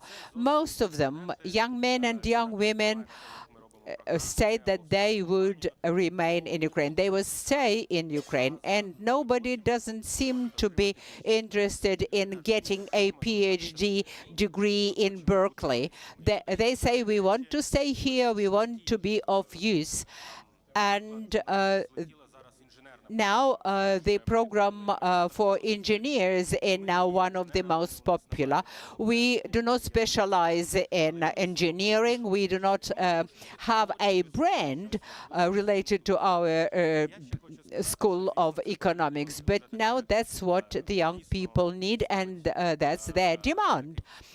And young people keep us accountable, I would say. It's sometimes scary to work with them. They are demanding, they've got very noble values, they are good English speakers, but at the same time, they're young people who still lack experience, life experience included. So you characterize our students in a very positive light, and that pleases me a lot, and this makes me proud. But one interesting fact, there was an election, the university, and there was an electoral campaign for self-governing bodies for the students at the Kyiv School of Economy. But what happened was just a usual Ukrainian story. They argued and they all broke the relationships, etc. So it looked as a typical Ukrainian pre-election situation. These are talents with huge potential, but they have to learn how to channel this potential in the right direction. They should muster their soft skills and hard skills.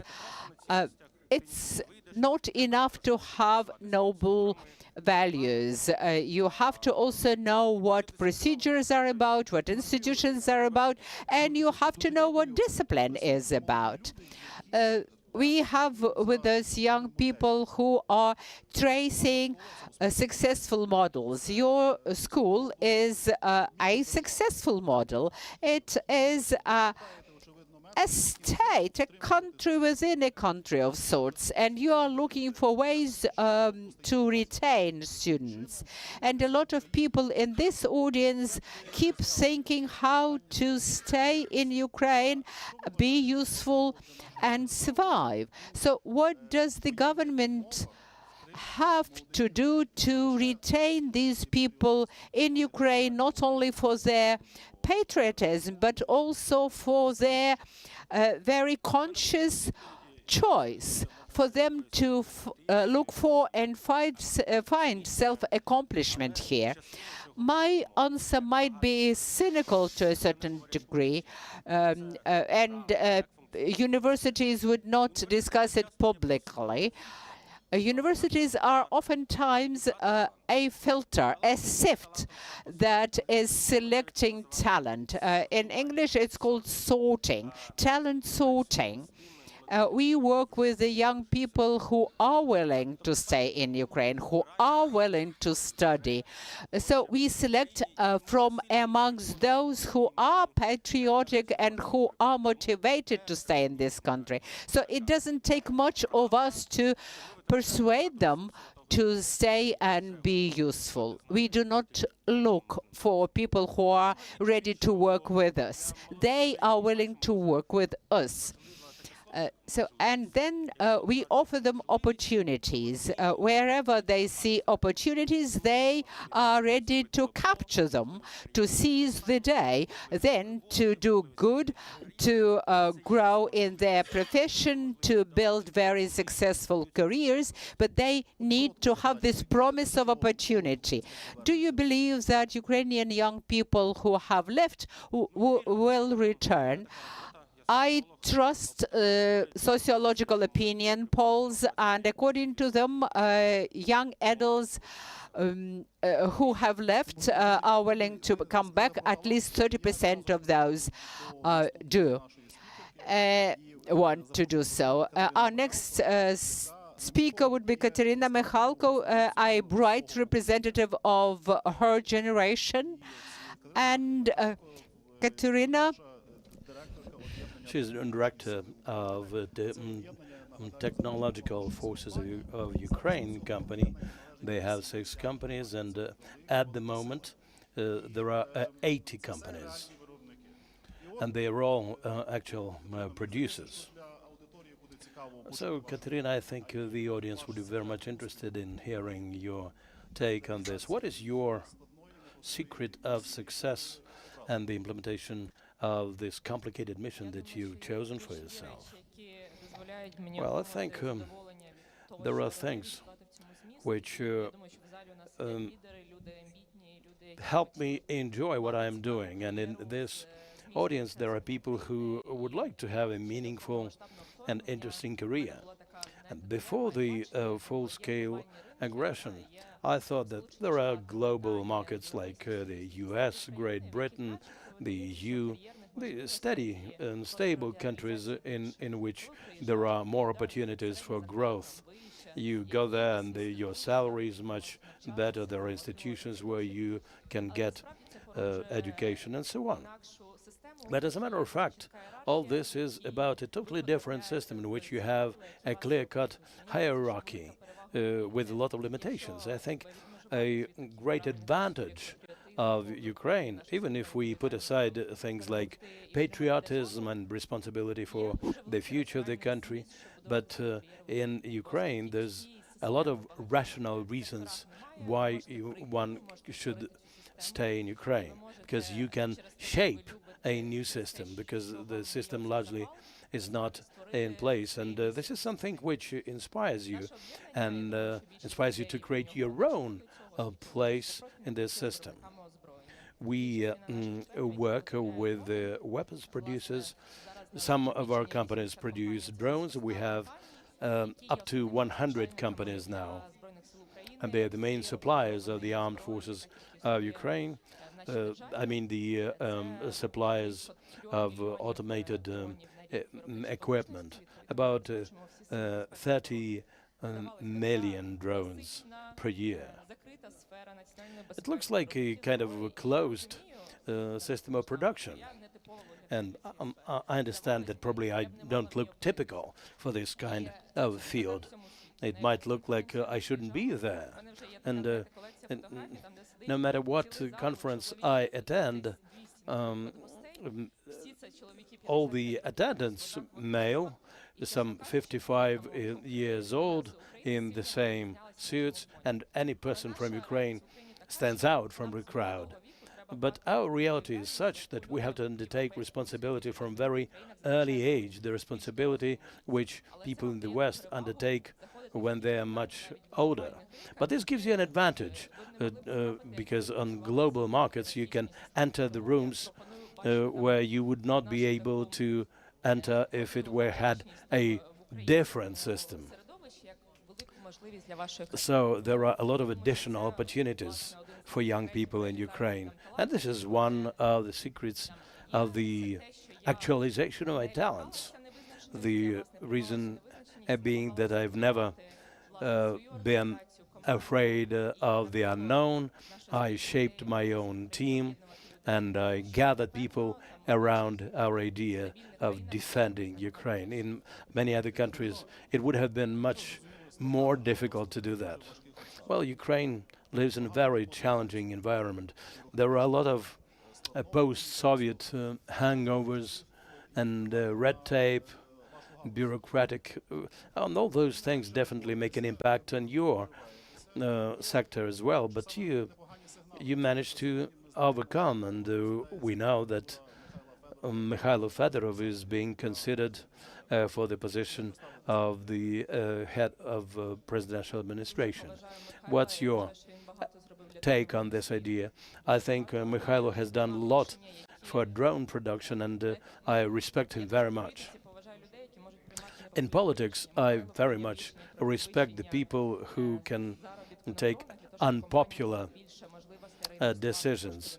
Like he took a decision for people who produce drones to make more money. It was an unpopular decision, but the industry is very much grateful to him for that.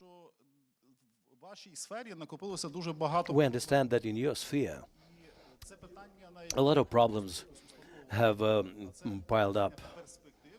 And this is a question of survival, whether we will be able to make it or not, because defense technology is really key.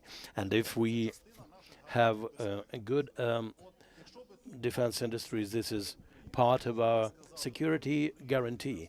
If there were people from the government, like the presidential administration and the Ministry of Defense, if their representatives were here, what would you tell them by way of saying what they should do to make sure that this really becomes a true security guarantee? Before 2022, our industry was quite Soviet in nature. We produced tanks and armored vehicles, but this is a classical field. A lot of countries produce armored vehicles and so on, but Russia is a very serious enemy, and they can afford send hundreds of thousands of people to the meat grinder. But we are people-centered, and we're totally different from Russia in that respect. That's why we have to do everything possible so that we could lose robots instead of people. So we did this technological breakthrough, and now we have experience and expertise, which very few countries, maybe no other country in the world have.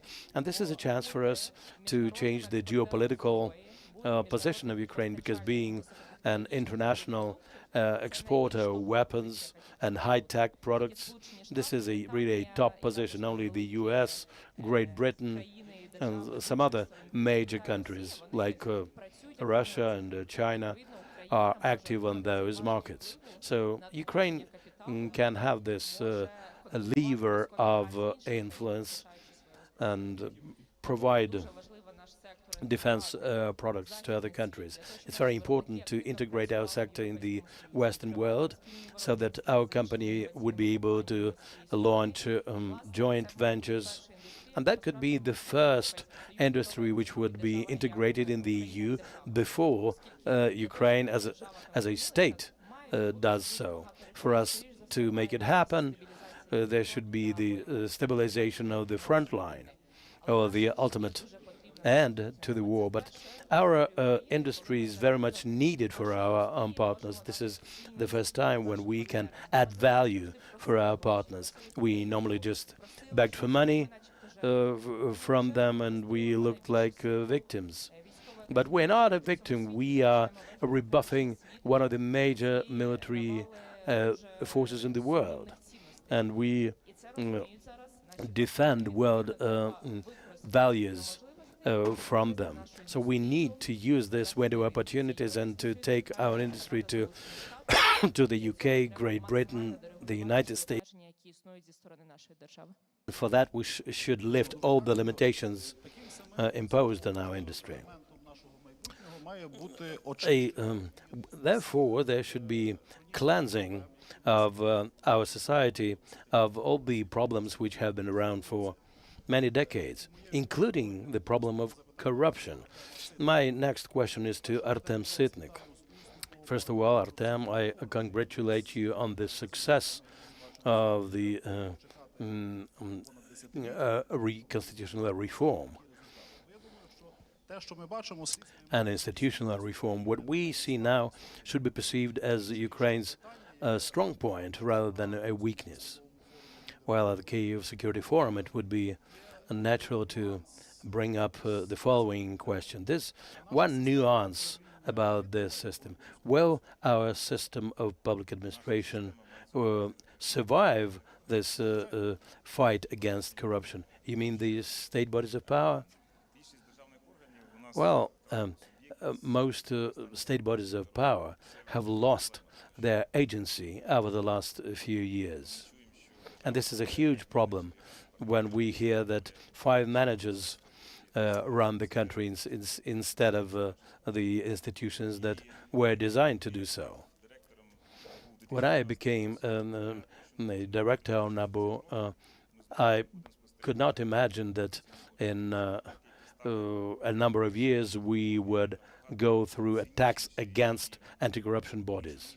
And these attacks even became more cynical, because normally they were trying to make believe that this is lawful.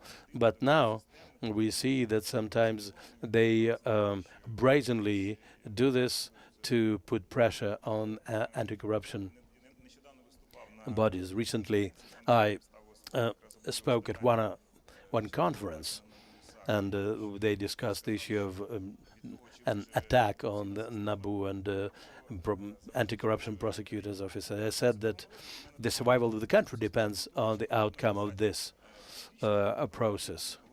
We had a dilemma in the past whether we have to be public about issues like corruption, even though we are fighting now against the formidable enemy. We should be open about this.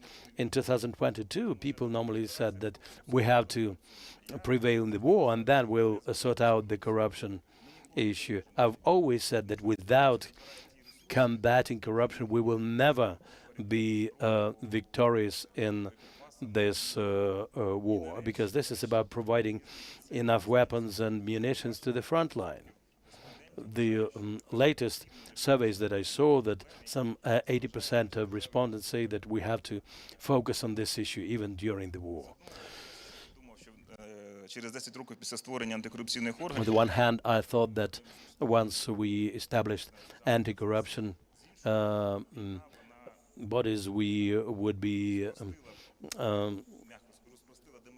public about that, but the war somehow led to the fold-up of some democratic processes. And we saw that there was a lot of debate whether we have to postpone the reform until the end of the war. When we formed NABU, it was a kind of a young body with young people. The average age of workers in NABU was 25 years. I once had a debate with one of my deputies who came from Georgia, and he said that we should hire students. I was against it because I thought that these people should have a certain life experience if they want to take ministerial posts, because it's very important not just to put corrupt people behind the bars, but it's equally important to do it purely within the framework of the law. Otherwise, it'll be no different from the repressions which we are witnessing now against certain NABU personnel. And people who came to this body in 2015 are still there, and they impart their experience to their younger colleagues. I agree with Katerina. When you go abroad, their procedures are more stable because they want to protect their system, which is already shaped, whereas in our country the system is not yet finally shaped, and we have social lifts which can bring the young people up to the positions where they can fulfill themselves and build a new system which we then would be defending from red tape and excessive bureaucracy. Well, Timothy Brick today said that we should make an individual choice whether to stay or not to stay in Ukraine, to find a place for yourself in Ukraine. Katerina Mikhalko is a success story in this model, an example of professional understanding of this sector. The cleansing of this sphere is what Artem Sitnik did as the first head of NABU, and this body was established when, after the Revolution of Dignity, the government of Ukraine implemented the main concept of the reform of justice. And now we come to the external factor. Marina Gritsenko represents the Institute of Snake Island here. And we know a lot about the Snake Island, where our soldiers told the Russians what they're supposed to do. But the Snake Island in translation also means, another name of it is Achilles Island. And this organization maintains that they know how to work with the outside world, including with the Americans. We are trying to find out, and I think that the results will speak for us. The aim of the organization is to build another entry to Ukraine, which would be systemic. Organization emerged a year ago. Our major audience are Americans, and I always say that our organization was inspired by Trump. They say, oh, excellent, because the major audience are Republicans. I myself lived 5 years in the US, then I came back to Ukraine because I see my values here.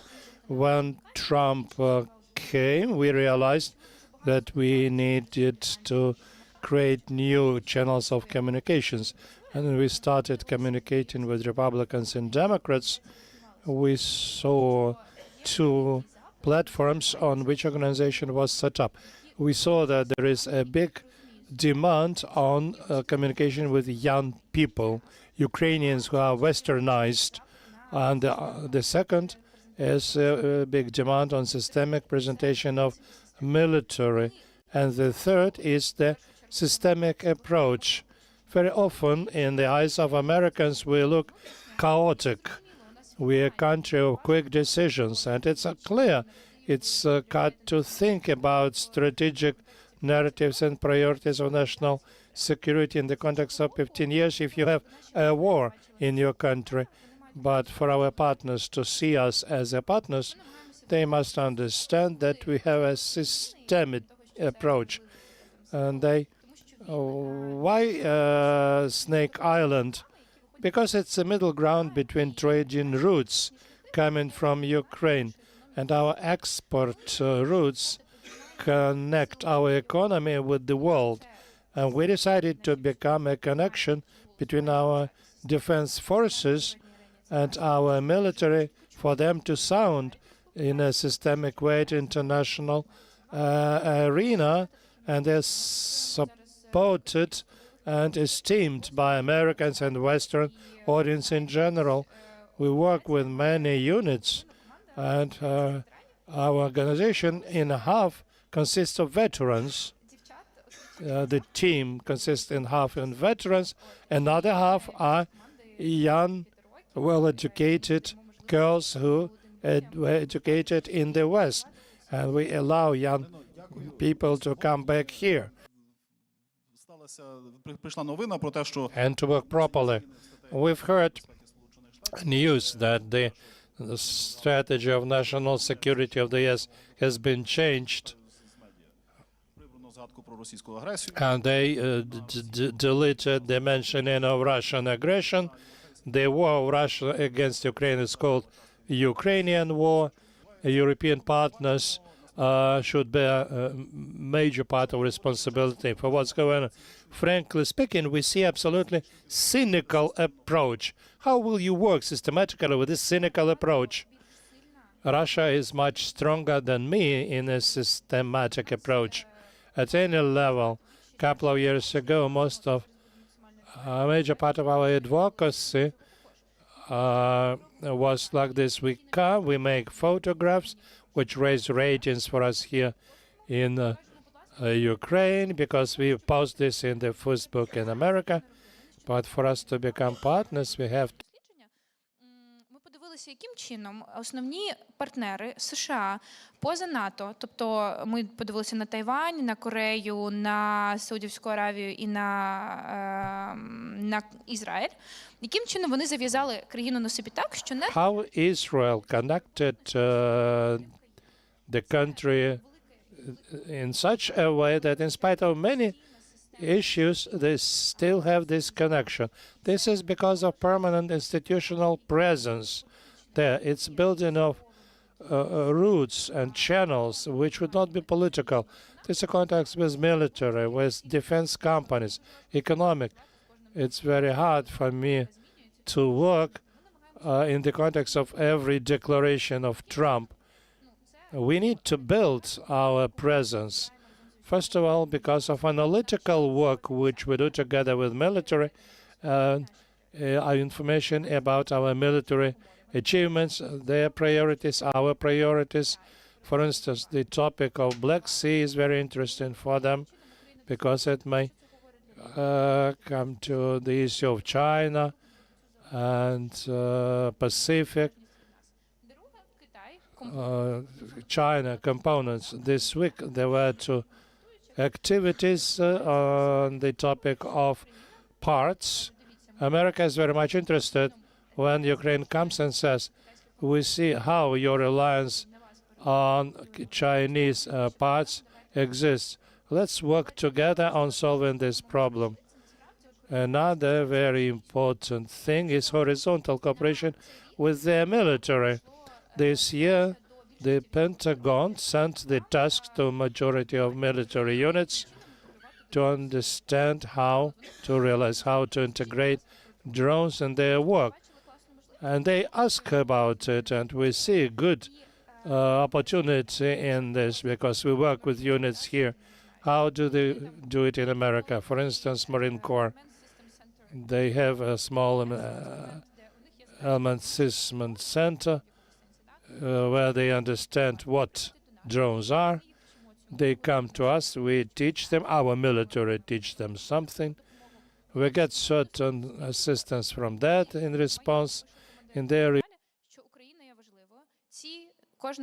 Кожна ланка передається в Пентагон наразі. І таким чином, якщо там 9 основних, там, наприклад, підрозділів Сполучених Штатів військових буде писати у всіх своїх дослідженнях спокійно, не політично, щомісяця, щороку, що Україна є важливою. They would, in a systemic way, inform and understand that systematically they receive assistance and information from Ukraine. And then they would have a foundation of champions for us. The Ministry of Foreign Affairs of Ukraine, is it interested in your activities? Yeah, we're in a contact with the Foreign Ministry and with our embassy, but we are a private, non-profit organization. What is important for us? And there is a request in America for other channels of communication from Ukraine, and we are trying to represent army there. Thank you very much. Now I'm getting to the talk with Ksenia Semenova, who is a real star. In 2025, she was included into the list of leaders, strength of women by Ukrainska Pravda, and also included into a list of 100 best people from NV. So your mission now is to make a conclusion on what we have heard today. Technologies and youth. As a president of a very well-known university, Kyiv Aviation University, how do you see this dimension of technological breakthrough with participation of youth? And what problems do you see in preparing young people to participation in this area of life? Thank you. As I said, well-known university, I will have a brief explanation. The role of youth is so high that the state have always realized the role of youth. That's why political universities have always been political instruments. Aviation University, its team community who created Aviation University, emerged in 1919 when the Association of Flyers emerged in Kyiv, and then Odessa entrepreneurs procured license in France, building aircraft in Odessa, in Kyiv, well-known aircraft designers emerged, and in Ukraine, at the same time as in Europe, they started building airplanes, share their ideas and views and visions. Later on, in the Soviet times, the youth and universities became the source of new ideas, including national ideas. That's why Aviation University was changed into service, not into the design, you understand. There were people who said that we have to train not engineers, but those who use, the users of planes. So the same companies develop arms, train how to use these arms, service arms. So this is the full cycle. And in the Soviet Union, the idea was not to have the full cycle of anything. That's why there were universities separated between each other. And in Kyiv, they trained only the users, and the designers were brought to Russia. And we are still overcoming those ideas, those points. And when we work with professors who are very competent from scientific point of view, and their scientific school, which they have to share, those but we turned into a defense tech university, and we work with defense companies a lot, and we position ourselves this way. We get a lot of comments in the network, and our team believes, and students also join us, that the only normal role for technical university in the country, which in a situation of full-fledged war, is participation in defense production, development, and we are building a new, nice technical university, because there are no high-level technical universities in Ukraine. This is a bad news which I have. If we look at the laboratories which they have in the average Polish university, it is much better than in the best Ukrainian universities. But if we speak about personnel, political will, motivation to work and to create, nobody could compare with Ukraine. This is because we are objectively in such a situation. Very good. We have a possibility to ask 2 questions from the audience. Please, you may ask your questions. Ask brief and concrete questions. My name is Artur. I would like to get deeper into the topic of Ukrainian youth in Ukraine and abroad, because I now am working on the state project aimed at bringing back as many as possible young Ukrainians to Ukraine. And Timothy said that 25 to 30% say that they would be able to come back.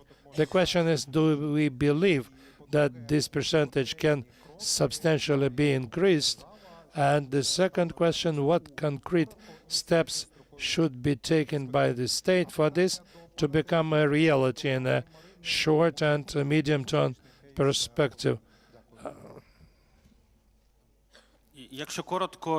Briefly speaking, the whole international experience of migration shows that the longer a person is in a status of migrant or refugee, the less is the possibility or probability that this person will come back. People get new contacts, socializing, children go to the preschool, school. It becomes more and more difficult to come back. Speaking about youth, young people may open new career paths over there. I don't think we'll be able to increase these figures. We have to fight and to struggle for keeping these figures. But this is a normal figure. I'm not going to dramatize what should be done. I would express my personal opinion. I don't like when we say immediately, what should the state do? I spoke about society and markets. I think it's about business, it's about jobs, it's about opportunity to establish your own business or to join business. I think that a big role will belong to local communities, and from the point of view of the regulator, this definitely would be a question of housing and business climate.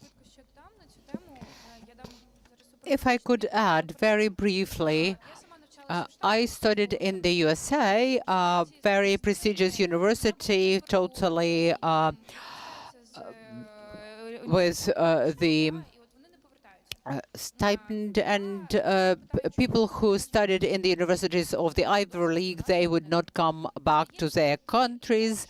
And I believe that it is an illusion that you can achieve much more and much faster abroad. Now, I'm 24 and I'm the leader of the organization, CEO of the organization. I would have never achieved that in the USA. All of my professors say that I should not get back to the USA because with my skills, I would still be an assistant rather than a CEO. And sometimes I support people who wish to come back. I'm looking for good opportunities for employment here. But when people realize that you can achieve a lot of things, wonderful, very interesting, very high-value things that will bring you good income in Ukraine in the early age, then it is attractive. So then I was doing my bachelor's program in New York, and I returned to Ukraine every summer for the internship, and that's exactly what helped me retain my contact. And when I graduated from the university, I knew where I want to be. Now I have got a program not related to security advocacy. It was the internship program. A guy from the University of Alabama said that he would like to come to Ukraine and spend summer there, and he would then seize his career as working in the intelligence sector. And now we are recruiting a new team for the January internship program. I have 19 people in my team, and then I will more trainees or actually interns than the team. We don't have this capacity, but still I would risk to do that. And 2 people from that team say that they would stay longer in Ukraine. So we have to stimulate this culture, showing people how Ukraine is developing and attract them thus. One more question from the audience. That would be the very last one, okay? Thank you very much for this opportunity. My first question was asked by the colleagues there. My second question is linked to it. Artem said that public authorities here from time to time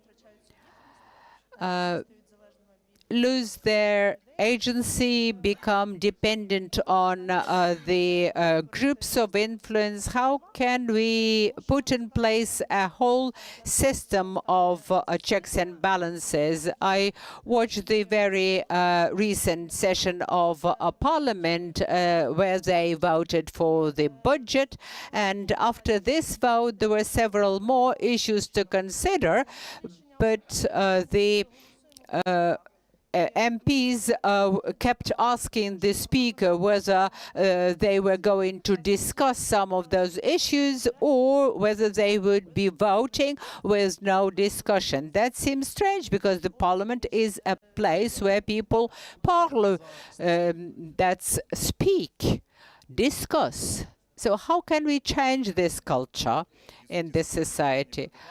The absence of checks and balances is sometimes an element of speedy decision-making, but then this decision-making system can sour because of the lack of checks and balances. So, and with the whole entire democratic world is based on the framework of checks and balances. Now the Parliament feels freer, much freer after the publication of those tapes and after the scandal. But before that, the members of Parliament did not have this practice, this custom of discussing things, because they knew that decisions would be actually given to them as ready-made things. And if one political force is entitled to form the government, then the government would not consider cases and will listen to the presidential office. I remember how it was when Arseniy was prime minister. Various political forces came up with their ideas, then the government had to discuss it, they had to look for compromise, and that was beneficial to all. That's the way of introducing checks and balances. And now we see that mono majority is detrimental to democracy. And I hope that a true coalition will be set up, and then they will appoint a truly coalitional government. Thank you very much. That would be the end of this panel. But I would ask all of the panelists to give a very short answer to my question, and it sounds like this. We are all of us are looking for the source of optimism, for hope and strength. What's your expectations of the upcoming year? This will be a great year, particularly if everyone who is present here will do their best to contribute to our joint cause for us to survive as a nation. It will be a hard year of hard work and satisfaction from the results. You won't be bored. That I can promise you. Yeah, that's a tough one.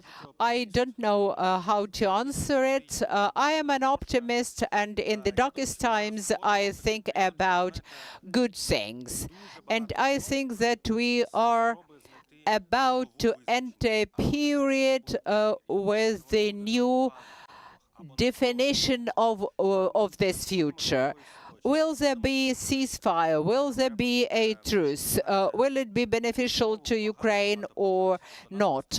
So we will always be facing very hard choices, and we will have to draw our match. It will be the red horse or fire horse. Yeah. It will be a decisive year, I think. And I hope that Ukrainians will be consolidated as they usually are when they face such challenges. So we will win maybe this year, next year, I mean, in 2026. I recollected several moments of 2022 when I told myself that the all-out war makes me think that it might last my entire life. I hope it won't be so, but this supports me in my everyday activity, because the reality is hard and we cannot actually suspend our lives, our living, our activities, and we have to treat life realistically. And I also recollected the words my boss once told me. It's Alexei Sobolev, who is the Minister of Economy now. He said, it's so exciting to have one goal for the entire life, just to make sure that Ukraine retains its agency and eventually wins. It's very good that we, in this young age, can get this goal driving us ahead for the interests of Ukraine and our exciting future. Yes, we are happy people indeed. Yeah, I am guided by two principles that I will share with you. If you don't like something, change it. And the second one is be at the front line or work for the front line. And I hope that you will share these principles and you will find an opportunity to achieve certain impact. Back in 2022, we all felt we were citizens of this country and that we matter. We can make a difference, and we can make a difference for the front line, and we can make the difference in the rear to change what we don't like by being helpful and useful to the country.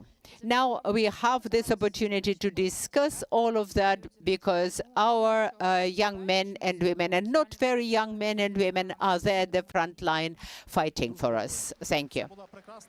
Thank you. It was an inspiring panel. So let us give them a round of applause. Marina Gritsenko, Katerina Mikhalko, Artem Sitnik, Timothy Brick, Ksenia Semenova. Thank you very much to all of you. And now, without any breaks, we will have another discussion. It will be a concluding discussion.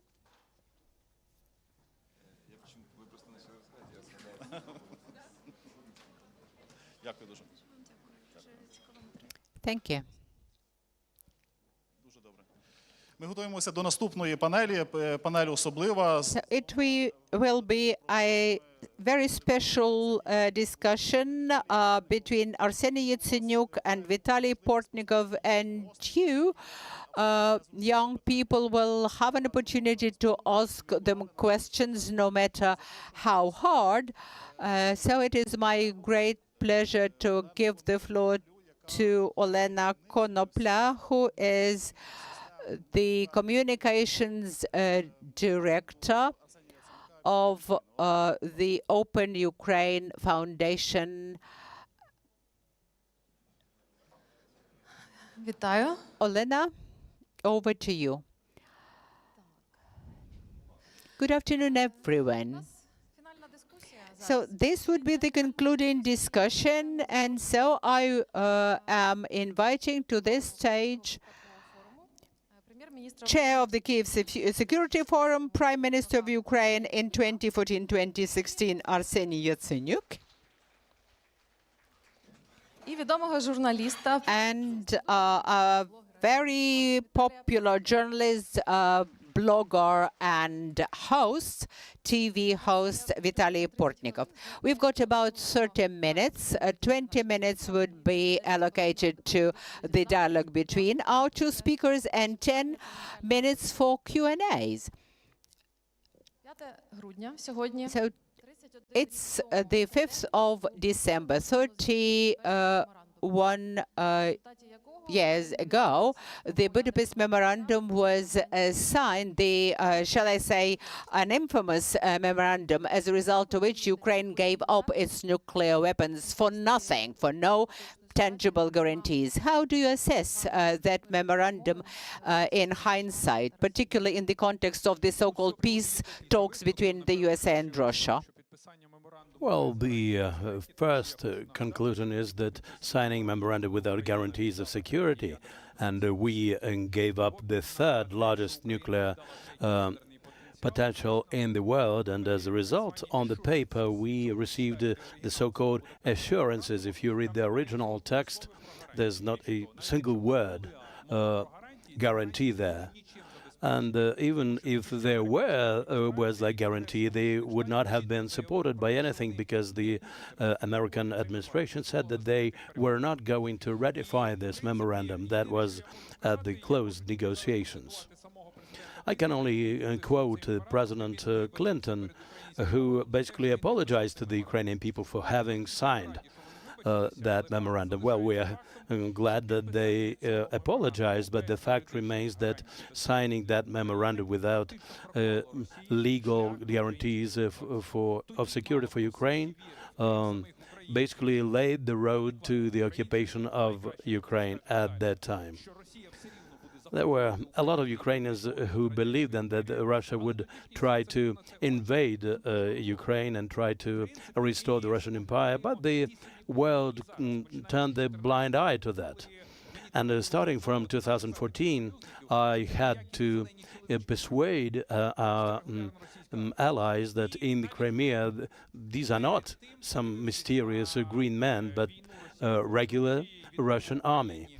After that came the Georgian war and the refusal to give Ukraine a map for NATO. If miracle happens, I emphasize miracle, and some actual peace negotiations lead to a peace deal, we should never repeat the mistake like the one which was the signing of the Budapest Memorandum.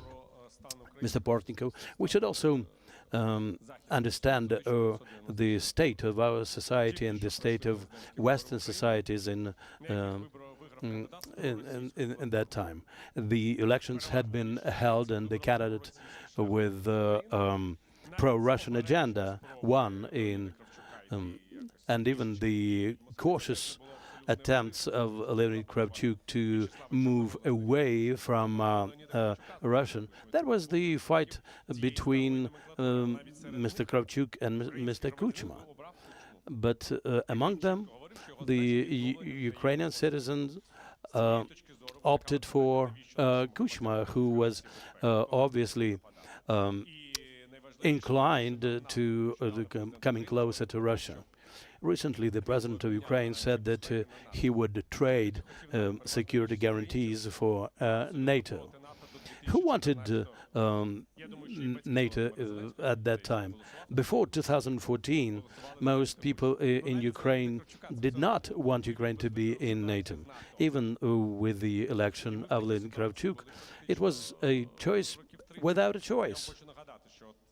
And that situation lasted for about 30 years. Next to me sits the then head of the Parliament of Ukraine, who signed the request to NATO to give us membership in NATO, in spite of the considerable resistance from many MPs, like the Party of Regions and so on. So I don't understand what kind of security guarantees we're talking about if Ukrainians themselves kind of wanted to come closer to Russia. And Americans were logical in that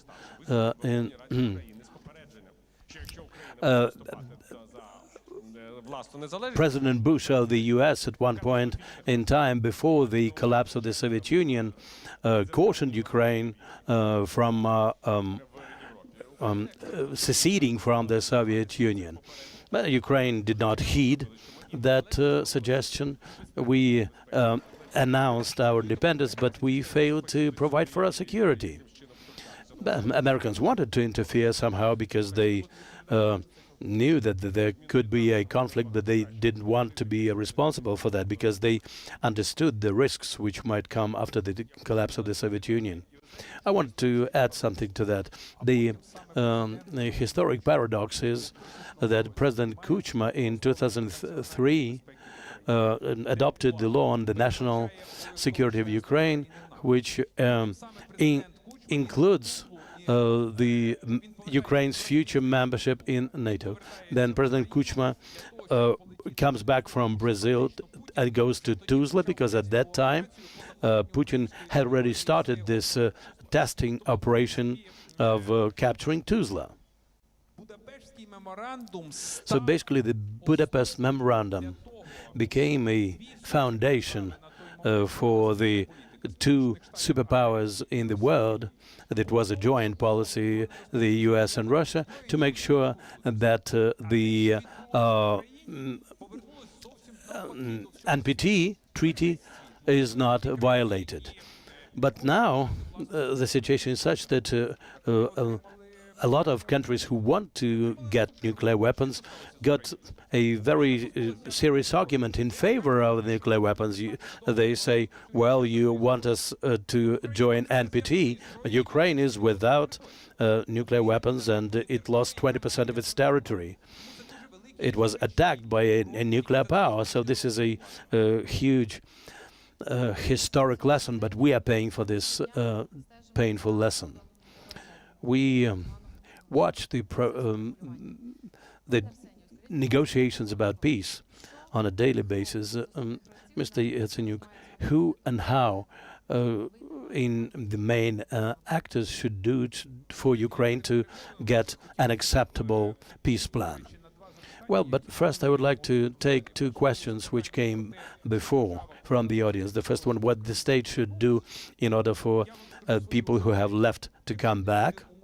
I will tell you this, if there are no conditions for a realistic and secure peace, we can speak about anything, universities, economy, institutes, but without security guarantees, people will not come back, and even those who stay will probably decide to leave. This is a key issue. If we speak about the so-called peace talks, I don't think that there are any peace talks in place.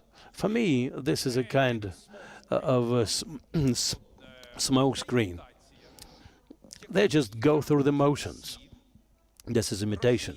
Everyone is involved. Russia is playing this game, and all the others either make believe that they enjoy it or they take part in this game. And within this game, we have not approached a realistic peace, not a single millimeter, because what is going on in assistance to Ukraine is related to real peace. What is happening in geopolitics, I mean, additional sanctions, tightening the screws on China and India, that would be about real peace. But in reality, nothing of the above is happening. Instead, there's some kind of spoof negotiations just for Putin to buy time. Mr. Portnikov, I totally agree with this for one reason. There's a lack of understanding. What is peace about if the war is going on? This is primarily about ceasefire. And Trump from January this year up to the Alaska meeting was trying to persuade Putin to ceasefire. After Alaska, something happened in the mind of Putin, and he started saying that there should be a peace deal first, and part of the peace deal should be about ceasefire. Not a single war in the world ended that way, except for those where certain countries capitulated. So until and unless we have ceasefire in place, all this will be just meaningless back and forth. The US president wants to keep his reputation. That's why everyone is making believe that peace talks are in place. I don't know where this bubble will burst. This is only a matter of time. The final question from me and then from the audience. We have a political crisis in Ukraine. Mr. Yatsenyuk, what do you think should be done by the state, by each and every one of us, to keep unity? It's $1 billion. This is a billion-dollar question, as Americans say. To keep unity, you have to keep it. We have to back up the legitimacy of the institution of presidency. You all read different views about that, about what kind of changes can happen in the Ukrainian system of government. I believe that if the system of presidency in Ukraine will be upended, since the president is commander-in-chief, this will just lead to a repeat of history for Ukrainians. We've been through that. The main thing we have to ensure is the president understands his responsibility vis-à-vis the country. And here we cannot make any mistakes. And the same about the president. He has no right to make a mistake. And here we have the only difference in our views with Mr. Portnikov as regards the government of national unity. I think that this model is not workable, whereas Mr. Portnikov believes that this model would be quite functional. So this is an issue of keeping political stability, if we can call it that way.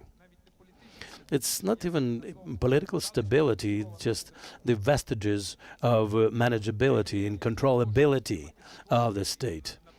And point number 3, we have to sort out the issue of finance. There's a $70 billion gap in the budget, and if we fail to bridge this gap, we will never win the war. You cannot win without money. And the final point is what the director of the Aviation Institute said. If everyone does his or her job, we will emerge victorious. I believe that there's no political crisis in Ukraine. There's a crisis of the system of public administration, which started in 2019 after the election of the president. And now people have noticed that this is a crisis. It just has become clear. But for me, it was clear on the day when Zelensky was inaugurated as president of Ukraine. That was a crisis of the government in Ukraine with the subsequent total failure. So the only way for us is to go about is to strengthen the institution of the presidency and the parliament, the forming of a legitimate government by the parliament, and the responsibility and accountability of the government to the parliament, cooperation between the parliament and the government. This is what we mean by this. If we don't like the notion, the government of national unity, you can use the notion of Mikita Paturayev, who is an MP, call it a government of national resilience. That's how a country can operate if it doesn't want to disappear from the map of the world. You think if a government of national unity or resilience is established and different political forces are included, including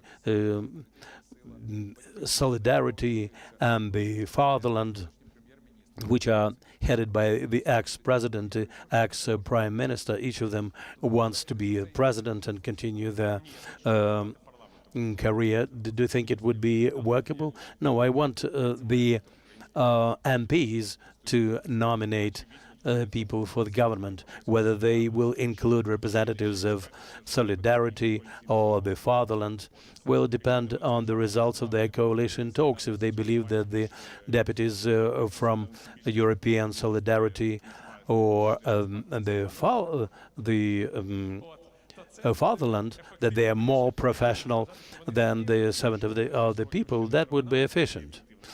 if the servant of the people will continue to insist that they are efficient, they will be held responsible for this. But this will be their responsibility and not the responsibility of 3 or 4 managers who are running our country during the wartime. Well, I have a slightly different vision of this. If we take a look at the composition of the MPs, some 90% of MPs are people who have nothing to do with politics. They were not voted for. People voted for Volodymyr Zelensky, so those people cannot bear political responsibility because they are not politicians a priori. For me, political activity is a profession. People should understand what to do, not just to read, but some of them can't even read. Well, you have a very optimistic view of our government. Well, we have a political debate here now, but we, at the same time, have questions from the audience. What I'm talking about is the readiness of the servant of the people to undertake responsibility for what they do. They promised it to do so, so why don't they do it 6 years later?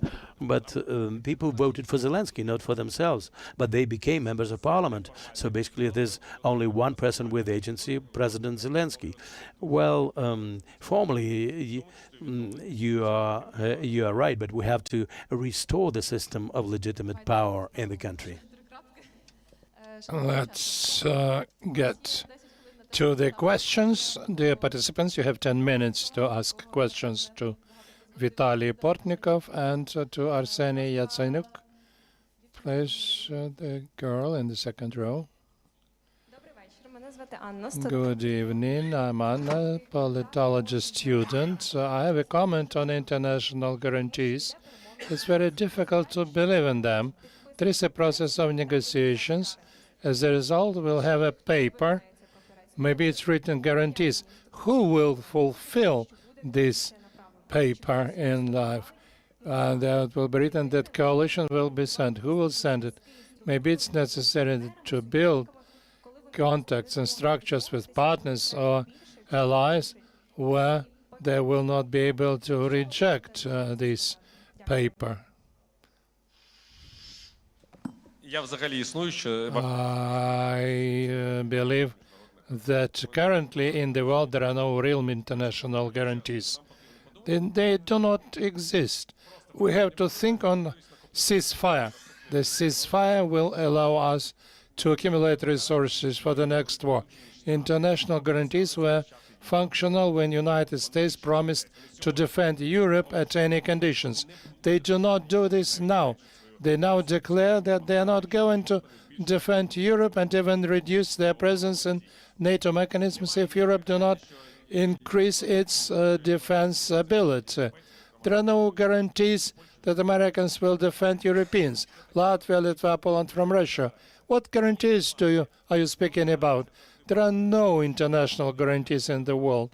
The international guarantees were related to the fact that one big nuclear скажімо так, відповідальності, кордони її союзників. Це закінчилося. Більше ніяких гарантій немає. А існують дві ядерні надпотуги. Ну і друга з половиною – це Китайська Народна Республіка. Все. Або нам вдається для цих країн зробити якісь неможливі для них втрати в разі нападу на нас, або вони нас завойовують.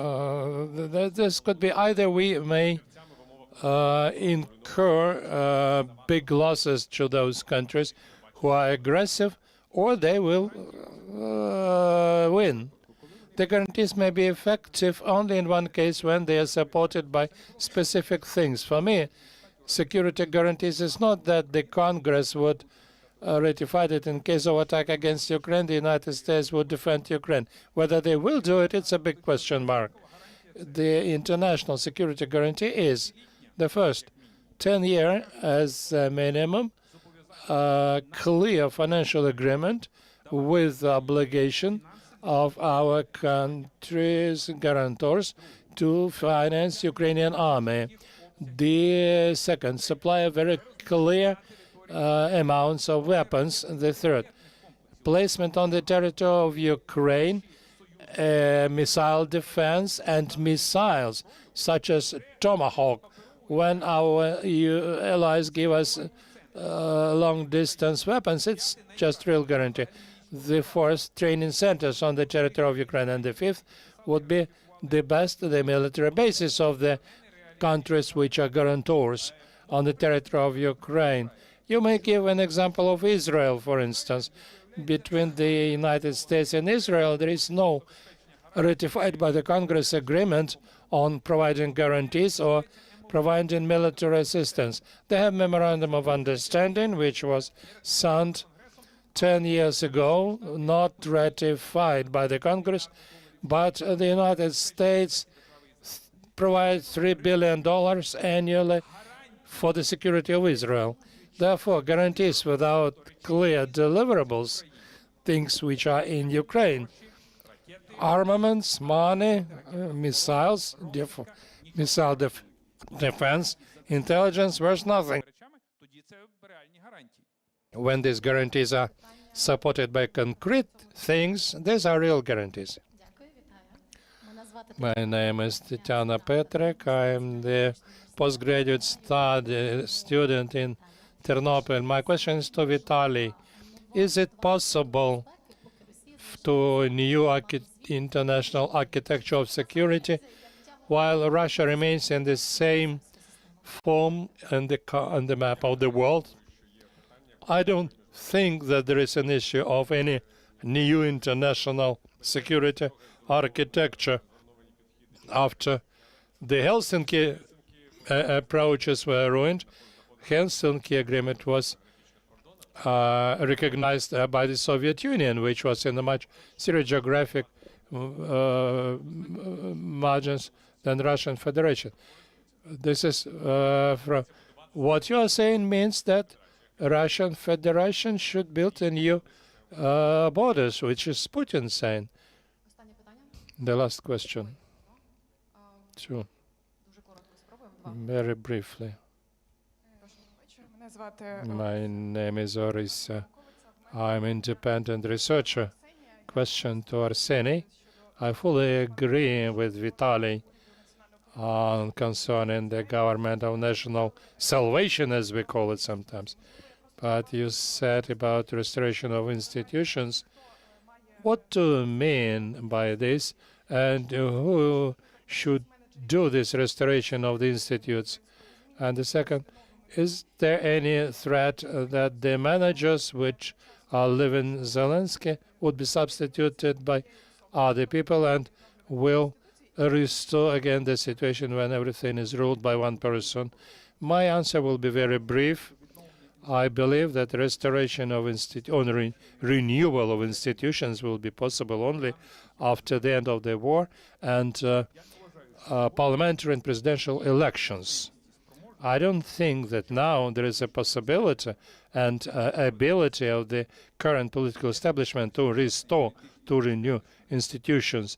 I want the current political establishment to do everything possible for the war to finish at conditions which would Ukraine agree with, and for us after that, for us to have a politically responsible system of public administration in Ukraine. My question would continue, would follow up your answer.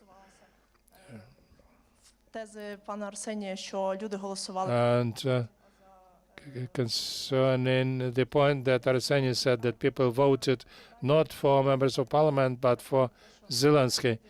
And then Vitaly said that in 1990s people voted for pro-Russian candidates and forces. I have a question. What can we do for people to be more responsible in their choices? Because voting for the members of parliament means getting a якщо це можливо віднайти. Як зробити так, щоб люди були свідомі в своїх виборі і робили цей вибір, користуючись своїм правом голосу, більш відповідально? Дякую. Питання, хто може, той відповідає. Ми вже 30 років мучаємося. We've been trying to answer this question for 30 years.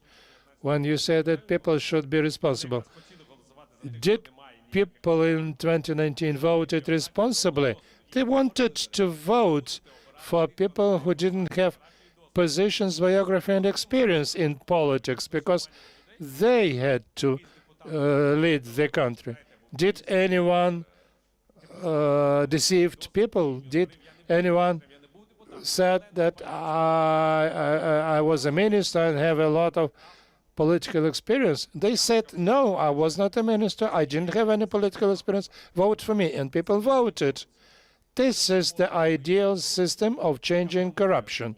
If we cannot exterminate corruption among the members of parliament and ministries, we need to create a system which would change members of parliament. They will change after they get corrupt. The new ones again will become corrupt. So it will be like moving on the circle. And for people to know where to steal money when now the members of parliament are suspected in organized criminal group. What can we say? It's enough for us to know about current system of public administration, and the member of parliament was organizer of the criminal group. Who would think about it? Everyone could think about it, but didn't think at all.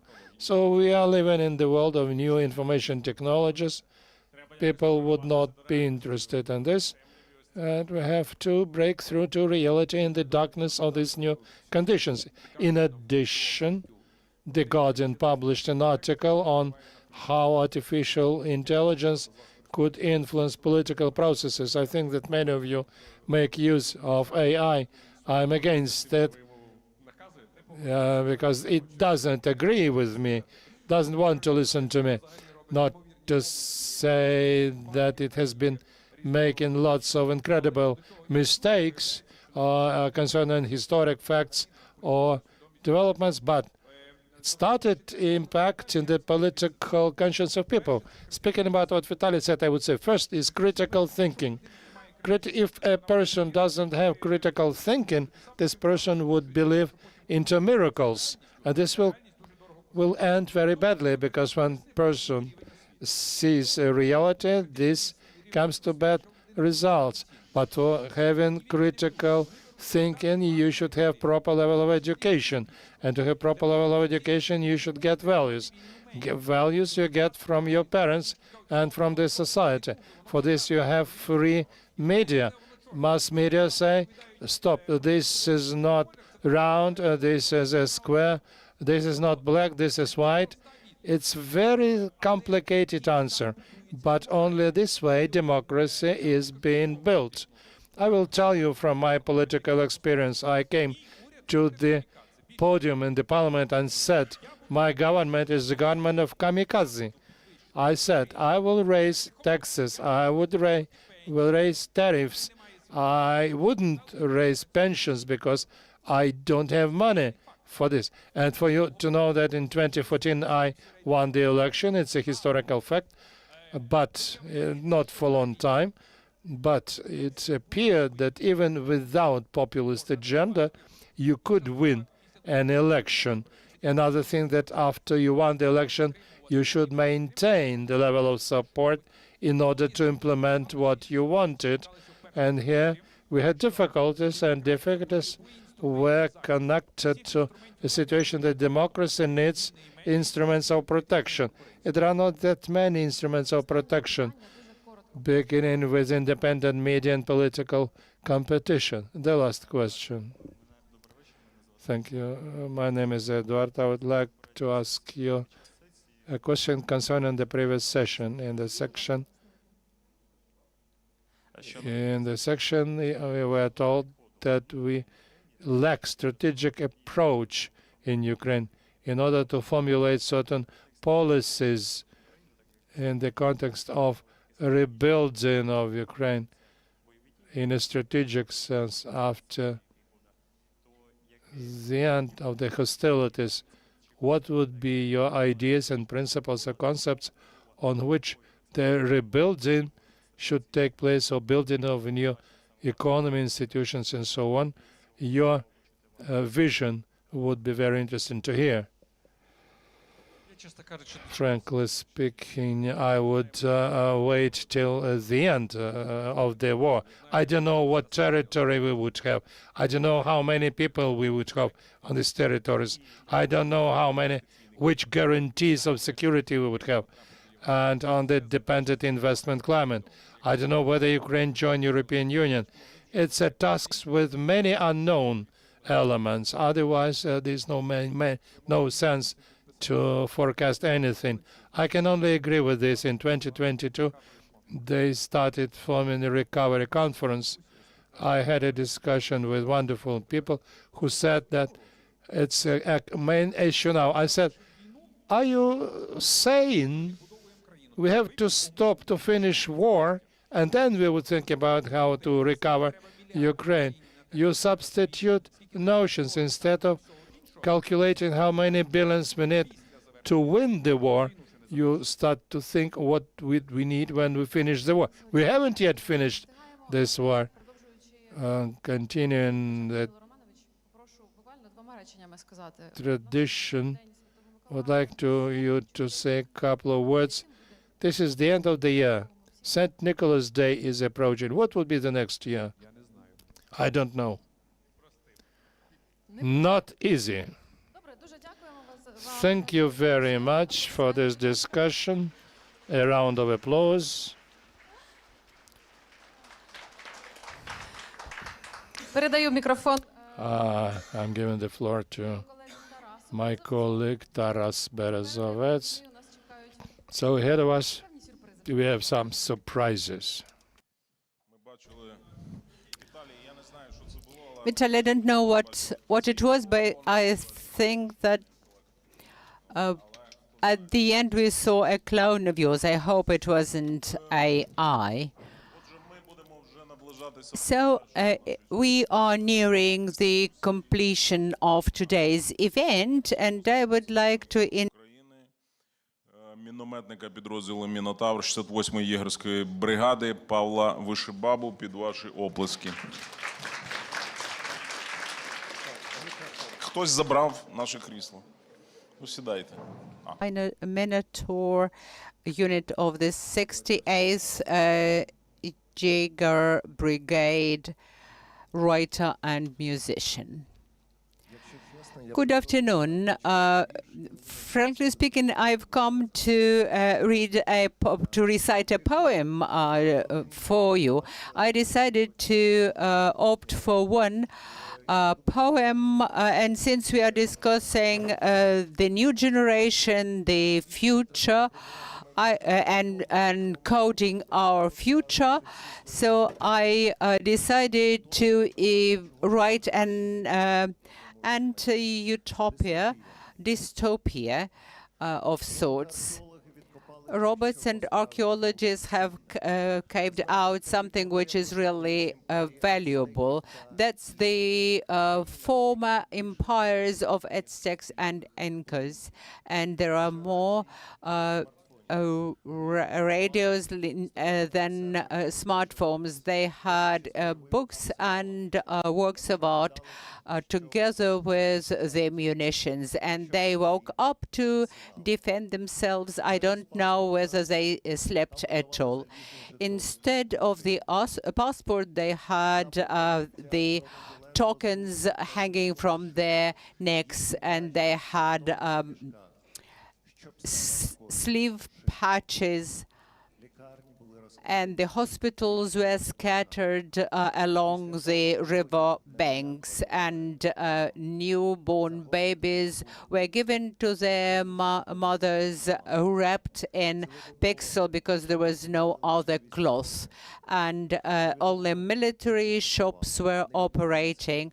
Nobody knows why that happened. Nobody knows how long they had paid so much for their country and their freedom. Their poet was writing the poems by hand, and then they would carve the same lines on the walls. oh my God, what have they done to us? What have they done to us? What have they done to us? Thank you. І на завершення поставимо ефектну. And the very end will be very effective. Servicemen of the unmanned system forces, Moisei Bondarenko, will perform a song that has become the musical ambassador of Ukraine. I first heard it in the movie Home Alone. It was performed in English as the Carol of the Bells, but it is a Ukrainian song. It was written in the Ukrainian city of Pokrovsk, which is in the epicenter of a fierce fighting, and it used to be a hub through which all logistical routes used to go, and we passed this city dozens of times, and we would step over there, and it was a city with very good coffee. Moisei, over to you.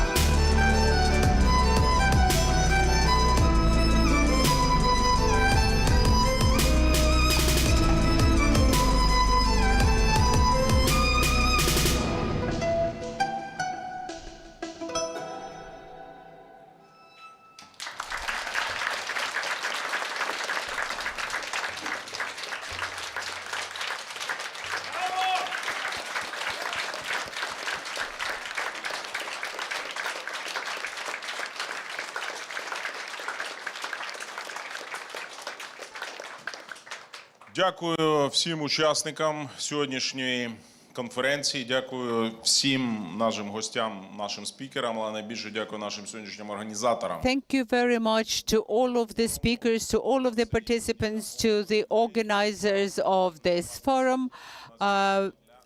Arseniy Yatsenyuk Foundation Open Ukraine and Kyiv Security Forum. Could you please join me on this stage for a family picture?